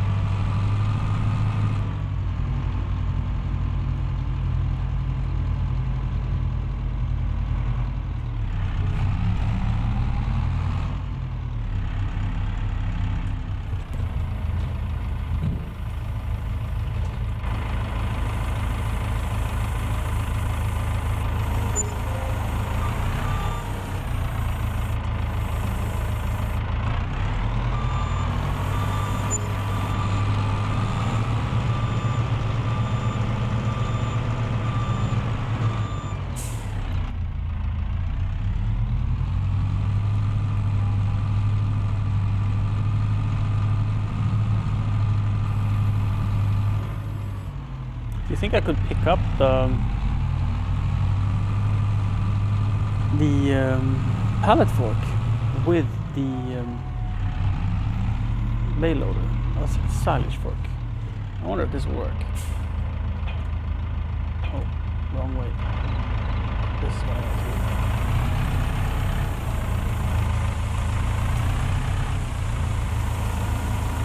to do. Doesn't seem like it, no?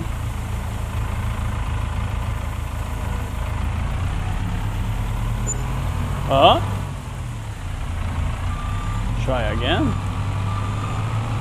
Thought of getting bees? Both in real life and in the game, yes.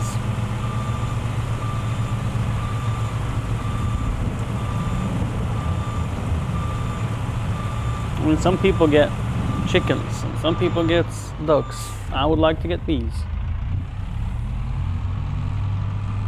In real life, that is. I mean, in the game as well, as I said. Woo! What happened there? Don't know. Doesn't matter. Will I be able to get it off though? Sometimes it gets stuck, things. Is bees profitable? So what I would like to invest in this game is things that helps my already made investments make a profit. So I've already invested in making silage. So building a power plant would make me earn more money on the investments I've already made. Or say buying more fields would make me make money of the investment in the cultivator and the investment in the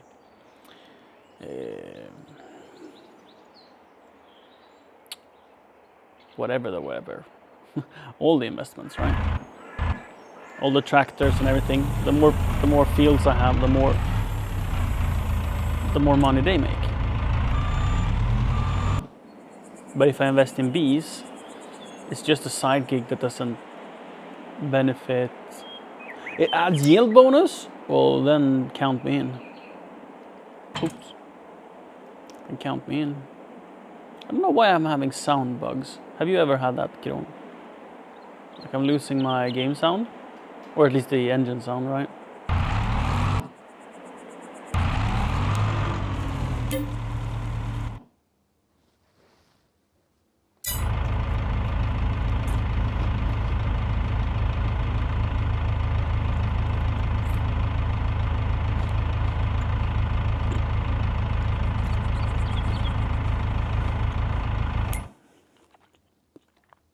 Oh, damn. That's the big one, right? 9 meter. Wait. Slow down. Slow down. Step 1. How much do I get for my head? 76,000. It's way too much for me. 14,000. But it will go to 9 meters. Oh, it's the one I want. What will I sell to get it? An arm and a leg? Let's see. Let's do it this way. So in the future, I'm thinking of getting the absolute sickest harvester in the game, which is this 9000 series with the largest engine. It's 900. No wait, isn't it the one that have like 1000 horsepower? Or am I wrong? Yeah, this. No, never mind. This is the biggest one. So it will be a small upgrade. Does it have a bigger bin as well?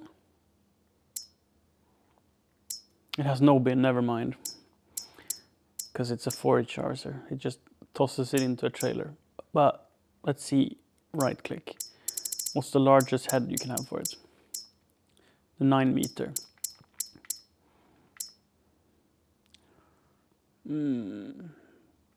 Doesn't the John Deere fit? This was a sick head though. Is it any better? Can you do more? No, it's just matching the machine better. Never mind, I want this because it's more beautiful.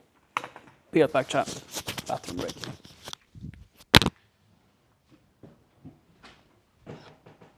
I wonder if the sound bug is because of a mod I have or if it's like an iMac related thing.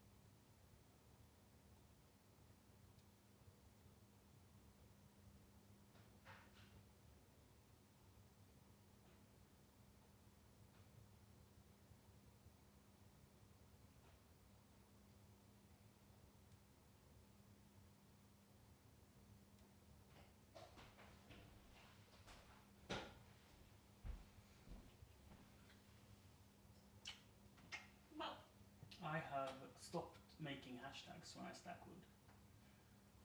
I just put 2 thick logs in the bottom, and in the valley I shove as much paper as I can fit, and then I put like as much wood as it fits on top. So I make the bottom and then just, because it's so dry, this pine spruce. You look fantastic. Thank you for cleaning and cooking and caring for our home. Thank you for the appreciation.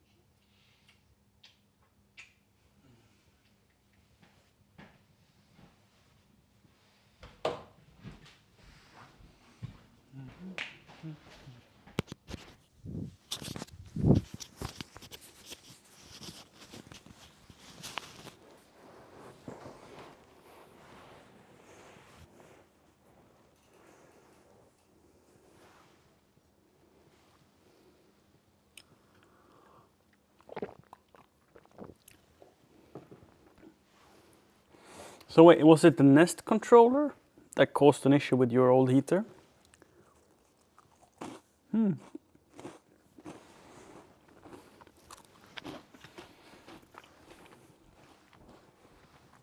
Weird. Do you have like a heat pump, or what type of heater is it that you have? So it would be a fantastic deal buying the used one. But it is not gonna look as beautiful. And I currently have a harvester that looks like a freak, and I don't like it at all. So if I'm gonna like upgrade this one, it would be to a more beautiful combo. And I don't feel it's that important. I'm from Sweden.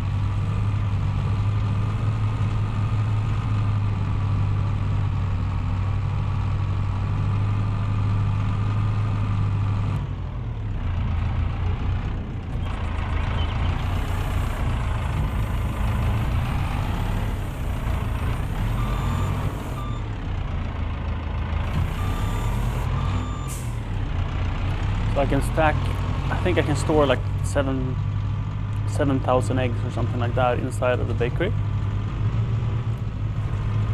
And I think that's about what I have here. So I don't think I necessarily need to go and sell it. If I don't want to, that is.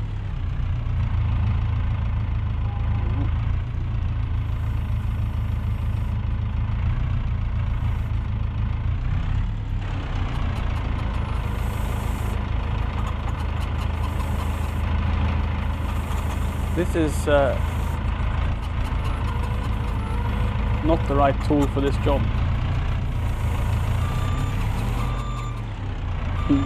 But it works.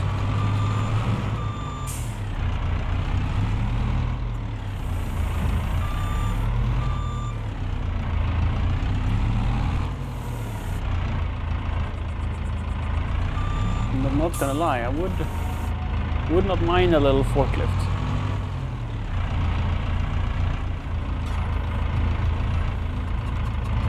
We'll get one eventually.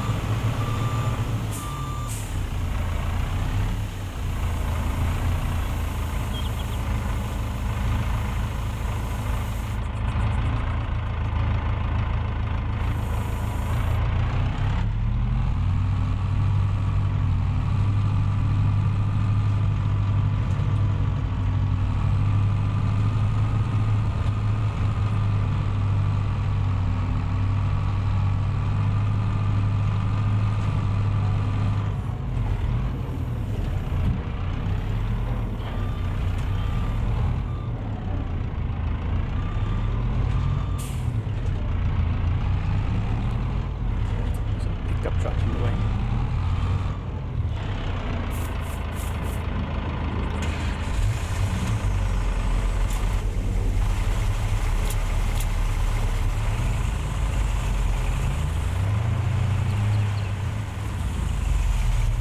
I guess maybe we can use it to sort of push the pallet into the loading zone.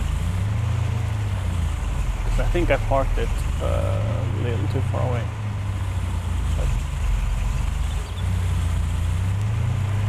Might not be able to do that. Whoa, whoa, whoa, whoa, whoa, whoa, whoa. No. Let's just move it out of the way. There we go. And then I'll use the wheel loader to do it.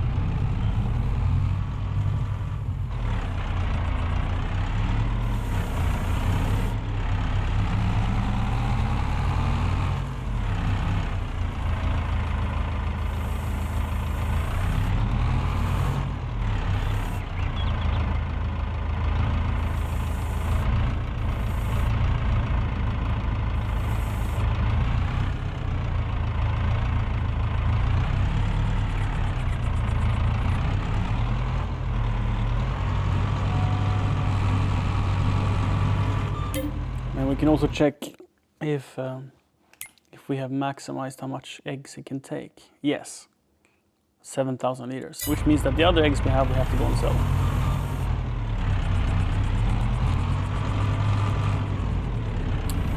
Physics, hello, thank you.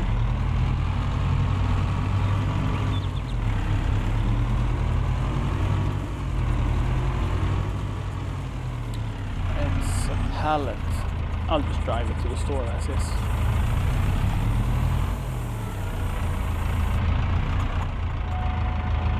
If it would have been more, I would consider using the truck maybe to deliver. But it's so little.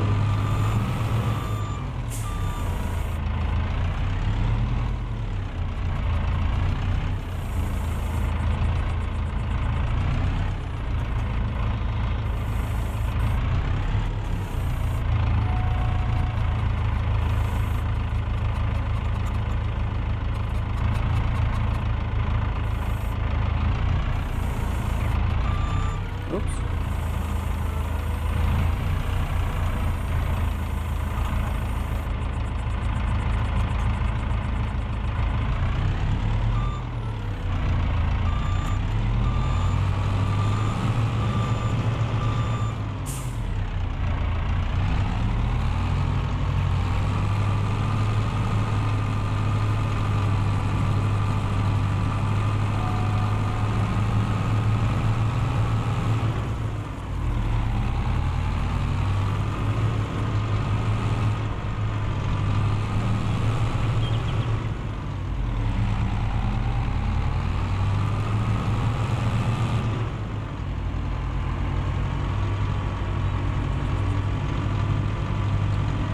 think it's only the supermarket that buys eggs.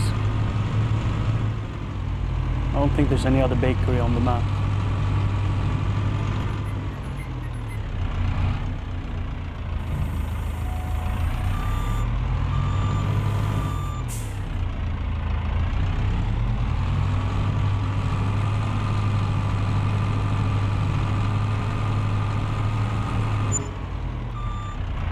$4,200 for the eggs. So I think I make more money of eggs than I make of cake, to be honest. I should probably just buy more chicken coops, because the cakes, yeah, they pay well, but they make so few a year, so it doesn't like add up to anything.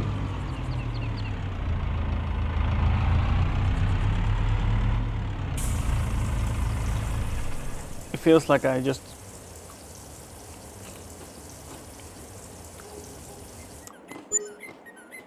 do a lot of work and don't get a lot for it.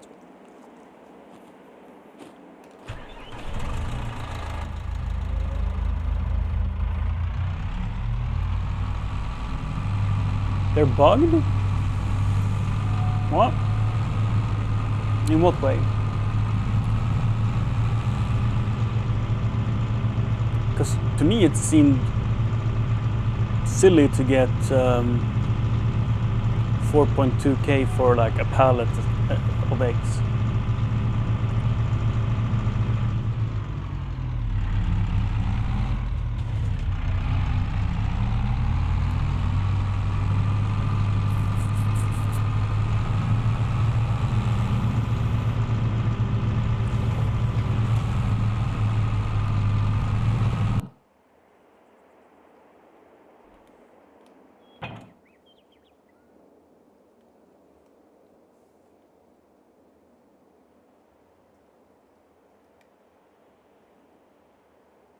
Oh, so 1 egg is 1 liter.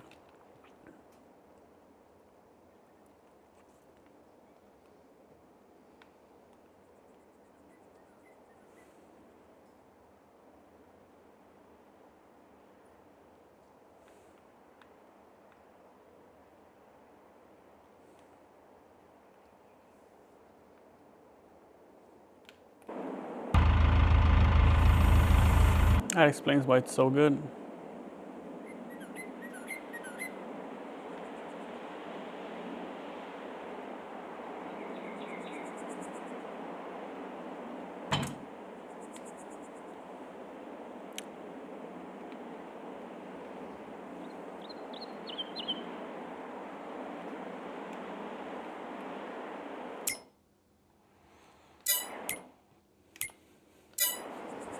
Let's speed up time again.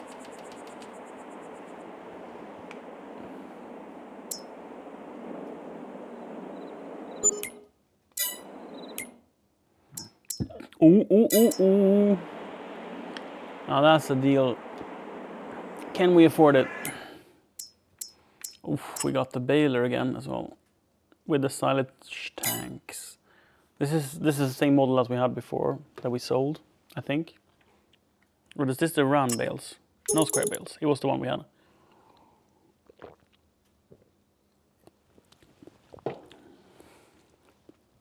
It's also a really good opportunity. But this is a super sweet little truck.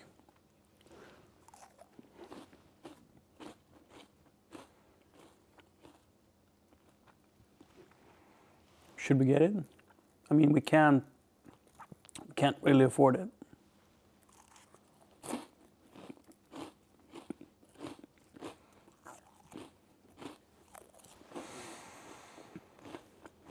But if we get it,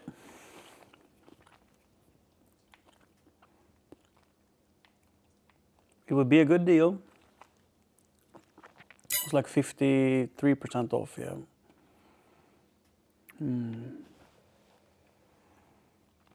How can I afford that? If I sell the tether?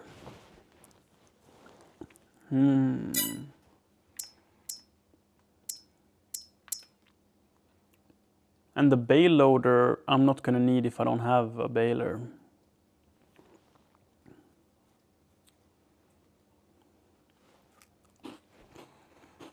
So I either sell this or buy a baler.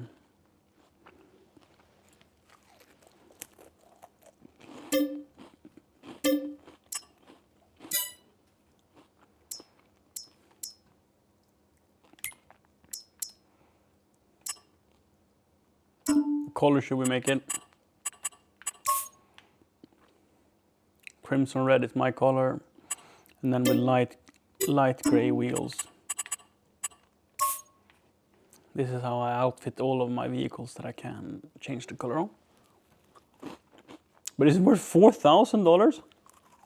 No. I can do it later. But right now I don't have the money for it. I'll also need a fork for it.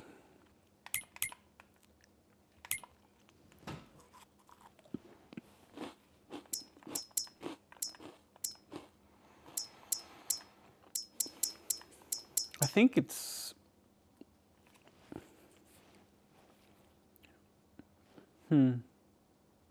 what kind of tool would you use for it? For the forklift? These come with forks already. But this one, is that counted as a telehandler? No, it seems to have a skid steer plate, right? That's a skid steer plate. Look here, skid steer loaders. They have a similar plate. Or is it a front loader? No, front loaders look differently. Let's go and check at the pallets, the tools here. Yeah.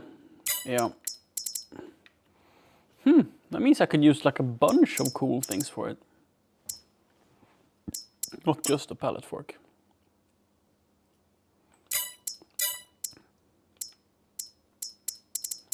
Because it's not a telehandler, right? No, these have like a big bar, the telehandler, and the front loader. Front loader also has like hooks and a bar, and the wheel loader also have like a hook. And to me, it seems like you see here, it has the round pins that you hang the bucket on, and the front loader also have the round pins, although much smaller. But the skid steer, it has this lip that you just put the implement on, and then there's like a little arm from the top that you turn to lock it, and it really looks like this has the same, just that little lip that you would hook up, and then the little arms. So I am gonna guess that the Teletruck uses skid steer attachments.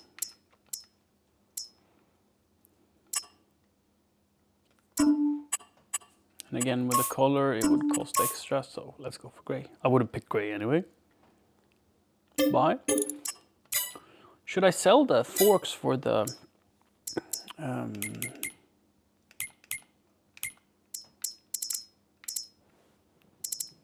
wheel loader? It's 2,000. And I never want to use them again if I don't have to. I mean, stylish fork I can use worst case to move things around.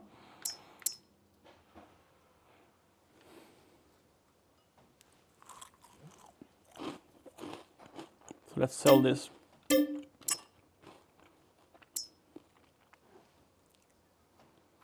This is an expensive bucket considering how I don't use it.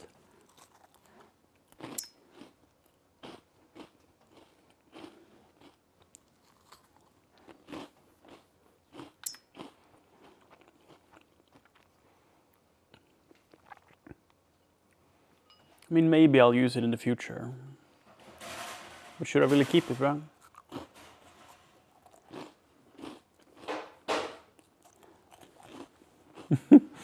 An ostrich egg is 1.6 liters. Oh. Oh.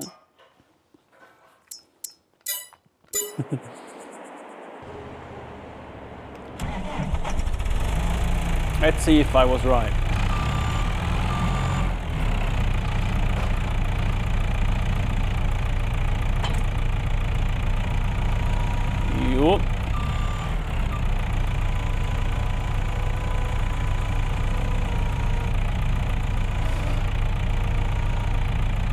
So why I picked this one is that this one can load a trailer higher up. So if I'm loading a farm trailer, to be able to extend it like this, means I can probably load at least a few pallets high on a farm trailer. Maybe 3 pallets high. Oh yeah, most telehandler, but this is so small. This is such a nimble little machine. This is a tele-truck that I picked instead of using a forklift.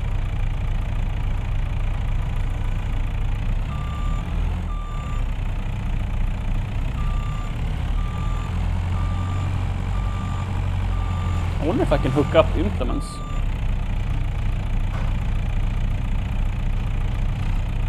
I can. Oh.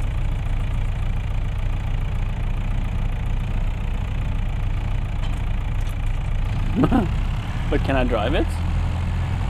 I seem to be able to.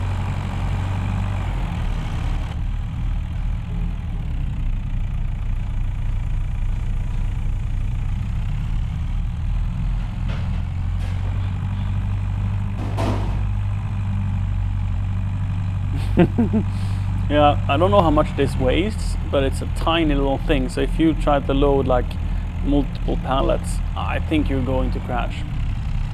And in the end, I might regret it and wish I bought a proper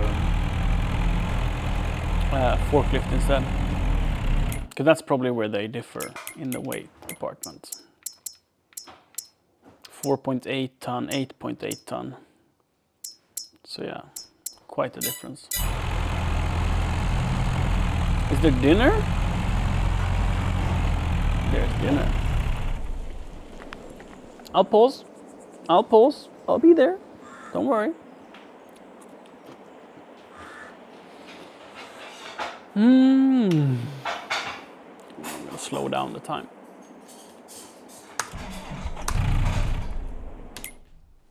P. But then, I mean, it was on sale as well, right? That's probably the biggest reason why we picked the one we picked. What's for dinner? Good question.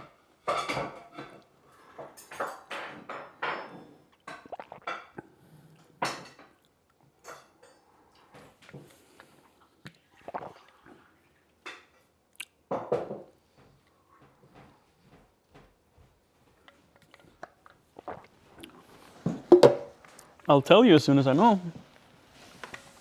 I think it's root vegetables that has been oven fried. Oven roasted, you say, perhaps. With a salad.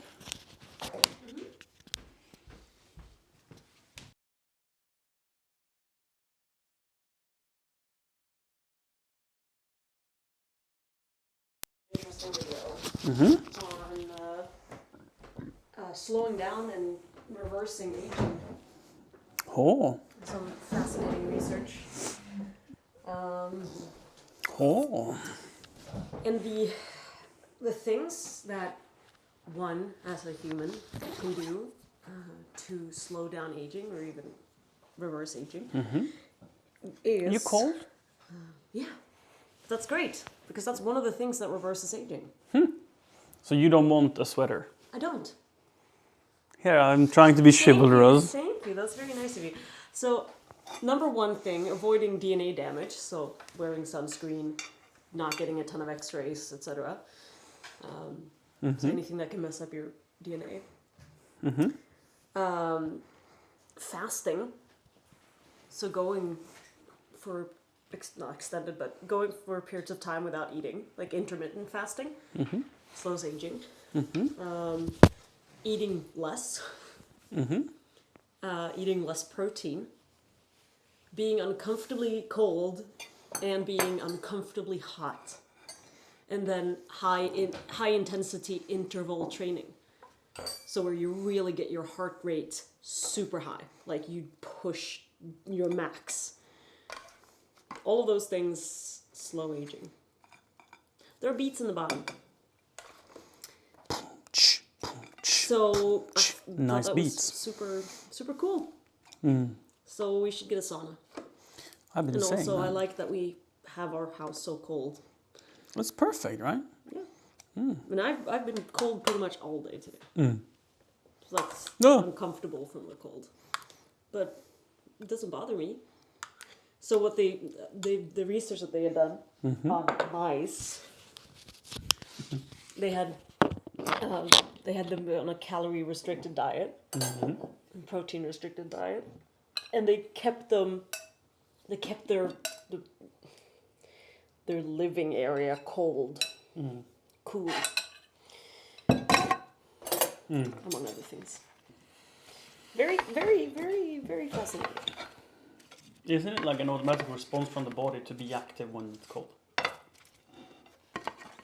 Like the shaking and all that. Yeah.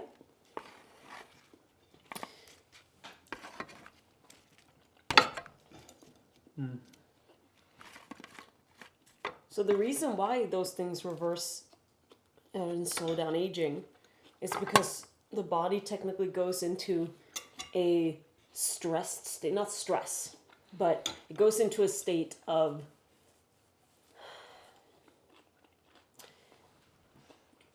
it's like if you're comfortable, right? You're not too hot, you're not too cold, you're not running from anything, and you're eating a lot. That probably means that everything is well, which means that the body focuses on reproduction. And when you are doing all of those things like high intensity training and being cold and not eating so much, your body's like, okay, we have to hunker down and like survive. And then the body preserves itself. It's like, well, we have to survive because we can't produce offspring right now, so we need to protect our genes. So it goes into this like state of survival, and it makes you live longer, like a lot. And not just that, but you have less disease of all kinds. You're healthier, stronger, more energy. Brain functions better, etc., etc. Very cool. Very cool. I like it.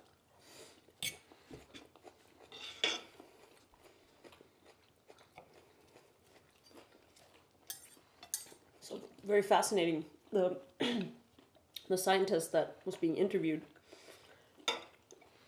he was 50 years old, 51, and he said that they can run tests to see your biological age, and when he was 40, he was 60. His biological age was 60, and then he started researching all the aging, and now he's 51, and his body is 30. And he looks incredibly young. He does not look like a 50-year-old. He looks like he's 35. Really cool.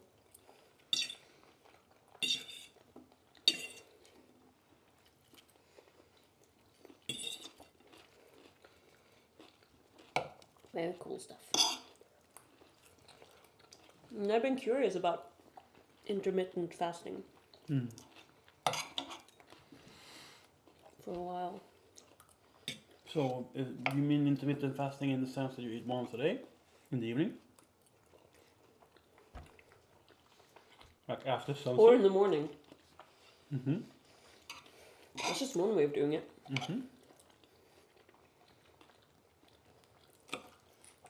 No, I haven't really given it much thought, like how I would want to do it.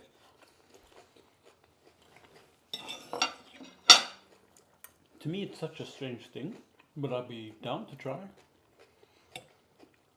Do you eat as many calories in a day, or less?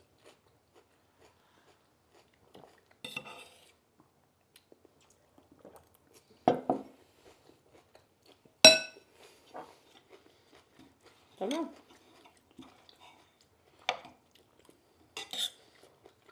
Intermittent fasting just means going extended periods of time without eating. And then what you do in between is, yeah.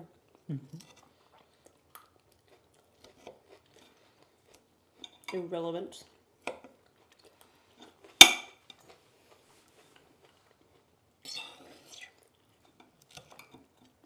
Because it's the act of your body using up its carbs and having to start making ketones. I mean, instead of doing intermittent fasting, you could also just be on a keto diet, but that means you don't get to eat. Carbs. Yeah. Fruit. Fat. No, what? Just eating fat and protein. Yeah. And a lot of veggies.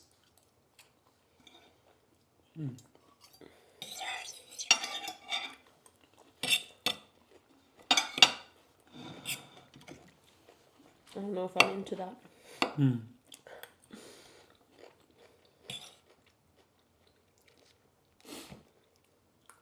mean, I would be into not eating potatoes and pasta, like staying away from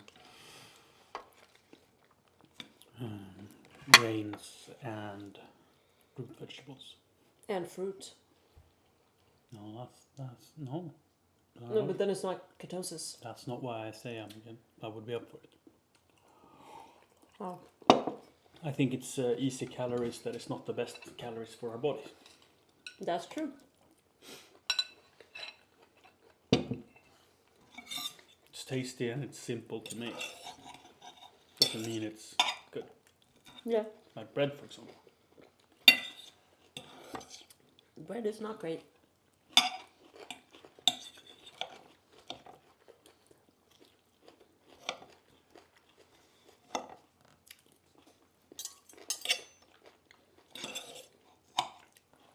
But it's so good. Yeah. I'd be up for being way stricter with our diet.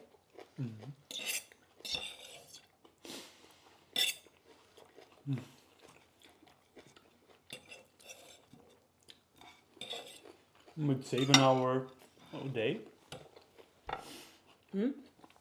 Would save an hour a day with intermittent fasting.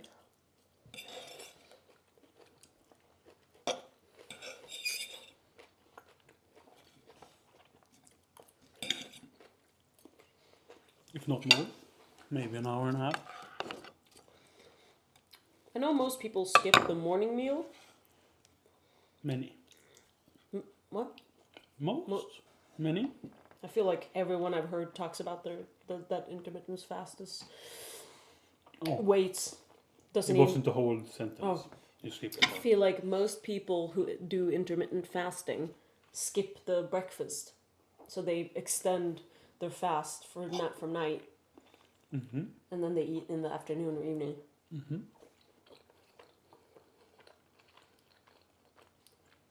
But I'm curious if it wouldn't be healthier to do it the other way around and eat a big meal in the morning and then not eating in the evening.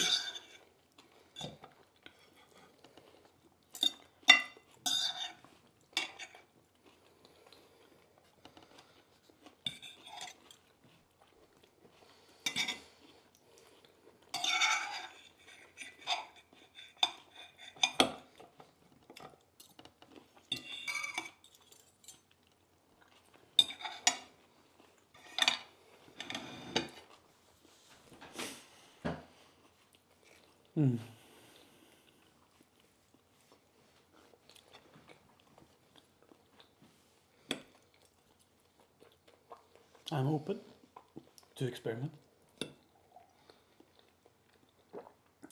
It's lovely. I'm happy to be a supportive partner in your unorthodox adventures that ultimately will make us find a better way through life. As long as we're happy, it's okay with me.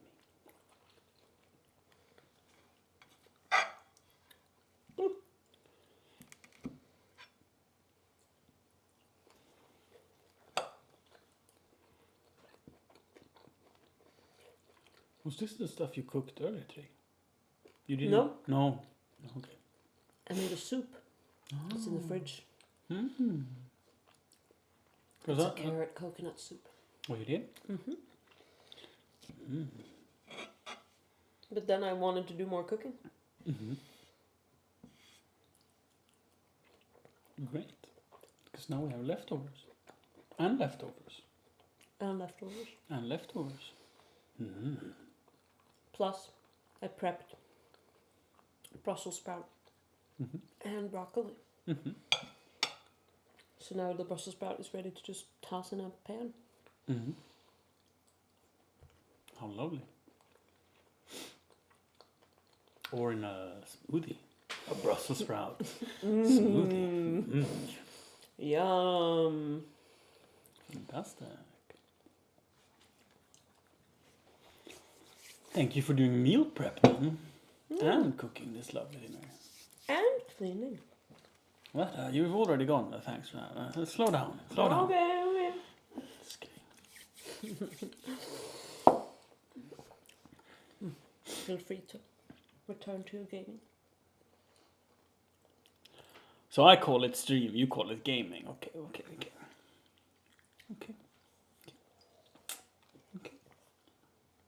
Well, I mean, you are streaming right now, so you're not returning to streaming because you're already streaming. Is that how you thought, or are you trying to save the situation? No, that's how I thought.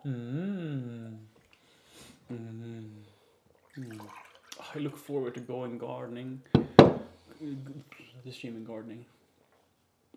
It's gonna be so much fun. Yeah. I think. I don't think it's gonna take very long for the frost to be gone. Quite soon, I believe.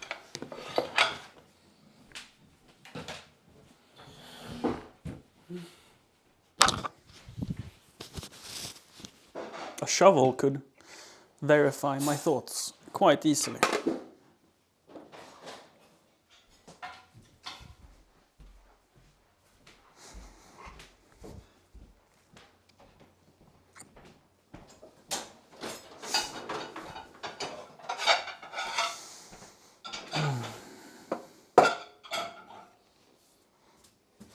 So you want it, and I want it to feel very private in the garden.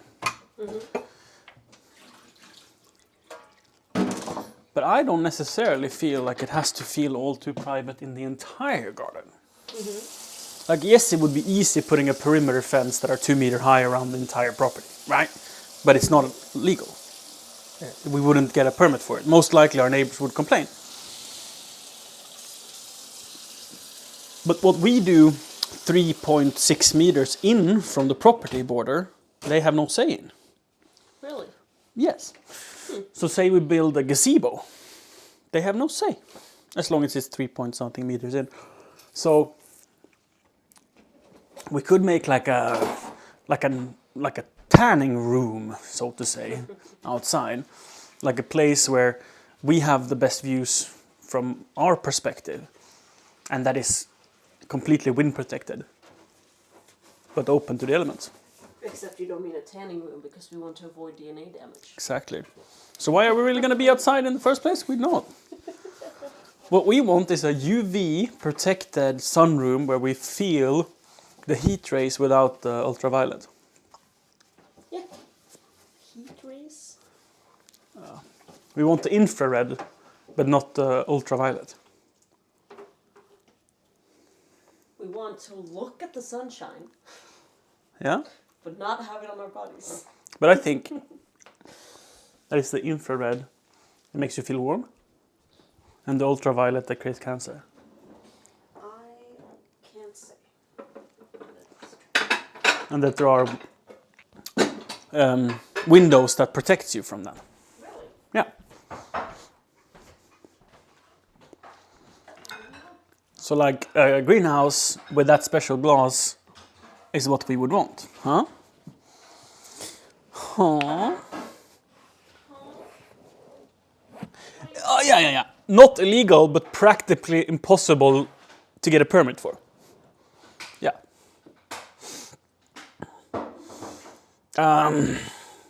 The law states that if you have a fully covering fence, you can build it 1.1 meter, so about hip high. If you have it 75% covering, so if you can see through it, you can build 1.8 meter tall, so like head height. But then you need 75% transparency, or no, 15% transparency. 25% math.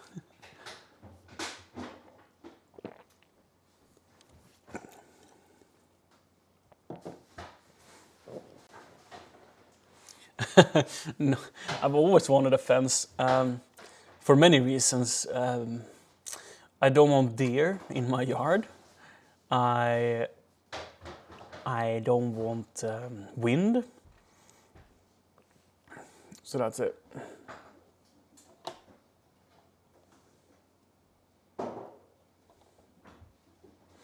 I think the law states you're allowed to be naked in your yard, as long as you're not excessively trying to reveal yourself.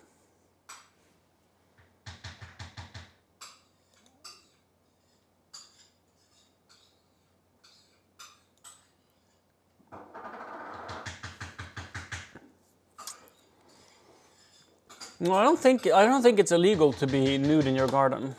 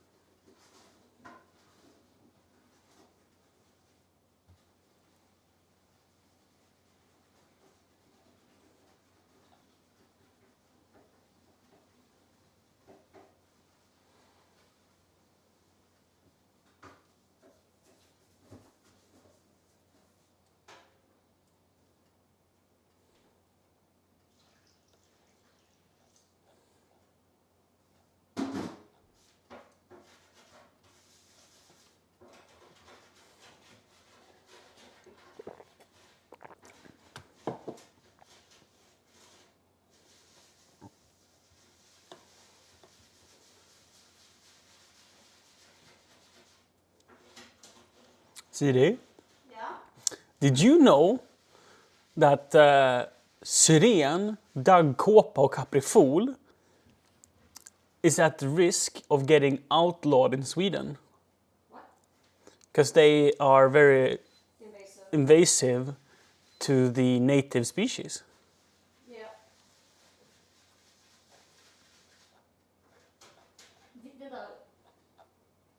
Syren, daggkåpa och Kaprifol. kaprifol. Because I mean, look at the what's syren in English? Yeah, I know. What is it in Inglesio? Lilac. Lilac. The way it spreads every year and how big it becomes and the shoots it makes. If you were to leave a big bush for 500 years, it would be acres in size. Yeah.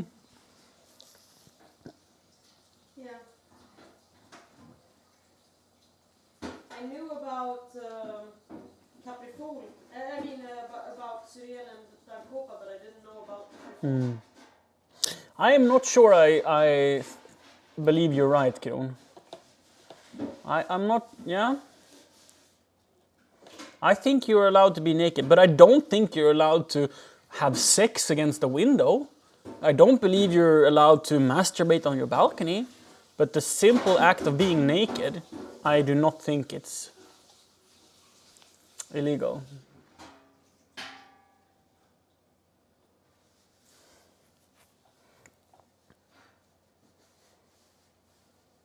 Or at least I think, I think there's been cases where they have not been convicted for it, that when it's been accepted. But I'm not sure, because I've never tried. And I mean, what forum says, I cannot say you should trust.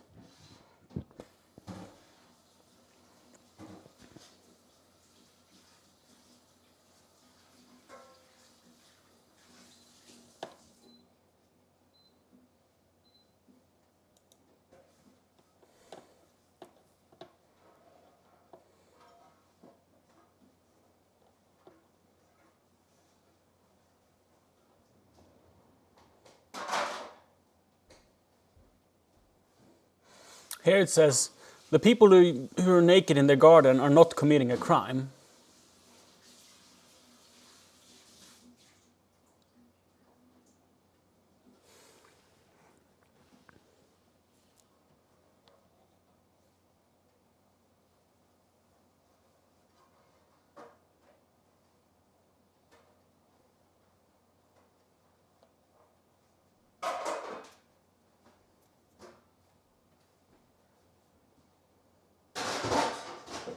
So it's like, I don't know. I wouldn't challenge it or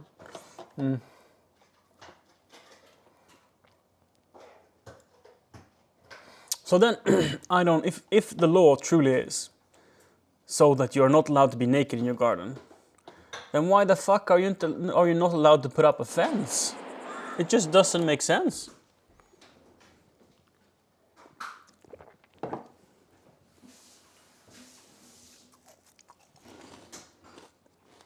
So weird.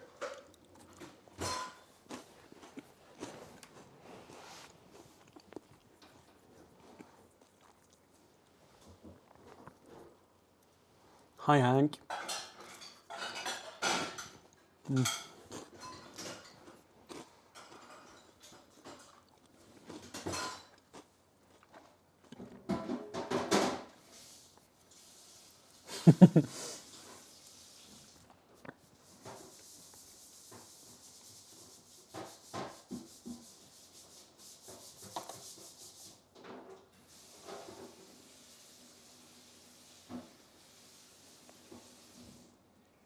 That's what I believe, Hankrog. That if you're flashing yourself or if you're just existing in your home being naked, that is different. But it's a lot of misinformation on the web and a lot of unclear answers. I have read both, that it's fine, and I've read that it's not fine. Do I think it should be fine? I'm not sure. I don't know what I think. I want to say that I think it should be illegal to be naked everywhere if it's not in the intent of shocking someone. I just think nudity should be allowed. If you want to be naked, be naked.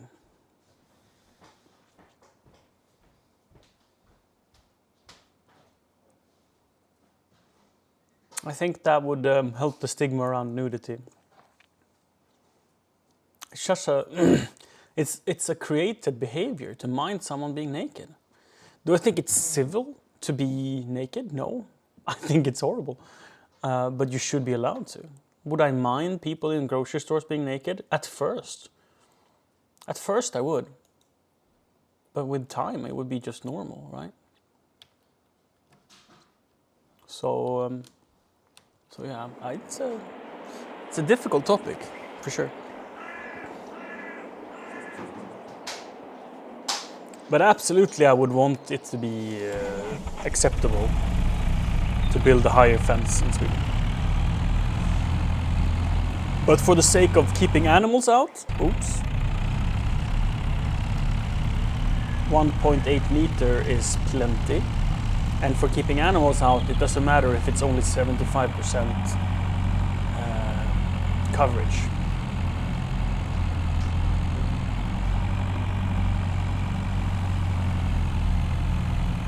And for wind protection, 75% coverage is better than 100% coverage, actually.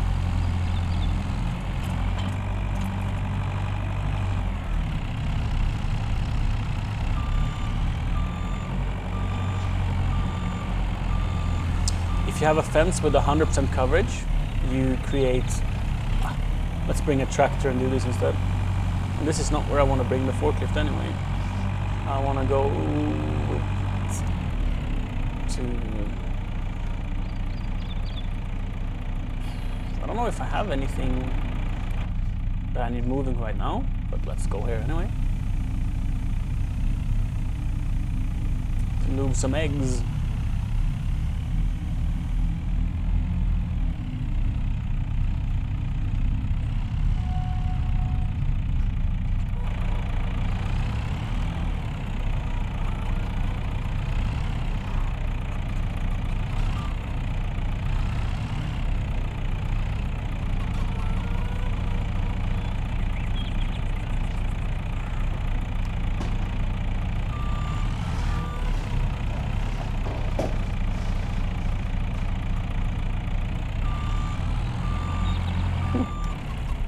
Just wanted to try it out. A pallet with, I don't know, how many eggs is this? No eggs. I can lift it with my hands. It's only 158 eggs. So I can move it by hand instead.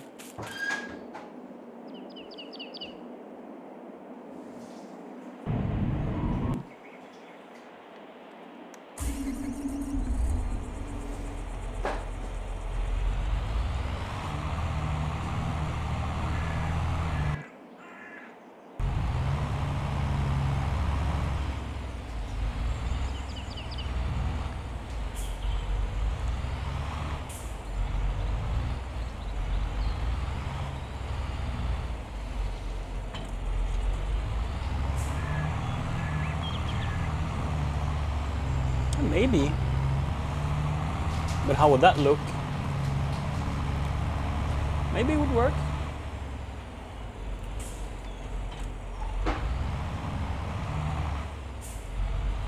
My aspirations for this garden is maybe a bit unreasonable. And we'll see if I can deliver on my dreams.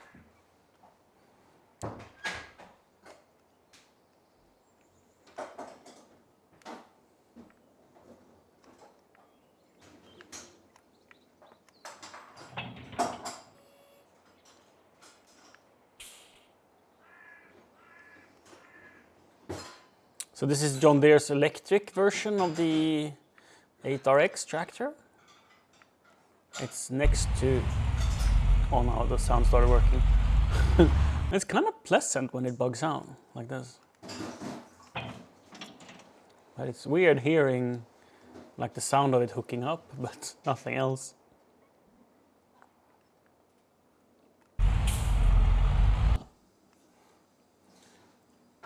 I got high aspirations, but not to the point where I would be sad if I fail. It's still just an experimental garden, and if it turns out like I want it to, I'm gonna be very happy for it.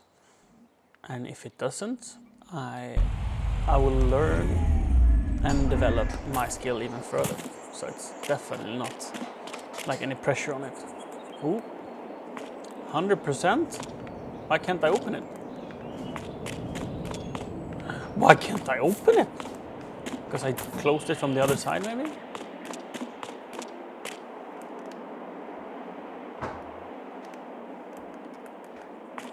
Maybe it's... Ah, that one I can open. 400,000 liters. So I'll probably be able to open it like any second.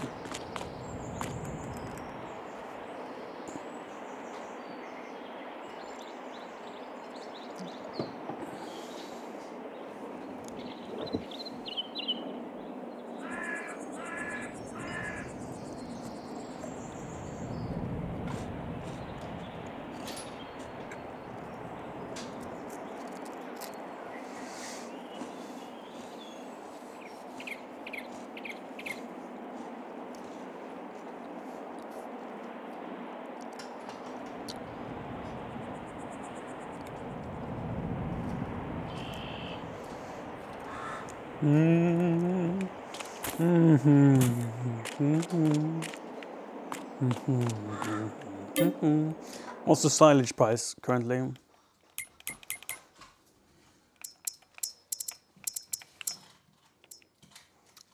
318 climbing.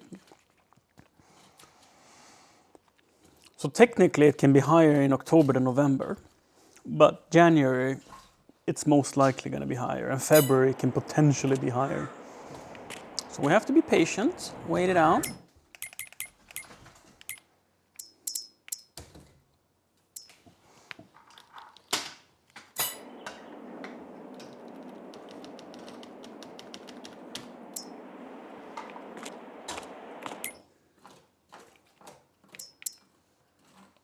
Oh, slow things down. So the harvester, baler, I mean, it's a great deal, but I don't think I'm gonna use it. This though, this is the small Lemken. Small Lemken, but still quite large. So if I need a cultivator, this is a decent option. A pickup truck, 13,000. How much do I get for mine?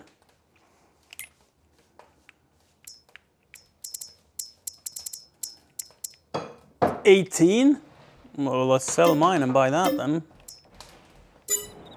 This is such a good hack to make money. Oh, is it yellow? And it will cost me to repaint it, right? If I wanted crimson. And if... Apologies, I'm going to come and get out. No, wait, I want light gray for rims. And then, oh, it will cost. This was a very dumb idea. Because I do like the color, but then I didn't make any money really. I guess I can repaint it later. Let's go for a yellow pickup for now. Pink! Maybe. Well, it would be fun having a pink theme on all the stuff. But not right now. Why do I have so much money? Oh yeah, I sold the bale loader. That's why.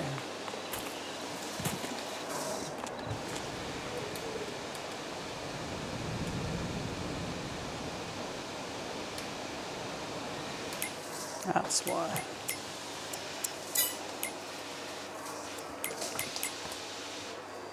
Another fertilizing job. It feels like I've fertilized the entire map soon. Probably have, to be honest.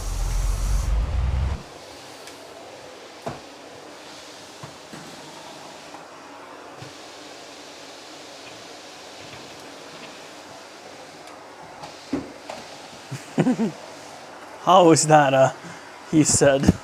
I don't get it, but I like it.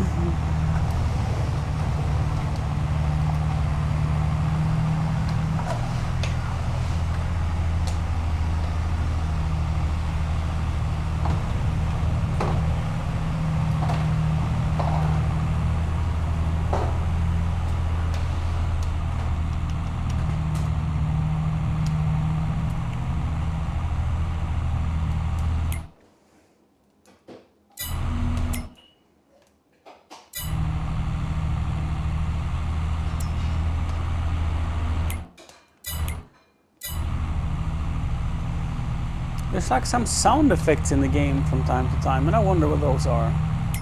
I always thought it was like something new happening in the store or a new contract.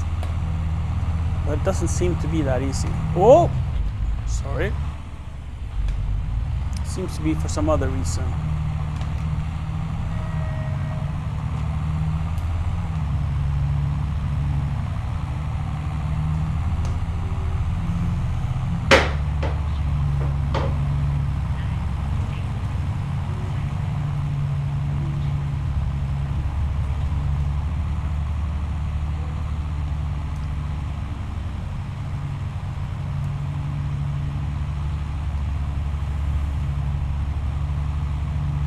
And I wonder if we'll go into November now. Because at the start of the month I had a 10-day calendar.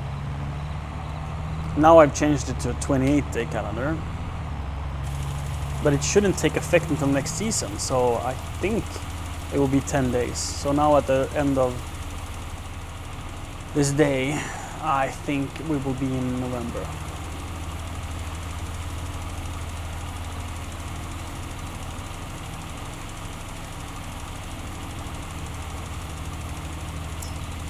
We are.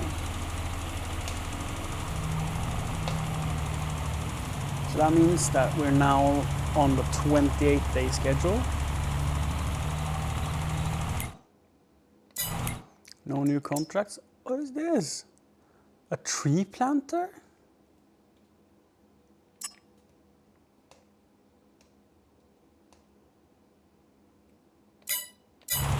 I didn't know you needed a tree planter, but of course you do.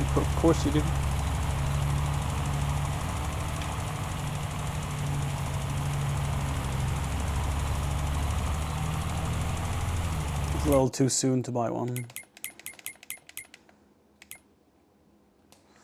Field 23. Oh, it's going great.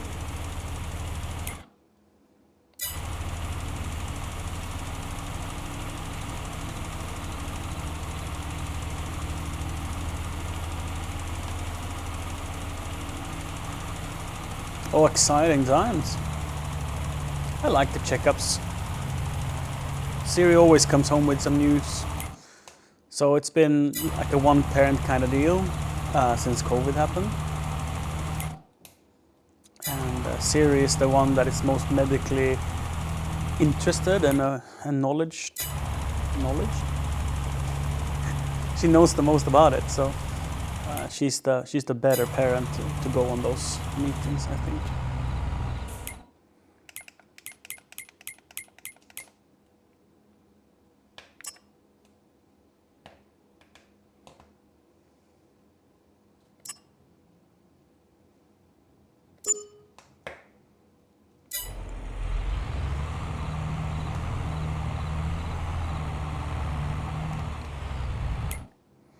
Didn't I do Field 10 like so recently?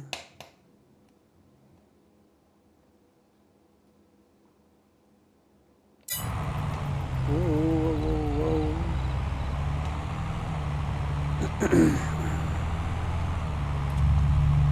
I'm pretty sure I did Field 10 before dinner. But if it needs double fertilizing, it needs double fertilizing.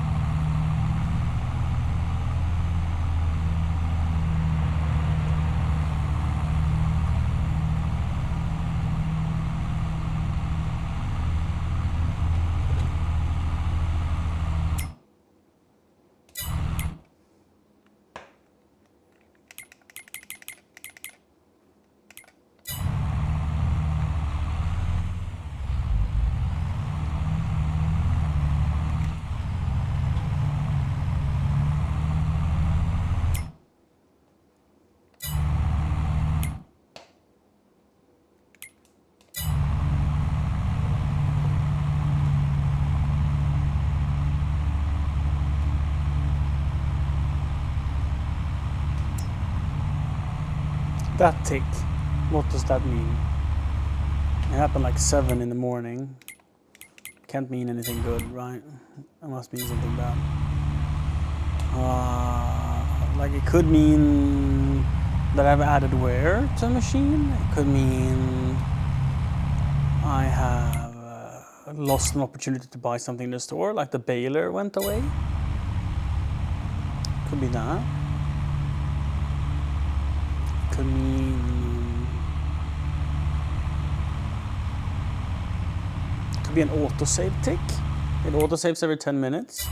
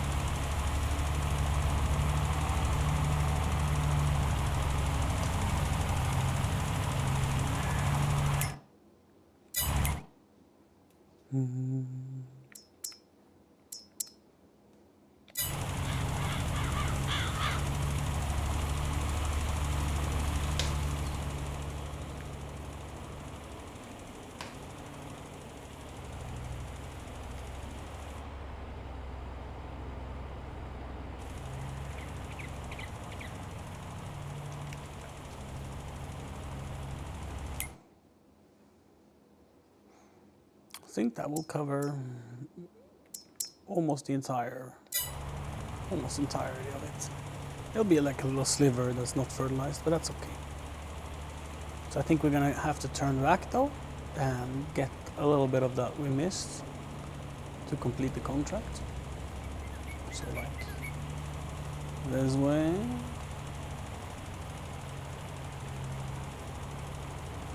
And then I think we're gonna be finished. No? No? There we go.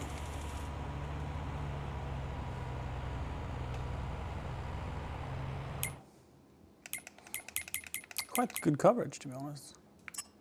And then harvesting job? Thank you. What are we harvesting? Sugar beets. Ooh, the big boy. This is gonna be a fun contract. I am definitely going to borrow equipment because my tiny sugar beet harvest and the inappropriate trailer. Let's leave you here actually, because you never know when I'm gonna need the fertilizer next. So let's go to the store, and then we should have some. Oh, this is my new pickup, but that's not what I'm gonna use now. Now we're gonna use this big boy harvester and the medium-sized fast track. The 4220, yes. And this isn't this the power rail thingy that you can hook up to in a train? No, this is not the one you can train. Field 4, huh? I love the fast track.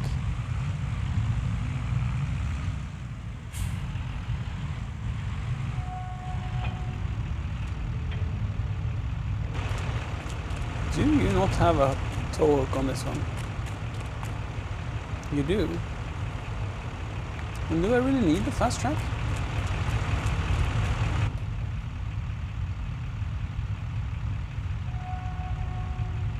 Yeah, we'll use it. My thinking is perhaps I could get away without using the tractor.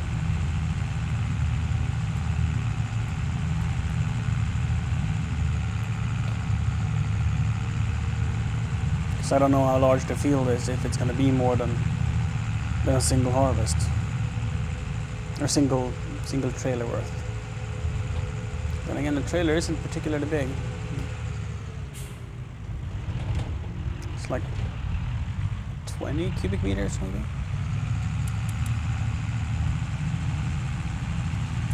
Maybe I shouldn't have my field lights on the road. Whoa, no indicator on you, boy. I thought for sure you were driving straight through that intersection.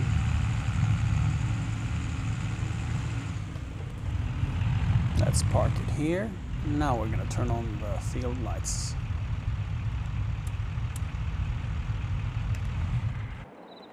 Then we see if we can find the harvester.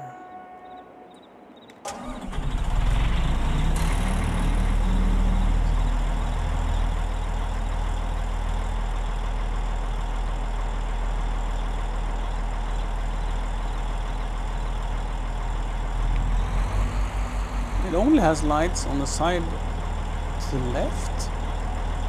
What a weird thing.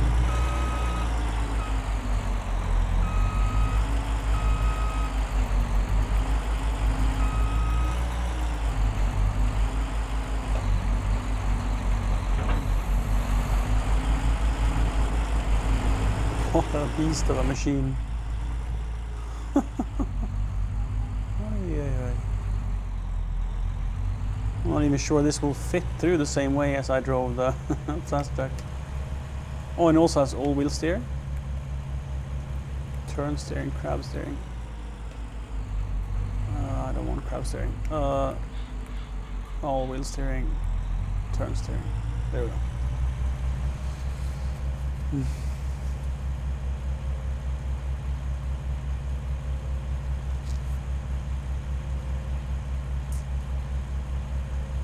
Since I'm into sugar beets, this is a fantastic opportunity to get to try out this machine. So it's an articulated. But then what differs the all-wheel steering?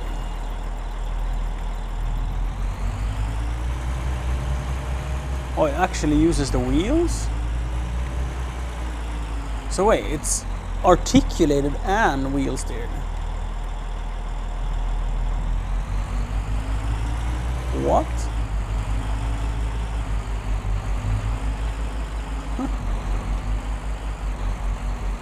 How weirdest thing, huh? And crab steering is kind of useful like now, because I need to go to the sign. Crab steering left. I can just move the whole machine sideways.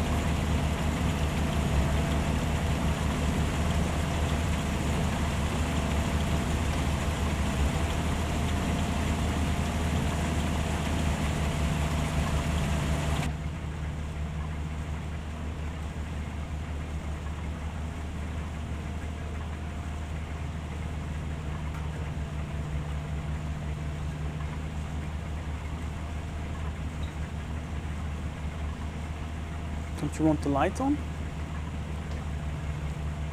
I don't think you'll bother me awfully much. And reading in the dark is no good for eye. Oh.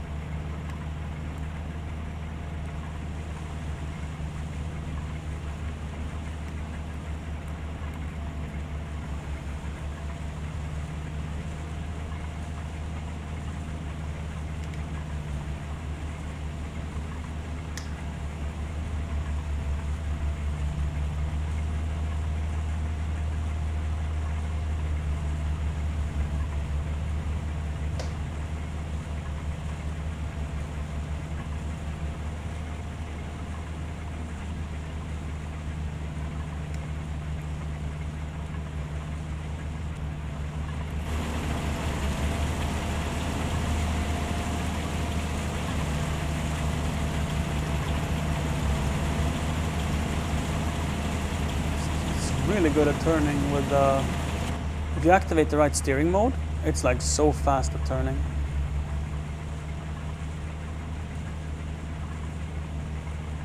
And then turn steering.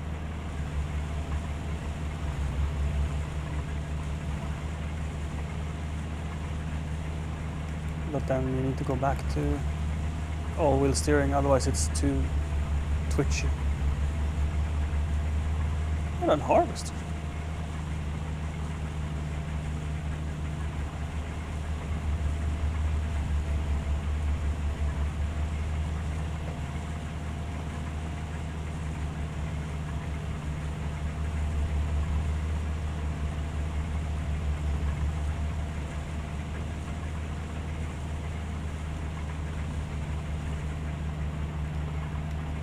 Let's see, pipe out.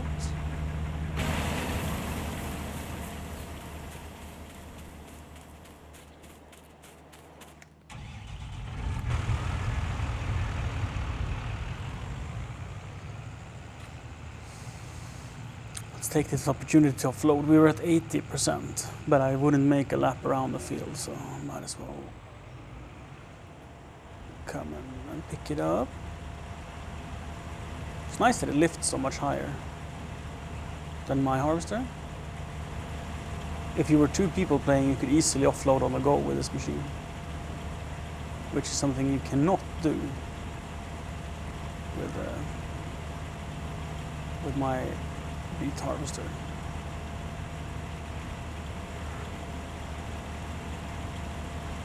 Was that 60% on just one load? Damn, this trailer is small.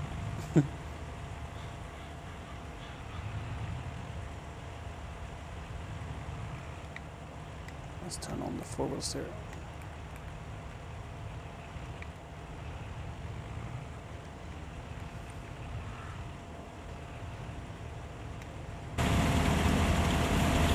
Isn't it there?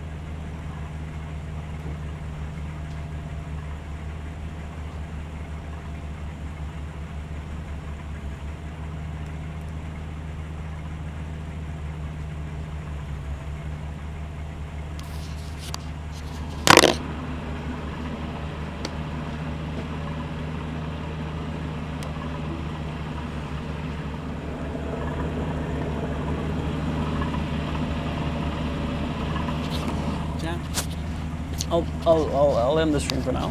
I might be back later, but as always, no promises. Take care. Goodbye.